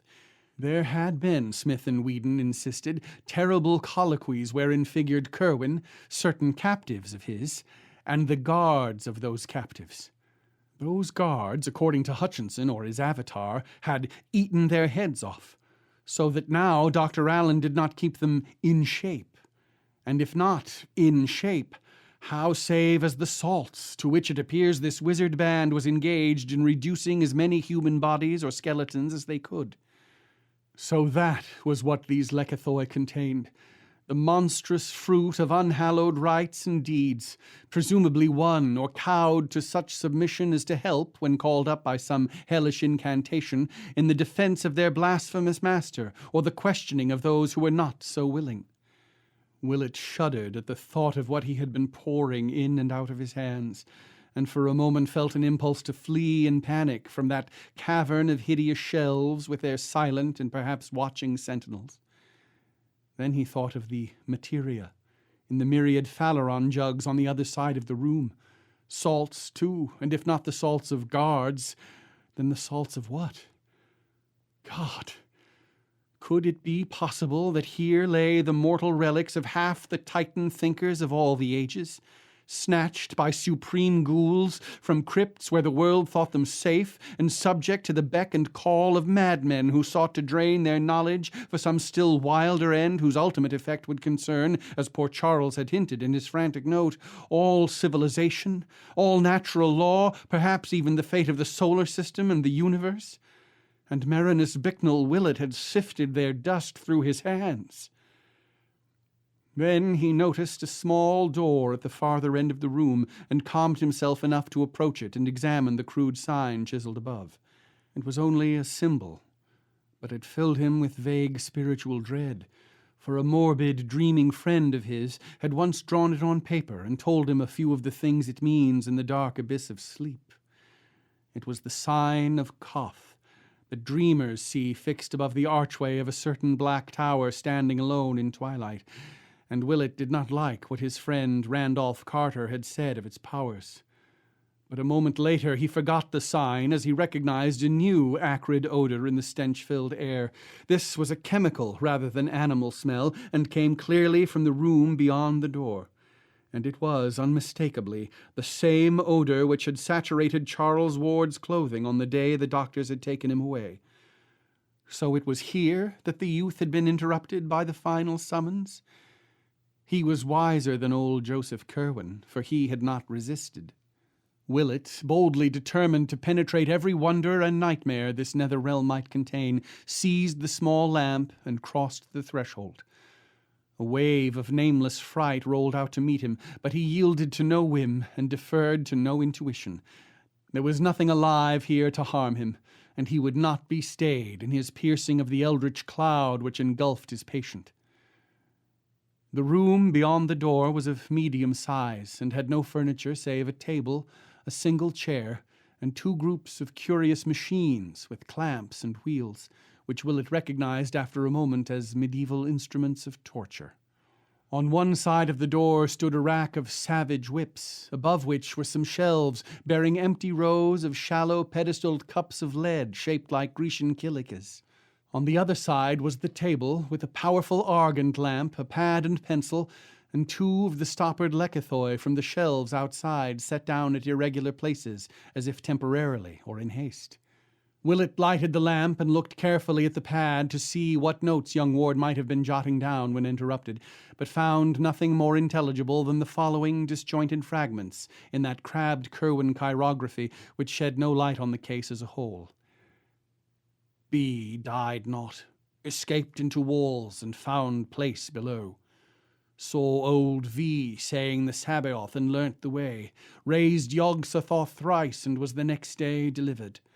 F sought to wipe out all knowing how to raise those from outside. As the strong argand blaze lit up the entire chamber, the doctor saw that the wall opposite the door, between the two groups of torturing appliances in the corners, was covered with pegs, from which hung a set of shapeless-looking robes of a rather dismal yellowish white. But far more interesting were the two vacant walls, both of which were thickly covered with mystic symbols and formulae roughly chiseled in the smooth-dressed stone. The damp floor also bore marks of carving, and with but little difficulty Willett deciphered a huge pentagram in the center, with a plain circle about 3 feet wide halfway between this and each corner. In one of these 4 circles, near where a yellowish robe had been flung carelessly down, there stood a shallow kilix of the sort found on the shelves above the whip-rack, and just outside the periphery was one of the Phaleron jugs from the shelves in the other room, its tag numbered 118. This was unstoppered, and proved upon inspection to be empty, but the explorer saw with a shiver that the kilix was not. Within its shallow area, and saved from scattering only by the absence of wind in this sequestered cavern, lay a small amount of a dry, dull greenish efflorescent powder which must have belonged in the jug. And Willett almost reeled at the implications that came sweeping over him as he correlated little by little the several elements and antecedents of the scene. The whips and the instruments of torture, the dust or salts from the jug of materia, The 2 lekythoi from the custody's shelf, the robes, the formulae on the walls, the notes on the pad, the hints from letters and legends, and the 1,000 glimpses, doubts, and suppositions which had come to torment the friends and parents of Charles Ward, all these engulfed the doctor in a tidal wave of horror as he looked at that dry, greenish powder outspread in the pedestaled leaden kylix on the floor. With an effort, however, Willett pulled himself together and began studying the formula chiseled on the walls. From the stained and encrusted letters, it was obvious that they were carved in Joseph Curwen's time, and their text was such as to be vaguely familiar to one who had read much Curwen material or delved extensively into the history of magic. One the doctor clearly recognized as what Mrs. Ward heard her son chanting on that ominous Good Friday a year before, and what an authority had told him was a very terrible invocation addressed to secret gods outside the normal spheres. It was not spelled here exactly as Mrs. Ward had set it down from memory, nor yet as the authority had shown it to him in the forbidden pages of Eliphas Levi. But its identity was unmistakable, and such words as Sabaoth, Metraton, Almasin, and Zeriatnatmik sent a shudder of fright through the searcher who had seen and felt so much of cosmic abomination just around the corner. This was on the left-hand wall as one entered the room. The right-hand wall was no less thickly inscribed, and Willett felt a start of recognition as he came upon the pair of formulae so frequently occurring in the recent notes in the library. They were, roughly speaking, the same, with the ancient symbols of dragon's head and dragon's tail heading them as in Ward's scribblings. But the spelling differed quite widely from that of the modern versions, as if old Curwen had had a different way of recording sound, or as if later study had evolved more powerful and perfected variants of the invocations in question. The doctor tried to reconcile the chiseled version with the one which still ran persistently in his head, and found it hard to do. Where the script he had memorized began Yai-nga-nga Yog-Sothoth, this epigraph started out as I Engenga Yog-Sothotha, which to his mind would seriously interfere with the syllabification of the second word. Ground as the later text was into his consciousness, the discrepancy disturbed him, and he found himself chanting the first of the formulae aloud in an effort to square the sound he conceived with the letters he found carved. Weird and menacing in that abyss of antique blasphemy rang his voice, its accents keyed to a droning sing-song, either through the spell of the past and the unknown, or through the hellish example of that dull, godless wail from the pits whose inhuman cadences roll and fell rhythmically in the distance through the stench and the darkness. Yainganga, Yog-Sothoth, Chil-Geb, Phai-Throdog, Yaw! But what was this cold wind which had sprung into life at the very outset of the chant? The lamps were sputtering woefully, and the gloom grew so dense that the letters on the wall nearly faded from sight. There was smoke, too, and an acrid odor which quite drowned out the stench from the faraway wells, an odor like that he had smelt before, yet infinitely stronger and more pungent. He turned from the inscriptions to face the room with its bizarre contents, and saw that the kylix on the floor, in which the ominous efflorescent powder had lain, was giving forth a cloud of thick, greenish-black vapor of surprising volume and opacity. That powder, great God, it had come from the shelf of materia. What was it doing now, and what had started it? The formula he had been chanting, the first of the pair, dragon's head, ascending node. Blessed Savior, could it be? The doctor reeled, and through his head raced wildly disjointed scraps from all he had seen, heard, and read of the frightful case of Joseph Curwen and Charles Dexter Ward. I say to you again, do not call up any that you cannot put down. Have the words for laying at all times ready, and stop not to be sure when there is any doubt of whom you have. 3 talks with what was therein inhumed. Mercy of heaven, what is that shape behind the parting smoke? Chapter 5. Marinus Bicknell Willett has no hope that any part of his tale will be believed, except by certain sympathetic friends. Hence, he has made no attempt to tell it beyond his most intimate circle. Only a few outsiders have ever heard it repeated, and of these the majority laugh and remark that the doctor surely is getting old. He has been advised to take a long vacation and to shun future cases dealing with mental disturbance. But Mr. Ward knows that the veteran physician speaks only a horrible truth. Did not he himself see the noisome aperture in the bungalow cellar? Did not Willett send him home overcome and ill at 11 o'clock that portentous morning? Did he not telephone the doctor in vain that evening, and again the next day? And had he not driven to the bungalow itself on that following noon, finding his friend unconscious but unharmed on one of the beds upstairs? Willett had been breathing stertorously and opened his eyes slowly when Mr. Ward gave him some brandy fetched from the car. Then he shuddered and screamed, crying out, "That beard! Those eyes! God, who are you?" A very strange thing to say to a trim, blue-eyed, clean-shaven gentleman whom he had known from the latter's boyhood. In the bright noon sunlight, the bungalow was unchanged since the previous morning. Willett's clothing bore no disarrangement beyond certain smudges and worn places at the knees, and only a faint, acrid odor reminded Mr. Ward of what he had smelt on his son that day he was taken to the hospital. The doctor's flashlight was missing, but his valise was safely there, as empty as when he had brought it. Before indulging in any explanations, and obviously with great moral effort, Willett staggered dizzily down to the cellar and tried the fateful platform before the tubs. It was unyielding. Crossing to where he had left his yet unused tool satchel the day before, he obtained a chisel and began to pry up the stubborn planks one by one. Underneath, the smooth concrete was still visible, but of any opening or perforation there was no longer a trace. Nothing yawned this time to sicken the mystified father who had followed the doctor downstairs, only the smooth concrete underneath the planks. No noisome well, no world of subterrene horrors, no secret library, no Curwen papers, no nightmare pits of stench and howling, no laboratory or shelves or chiseled formulae, no... Dr. Willett turned pale and clutched at the younger man. "Yesterday," he asked softly, "did you see it here and smell it?" And when Mr. Ward, himself transfixed with dread and wonder, found strength to nod an affirmative, the physician gave a sound half a sigh and half a gasp, and nodded in turn.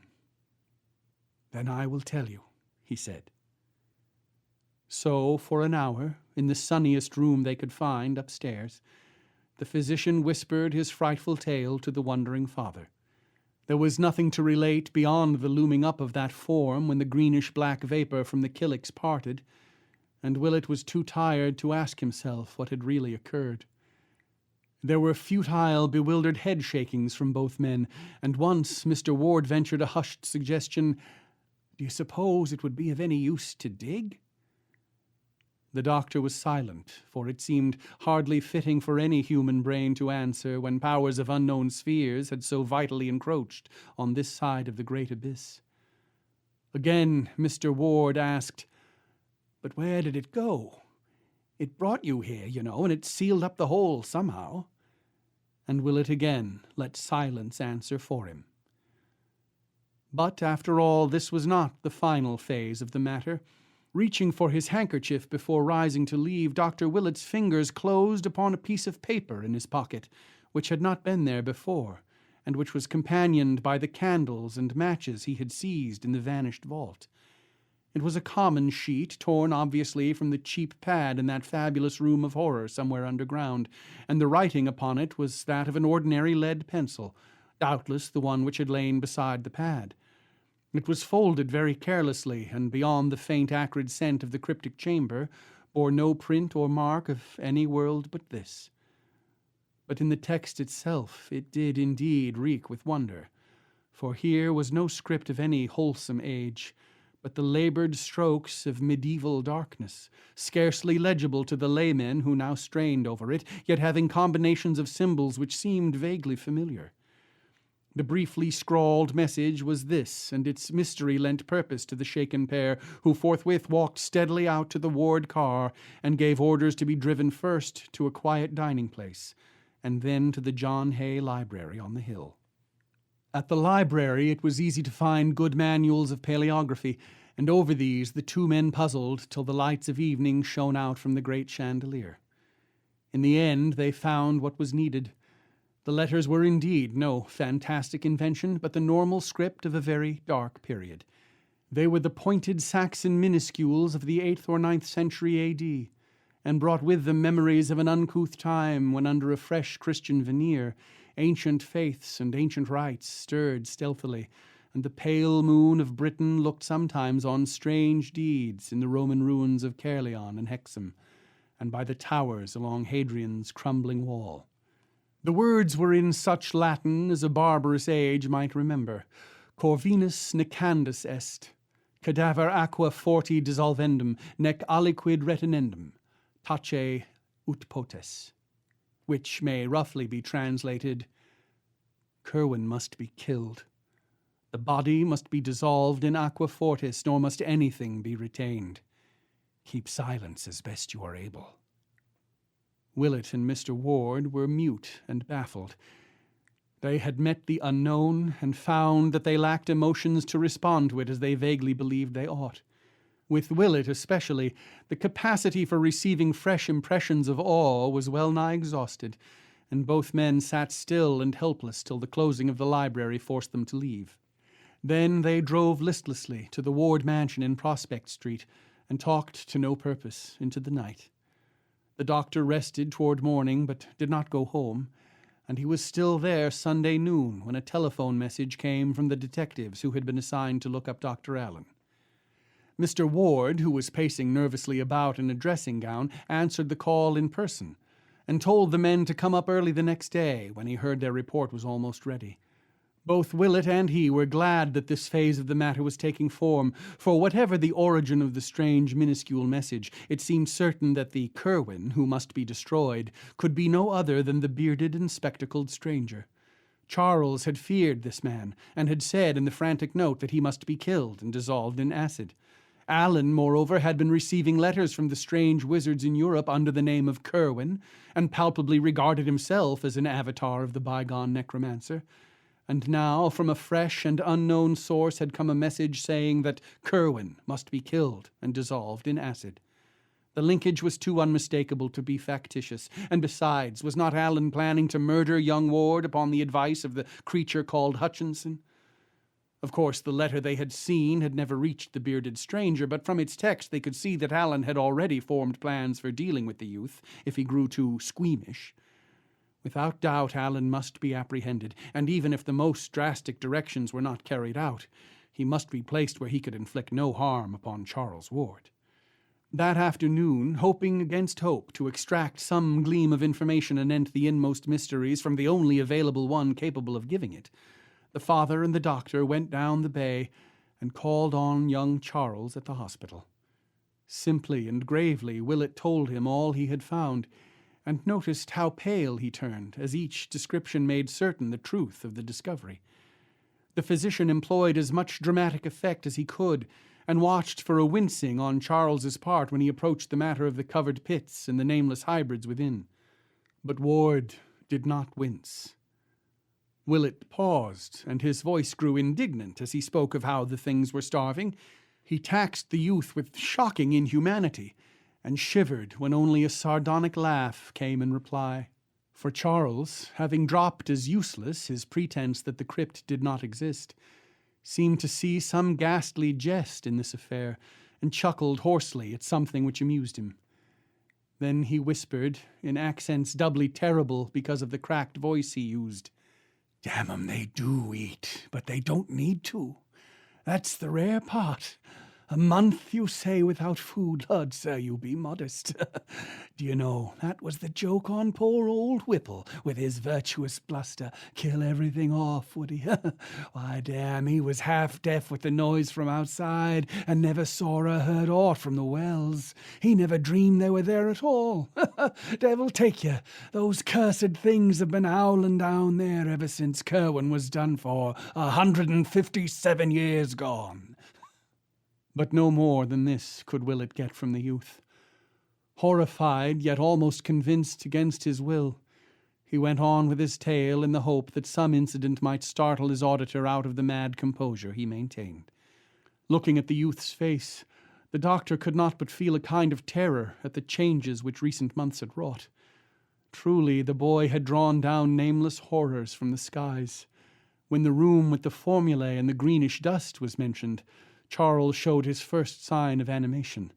A quizzical look overspread his face as he heard what Willett had read on the pad, and he ventured the mild statement that those notes were old ones, of no possible significance to anyone not deeply initiated in the history of magic. But, he added, had you but known the words to bring up that which I had out in the cup, you had not been here to tell me this. 'Twas number 118, and I conceive you would have shook had you looked it up in my list in t'other room. 'Twas never raised by me, but I meant to have it up that day you came to invite me hither. Then Willett told of the formula he had spoken, and of the greenish-black smoke which had arisen.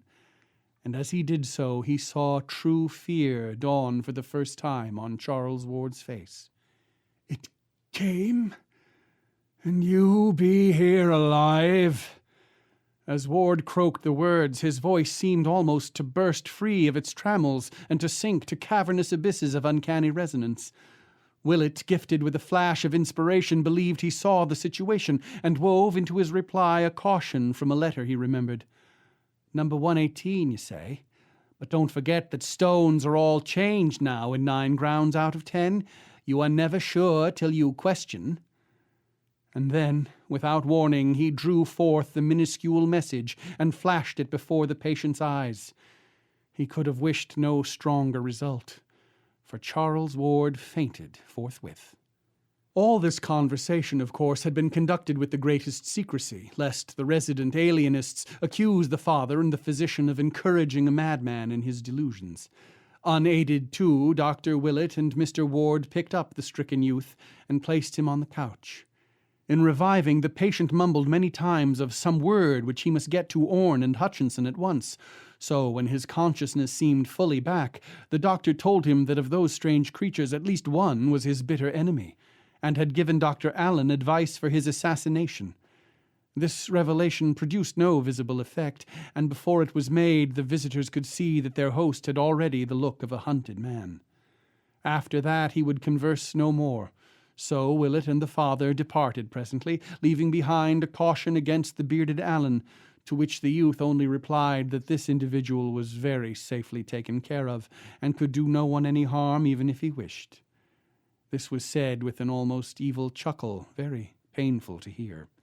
They did not worry about any communications Charles might indite to that monstrous pair in Europe, since they knew that the hospital authorities seized all outgoing mail for censorship, and would pass no wild or outre-looking missive. There is, however, a curious sequel to the matter of Orne and Hutchinson, if such indeed the exiled wizards were. Moved by some vague presentiment amidst the horrors of that period, Willett arranged with an international press-cutting bureau for accounts of notable current crimes and accidents in Prague and in eastern Transylvania, and after 6 months believed that he had found 2 very significant things amongst the multifarious items he received and had translated. One was the total wrecking of a house by night in the oldest quarter of Prague, and the disappearance of the evil old man called Joseph Nadek, who had dwelt in it alone ever since anyone could remember. The other was a Titan explosion in the Transylvanian mountains east of Racous, and the utter extirpation with all its inmates of the ill-regarded Castle Ferenczi, whose master was so badly spoken of by peasants and soldiery alike that he would shortly have been summoned to Bucharest for serious questioning had not this incident cut off a career already so long as to antedate all common memory. Willett maintains that the hand which wrote those minuscules was able to wield stronger weapons as well, and that while Curwen was left to him to dispose of, the writer felt able to find and deal with Orne and Hutchinson itself. Of what their fate may have been, the doctor strives sedulously not to think. Chapter 6. The following morning, Dr. Willett hastened to the Ward home to be present when the detectives arrived. Allen's destruction or imprisonment, or Curwen's, if one might regard the tacit claim to reincarnation as valid, he felt must be accomplished at any cost, and he communicated this conviction to Mr. Ward as they sat waiting for the men to come. They were downstairs this time, for the upper parts of the house were beginning to be shunned because of a peculiar nauseousness which hung indefinitely about, a nauseousness which the older servants connected with some curse left by the vanished Curwen portrait. At 9 o'clock, the three detectives presented themselves and immediately delivered all that they had to say.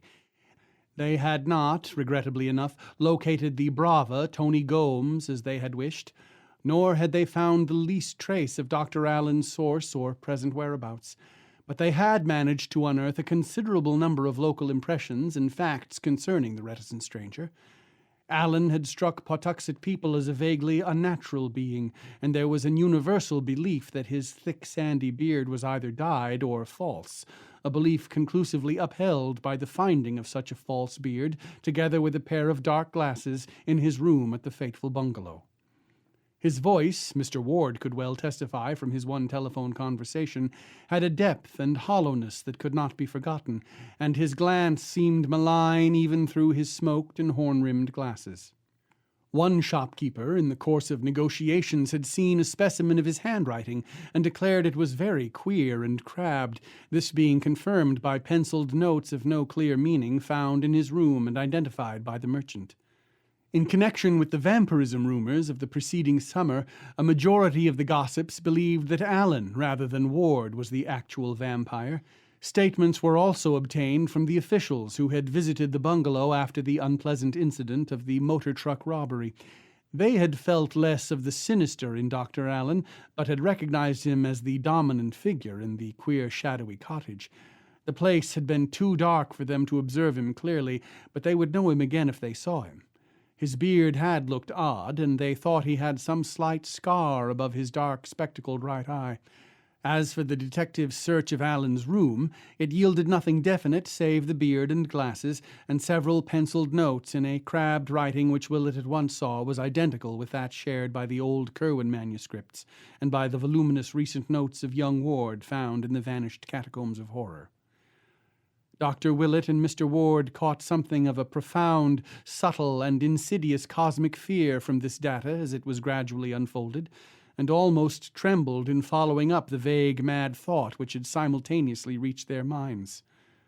The false beard and glasses, the crabbed Curwen penmanship, the old portrait and its tiny scar, and the altered youth in the hospital with such a scar. That deep, hollow voice on the telephone, was it not of this that Mr. Ward was reminded when his son barked forth those pitiable tones to which he now claimed to be reduced? Who had ever seen Charles and Allen together? Yes, the officials had once, but who later on? Was it not when Allen left that Charles suddenly lost his growing fright and began to live wholly at the bungalow? Curwen, Allen, Ward. In what blasphemous and abominable fusion had two ages and two persons become involved? That damnable resemblance of the picture to Charles, had it not used to stare and follow the boy around the room with its eyes? Why, too, did both Allen and Charles copy Joseph Curwen's handwriting, even when alone and off guard? And then the frightful work of those people, the lost crypt of horrors that had aged the doctor overnight, the starved monsters in the noisome pits, the awful formula which had yielded such nameless results, the message in minuscules found in Willett's pocket, the papers and the letters, and all the talk of graves and salts and discoveries. Whither did everything lead? In the end, Mr. Ward did the most sensible thing. Steeling himself against any realization of why he did it, he gave the detectives an article to be shown to such Pawtuxet shopkeepers as had seen the portentous Dr. Allen. That article was a photograph of his luckless son, on which he now carefully drew in ink the pair of heavy glasses and the black pointed beard which the men had brought from Allen's room.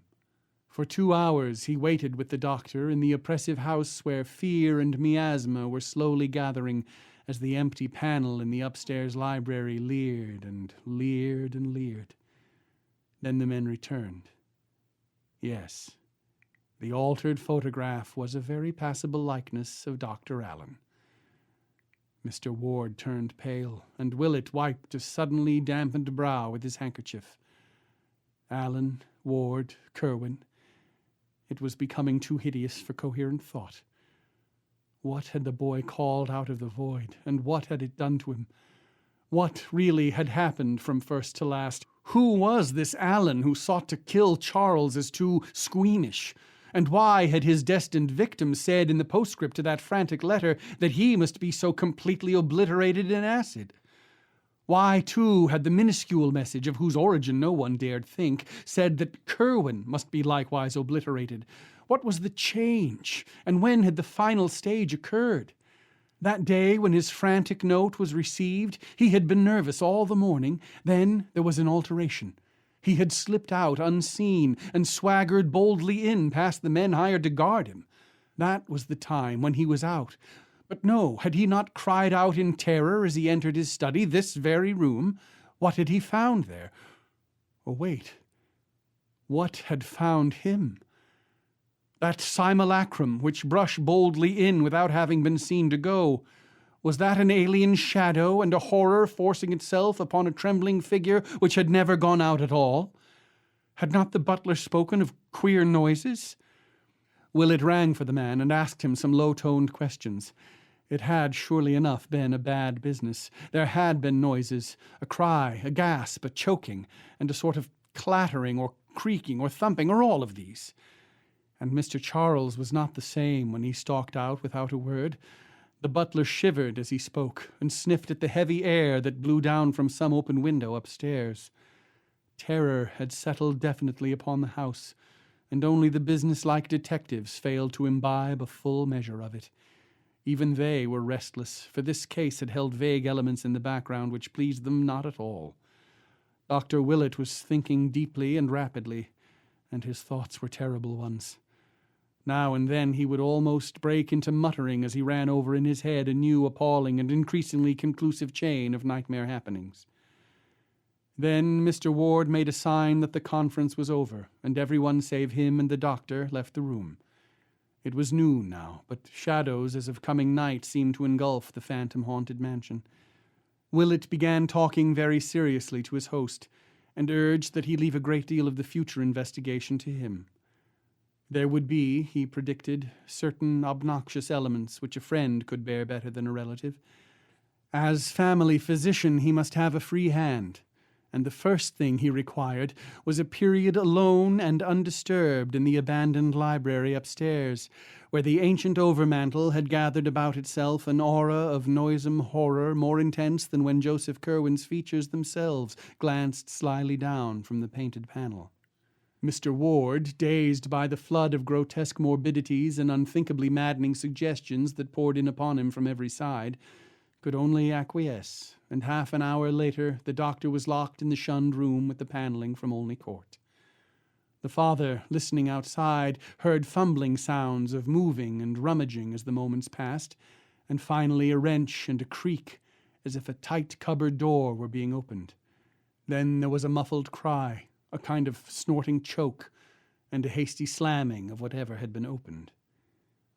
Almost at once the key rattled, and Willett appeared in the hall, haggard and ghastly, and demanding wood for the real fireplace on the south wall of the room. The furnace was not enough, he said, and the electric log had little practical use. Longing, yet not daring, to ask questions, Mr. Ward gave the requisite orders, and a man brought some stout pine logs, shuddering as he entered the tainted air of the library to place them in the grate. Willett, meanwhile, had gone up to the dismantled laboratory and brought down a few odds and ends not included in the moving of the July before. They were in a covered basket, and Mr. Ward never saw what they were. Then the doctor locked himself in the library once more, and by the clouds of smoke which rolled down past the windows from the chimney, it was known that he had lighted the fire. Later, after a great rustling of newspapers, that odd wrench and creaking were heard again, followed by a thumping which none of the eavesdroppers liked. Thereafter 2 suppressed cries of Willett's were heard, and hard upon these came a swishing rustle of indefinable hatefulness. Finally, the smoke that the wind beat down from the chimney grew very dark and acrid, and everyone wished that the weather had spared them this choking and venomous inundation of peculiar fumes. Mr. Ward's head reeled, and the servants all clustered together in a knot to watch the horrible black smoke swoop down. After an age of waiting, the vapors seemed to lighten, and half-formless sounds of scraping, sweeping, and other minor operations were heard behind the bolted door. And at last, after the slamming of some cupboard within, Willett made his appearance, sad, pale, and haggard, and bearing the cloth-draped basket he had taken from the upstairs laboratory. He had left the window open, and into that once accursed room was pouring a wealth of pure, wholesome air to mix with a queer new smell of disinfectants. The ancient overmantel still lingered, but it seemed robbed of malignity now, and rose as calm and stately in its white paneling as if it had never borne the picture of Joseph Curwen. Night was coming on, yet this time its shadows held no latent fright, but only a gentle melancholy. Of what he had done, the doctor would never speak. To Mr. Ward he said, "I can answer no questions, but I will say that there are different kinds of magic. I have made a great purgation, and those in this house will sleep the better for it." Chapter 7. That Dr. Willett's purgation had been an ordeal almost as nerve-wracking in its way as his hideous wandering in the vanished crypt is shown by the fact that the elderly physician gave out completely as soon as he reached home that evening. For 3 days he rested constantly in his room, though servants later muttered something about having heard him after midnight on Wednesday, when the outer door softly opened and closed with phenomenal softness. Servants' imaginations, fortunately, are limited. Else comment might have been excited by an item in Thursday's Evening Bulletin, which ran as follows: North End ghouls active again. After a lull of 10 months since the dastardly vandalism in the Whedon lot at the North Burial Ground, a nocturnal prowler was glimpsed early this morning in the same cemetery by Robert Hart, the night watchman. Happening to glance for a moment from his shelter at about 2 a.m., Hart observed the glow of a lantern or pocket torch not far to the northwest, and upon opening the door detected the figure of a man with a trowel very plainly silhouetted against a nearby electric light. At once starting in pursuit, he saw the figure dart hurriedly toward the main entrance, gaining the street and losing himself among the shadows before approach or capture was possible. Like the first of the ghouls active during the past year, this intruder had done no real damage before detection. A vacant part of the Ward lot showed signs of a little superficial digging, but nothing even nearly the size of a grave had been attempted, and no previous grave had been disturbed. Hart, who cannot describe the prowler except as a small man, probably having a full beard, inclines to the view that all 3 of the digging incidents have a common source, but police from the second station think otherwise on account of the savage nature of the second incident, where an ancient coffin was removed and its headstone violently shattered. The first of the incidents in which it is thought an attempt to bury something was frustrated occurred a year ago last March and has been attributed to bootleggers seeking a cache. It is possible, says Sergeant Riley, that this third affair is of similar nature. Officers at the second station are taking especial pains to capture the gang of miscreants responsible for these repeated outrages. All day Thursday, Dr. Willett rested, as if recuperating from something past, or nerving himself for something to come. In the evening he wrote a note to Mr. Ward, which was delivered the next morning, and which caused the half-dazed parent to ponder long and deeply.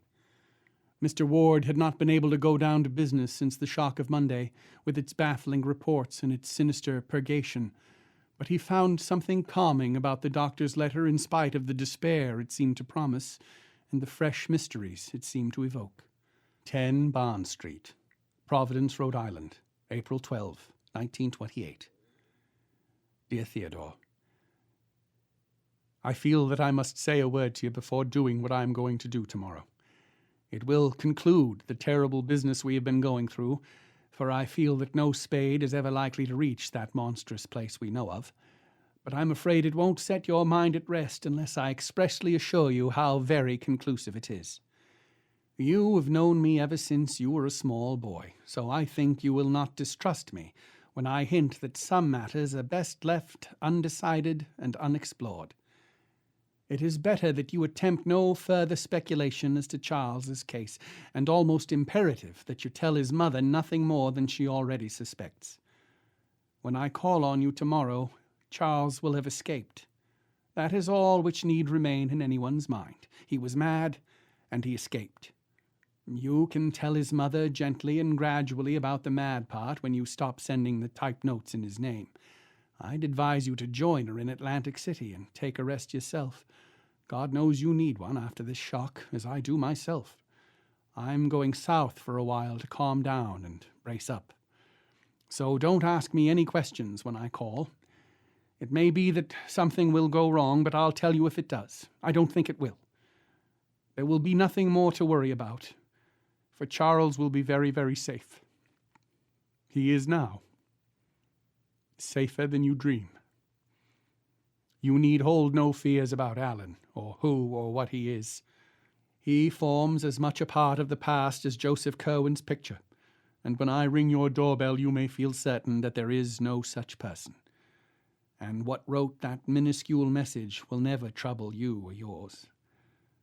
But you must steel yourself to melancholy and prepare your wife to do the same. I must tell you frankly that Charles's escape will not mean his restoration to you. He has been afflicted with a peculiar disease, as you must realize from the subtle physical as well as mental changes in him, and you must not hope to see him again. Have only this consolation, that he was never a fiend or even truly a madman, but only an eager, studious, and curious boy whose love of mystery and of the past was his undoing. He stumbled on things no mortal ought ever to know, and reached back through the years as no one ever should reach, and something came out of those years to engulf him. And now comes the matter in which I must ask you to trust me most of all, for there will be indeed no uncertainty about Charles's fate. In about a year, say, you can, if you wish, devise a suitable account of the end, for the boy will be no more. You can put up a stone in your lot at the North Burial Ground exactly 10 feet west of your father's and facing the same way, and that will mark the true resting place of your son. Nor need you fear that it will mark any abnormality, a changeling. The ashes in that grave will be those of your own unaltered bone and sinew, of the real Charles Dexter Ward, whose mind you watched from infancy. The real Charles, with the olive mark on his hip, and without the black witch mark on his chest or the pit on his forehead. The Charles who never did actual evil, and who will have paid with his life for his squeamishness. That is all. Charles will have escaped, and a year from now you can put up his stone. Do not question me tomorrow, and believe that the honor of your ancient family remains untainted now as it has been at all times in the past. With profoundest sympathy and exhortations to fortitude, calmness, and resignation, I am ever sincerely your friend, Marinus B. Willett. So on the morning of Friday, April 13, 1928, Marinus Bicknell Willett visited the room of Charles Dexter Ward at Dr. Waite's private hospital on Connecticut Island. The youth, though making no attempt to evade his caller, was in a sullen mood, and seemed disinclined to open the conversation which Willett obviously desired. The doctor's discovery of the crypt and his monstrous experience therein had, of course, created a new source of embarrassment, so that both hesitated perceptibly after the interchange of a few strained formalities. Then a new element of constraint crept in, as Ward seemed to read behind the doctor's mask-like face a terrible purpose which had never been there before. The patient quailed, conscious that since the last visit there had been a change whereby the solicitous family physician had given place to the ruthless and implacable avenger. Ward actually turned pale, and the doctor was the first to speak. "More," he said, "has been found out, and I must warn you fairly that a reckoning is due." "Digging again, and coming upon more poor starving pets," was the ironic reply. It was evident that the youth meant to show bravado to the last. "No," Willett slowly rejoined. "This time I did not have to dig. We have had men looking up Dr. Allen, and they found the false beard and the spectacles in the bungalow." "Excellent. commented the disquieted host in an effort to be wittily insulting. And I trust they proved more becoming than the beard and glasses you now have on. They would become you very well, came the even and studied response, as indeed they seem to have done. As Willett said this, it almost seemed as though a cloud passed over the sun, though there was no change in the shadows on the floor. Then Ward ventured, And is this what asks so hotly for a reckoning? Suppose a man does find it now and then useful to be twofold. No, said Willett gravely. Again, you are wrong. It is no business of mine if any man seeks duality, provided he has any right to exist at all, and provided he does not destroy what called him out of space. Ward now started violently. Well, sir, what have ye found, and what do you want with me? The doctor let a little time elapse before replying, as if choosing his words for an effective answer. I have found, he finally intoned, something in a cupboard behind an ancient overmantel where a picture once was. And I have burned it and buried the ashes where the grave of Charles Dexter Ward ought to be. The madman choked and sprang from the chair in which he had been sitting. Damn ye! Who did you tell? And who'll believe it was he after these full 2 months with me alive? What do you mean to do? Willett, though a small man, actually took on a kind of judicial majesty as he calmed the patient with a gesture. I have told no one. This is no common case. It is a madness out of time, and a horror from beyond the spheres which no police or lawyers or courts or alienists could ever fathom or grapple with. Thank God some chance has left inside me the spark of imagination, that I might not go astray in thinking out this thing. You cannot deceive me, Joseph Curwen, for I know that your accursed magic is true. I know how you wove the spell that brooded outside the ears and fastened on your double and descendant. I know how you drew him into the past and got him to raise you up from your detestable grave. I know how he kept you hidden in his laboratory while you studied modern things and roved abroad as a vampire by night, and how you later showed yourself in beard and glasses that no one might wonder at your godless likeness to him. I know what you resolved to do when he balked at your monstrous rifling of the world's tombs, and at what you planned afterward, and I know how you did it. You left off your beard and glasses and fooled the guards around the house. They thought it was he who went in, and they thought it was he who came out when you had strangled and hidden him. But you hadn't reckoned on the different contents of 2 minds. You were a fool, Curwen, to fancy that a mere visual identity would be enough. Why didn't you think of the speech and the voice and the handwriting? It hasn't worked, you see, after all.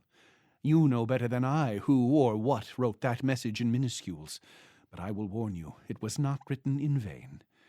There are abominations and blasphemies which must be stamped out, and I believe that the writer of those words will attend to Orne and Hutchinson.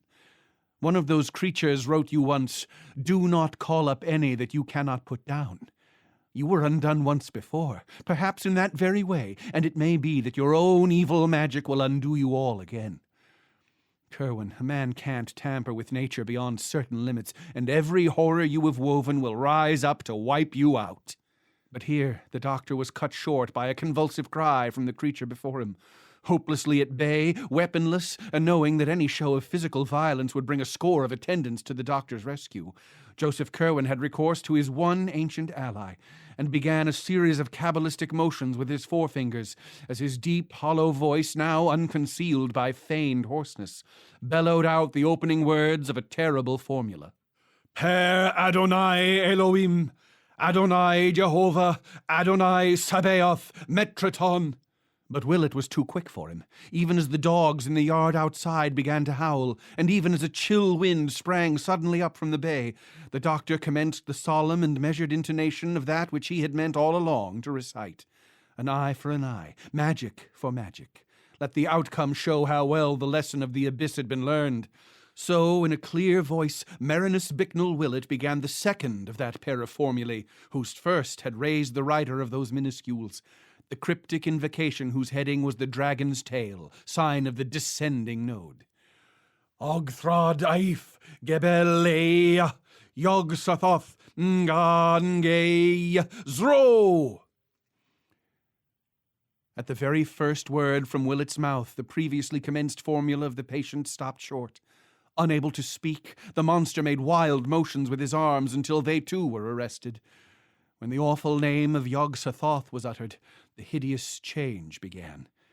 It was not merely a dissolution, but rather a transformation or recapitulation, and Willett shut his eyes lest he faint before the rest of the incantation could be pronounced.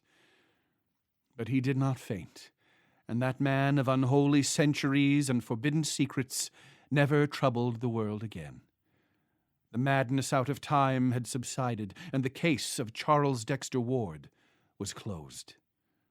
Opening his eyes before staggering out of that room of horror, Dr. Willett saw that what he had kept in memory had not been kept amiss. There had, as he had predicted, been no need for acids, for like his accursed picture a year before, Joseph Curwen now lay scattered on the floor as a thin coating of fine bluish-gray dust. The Case of Charles Dexter Ward was read by Andrew Lehman, from text edited by S.T. Joshi. This recording is part of the H.P. Lovecraft Historical Society's Collected Fiction of H.P. Lovecraft. Performance copyright 2017 by HPLHS Incorporated.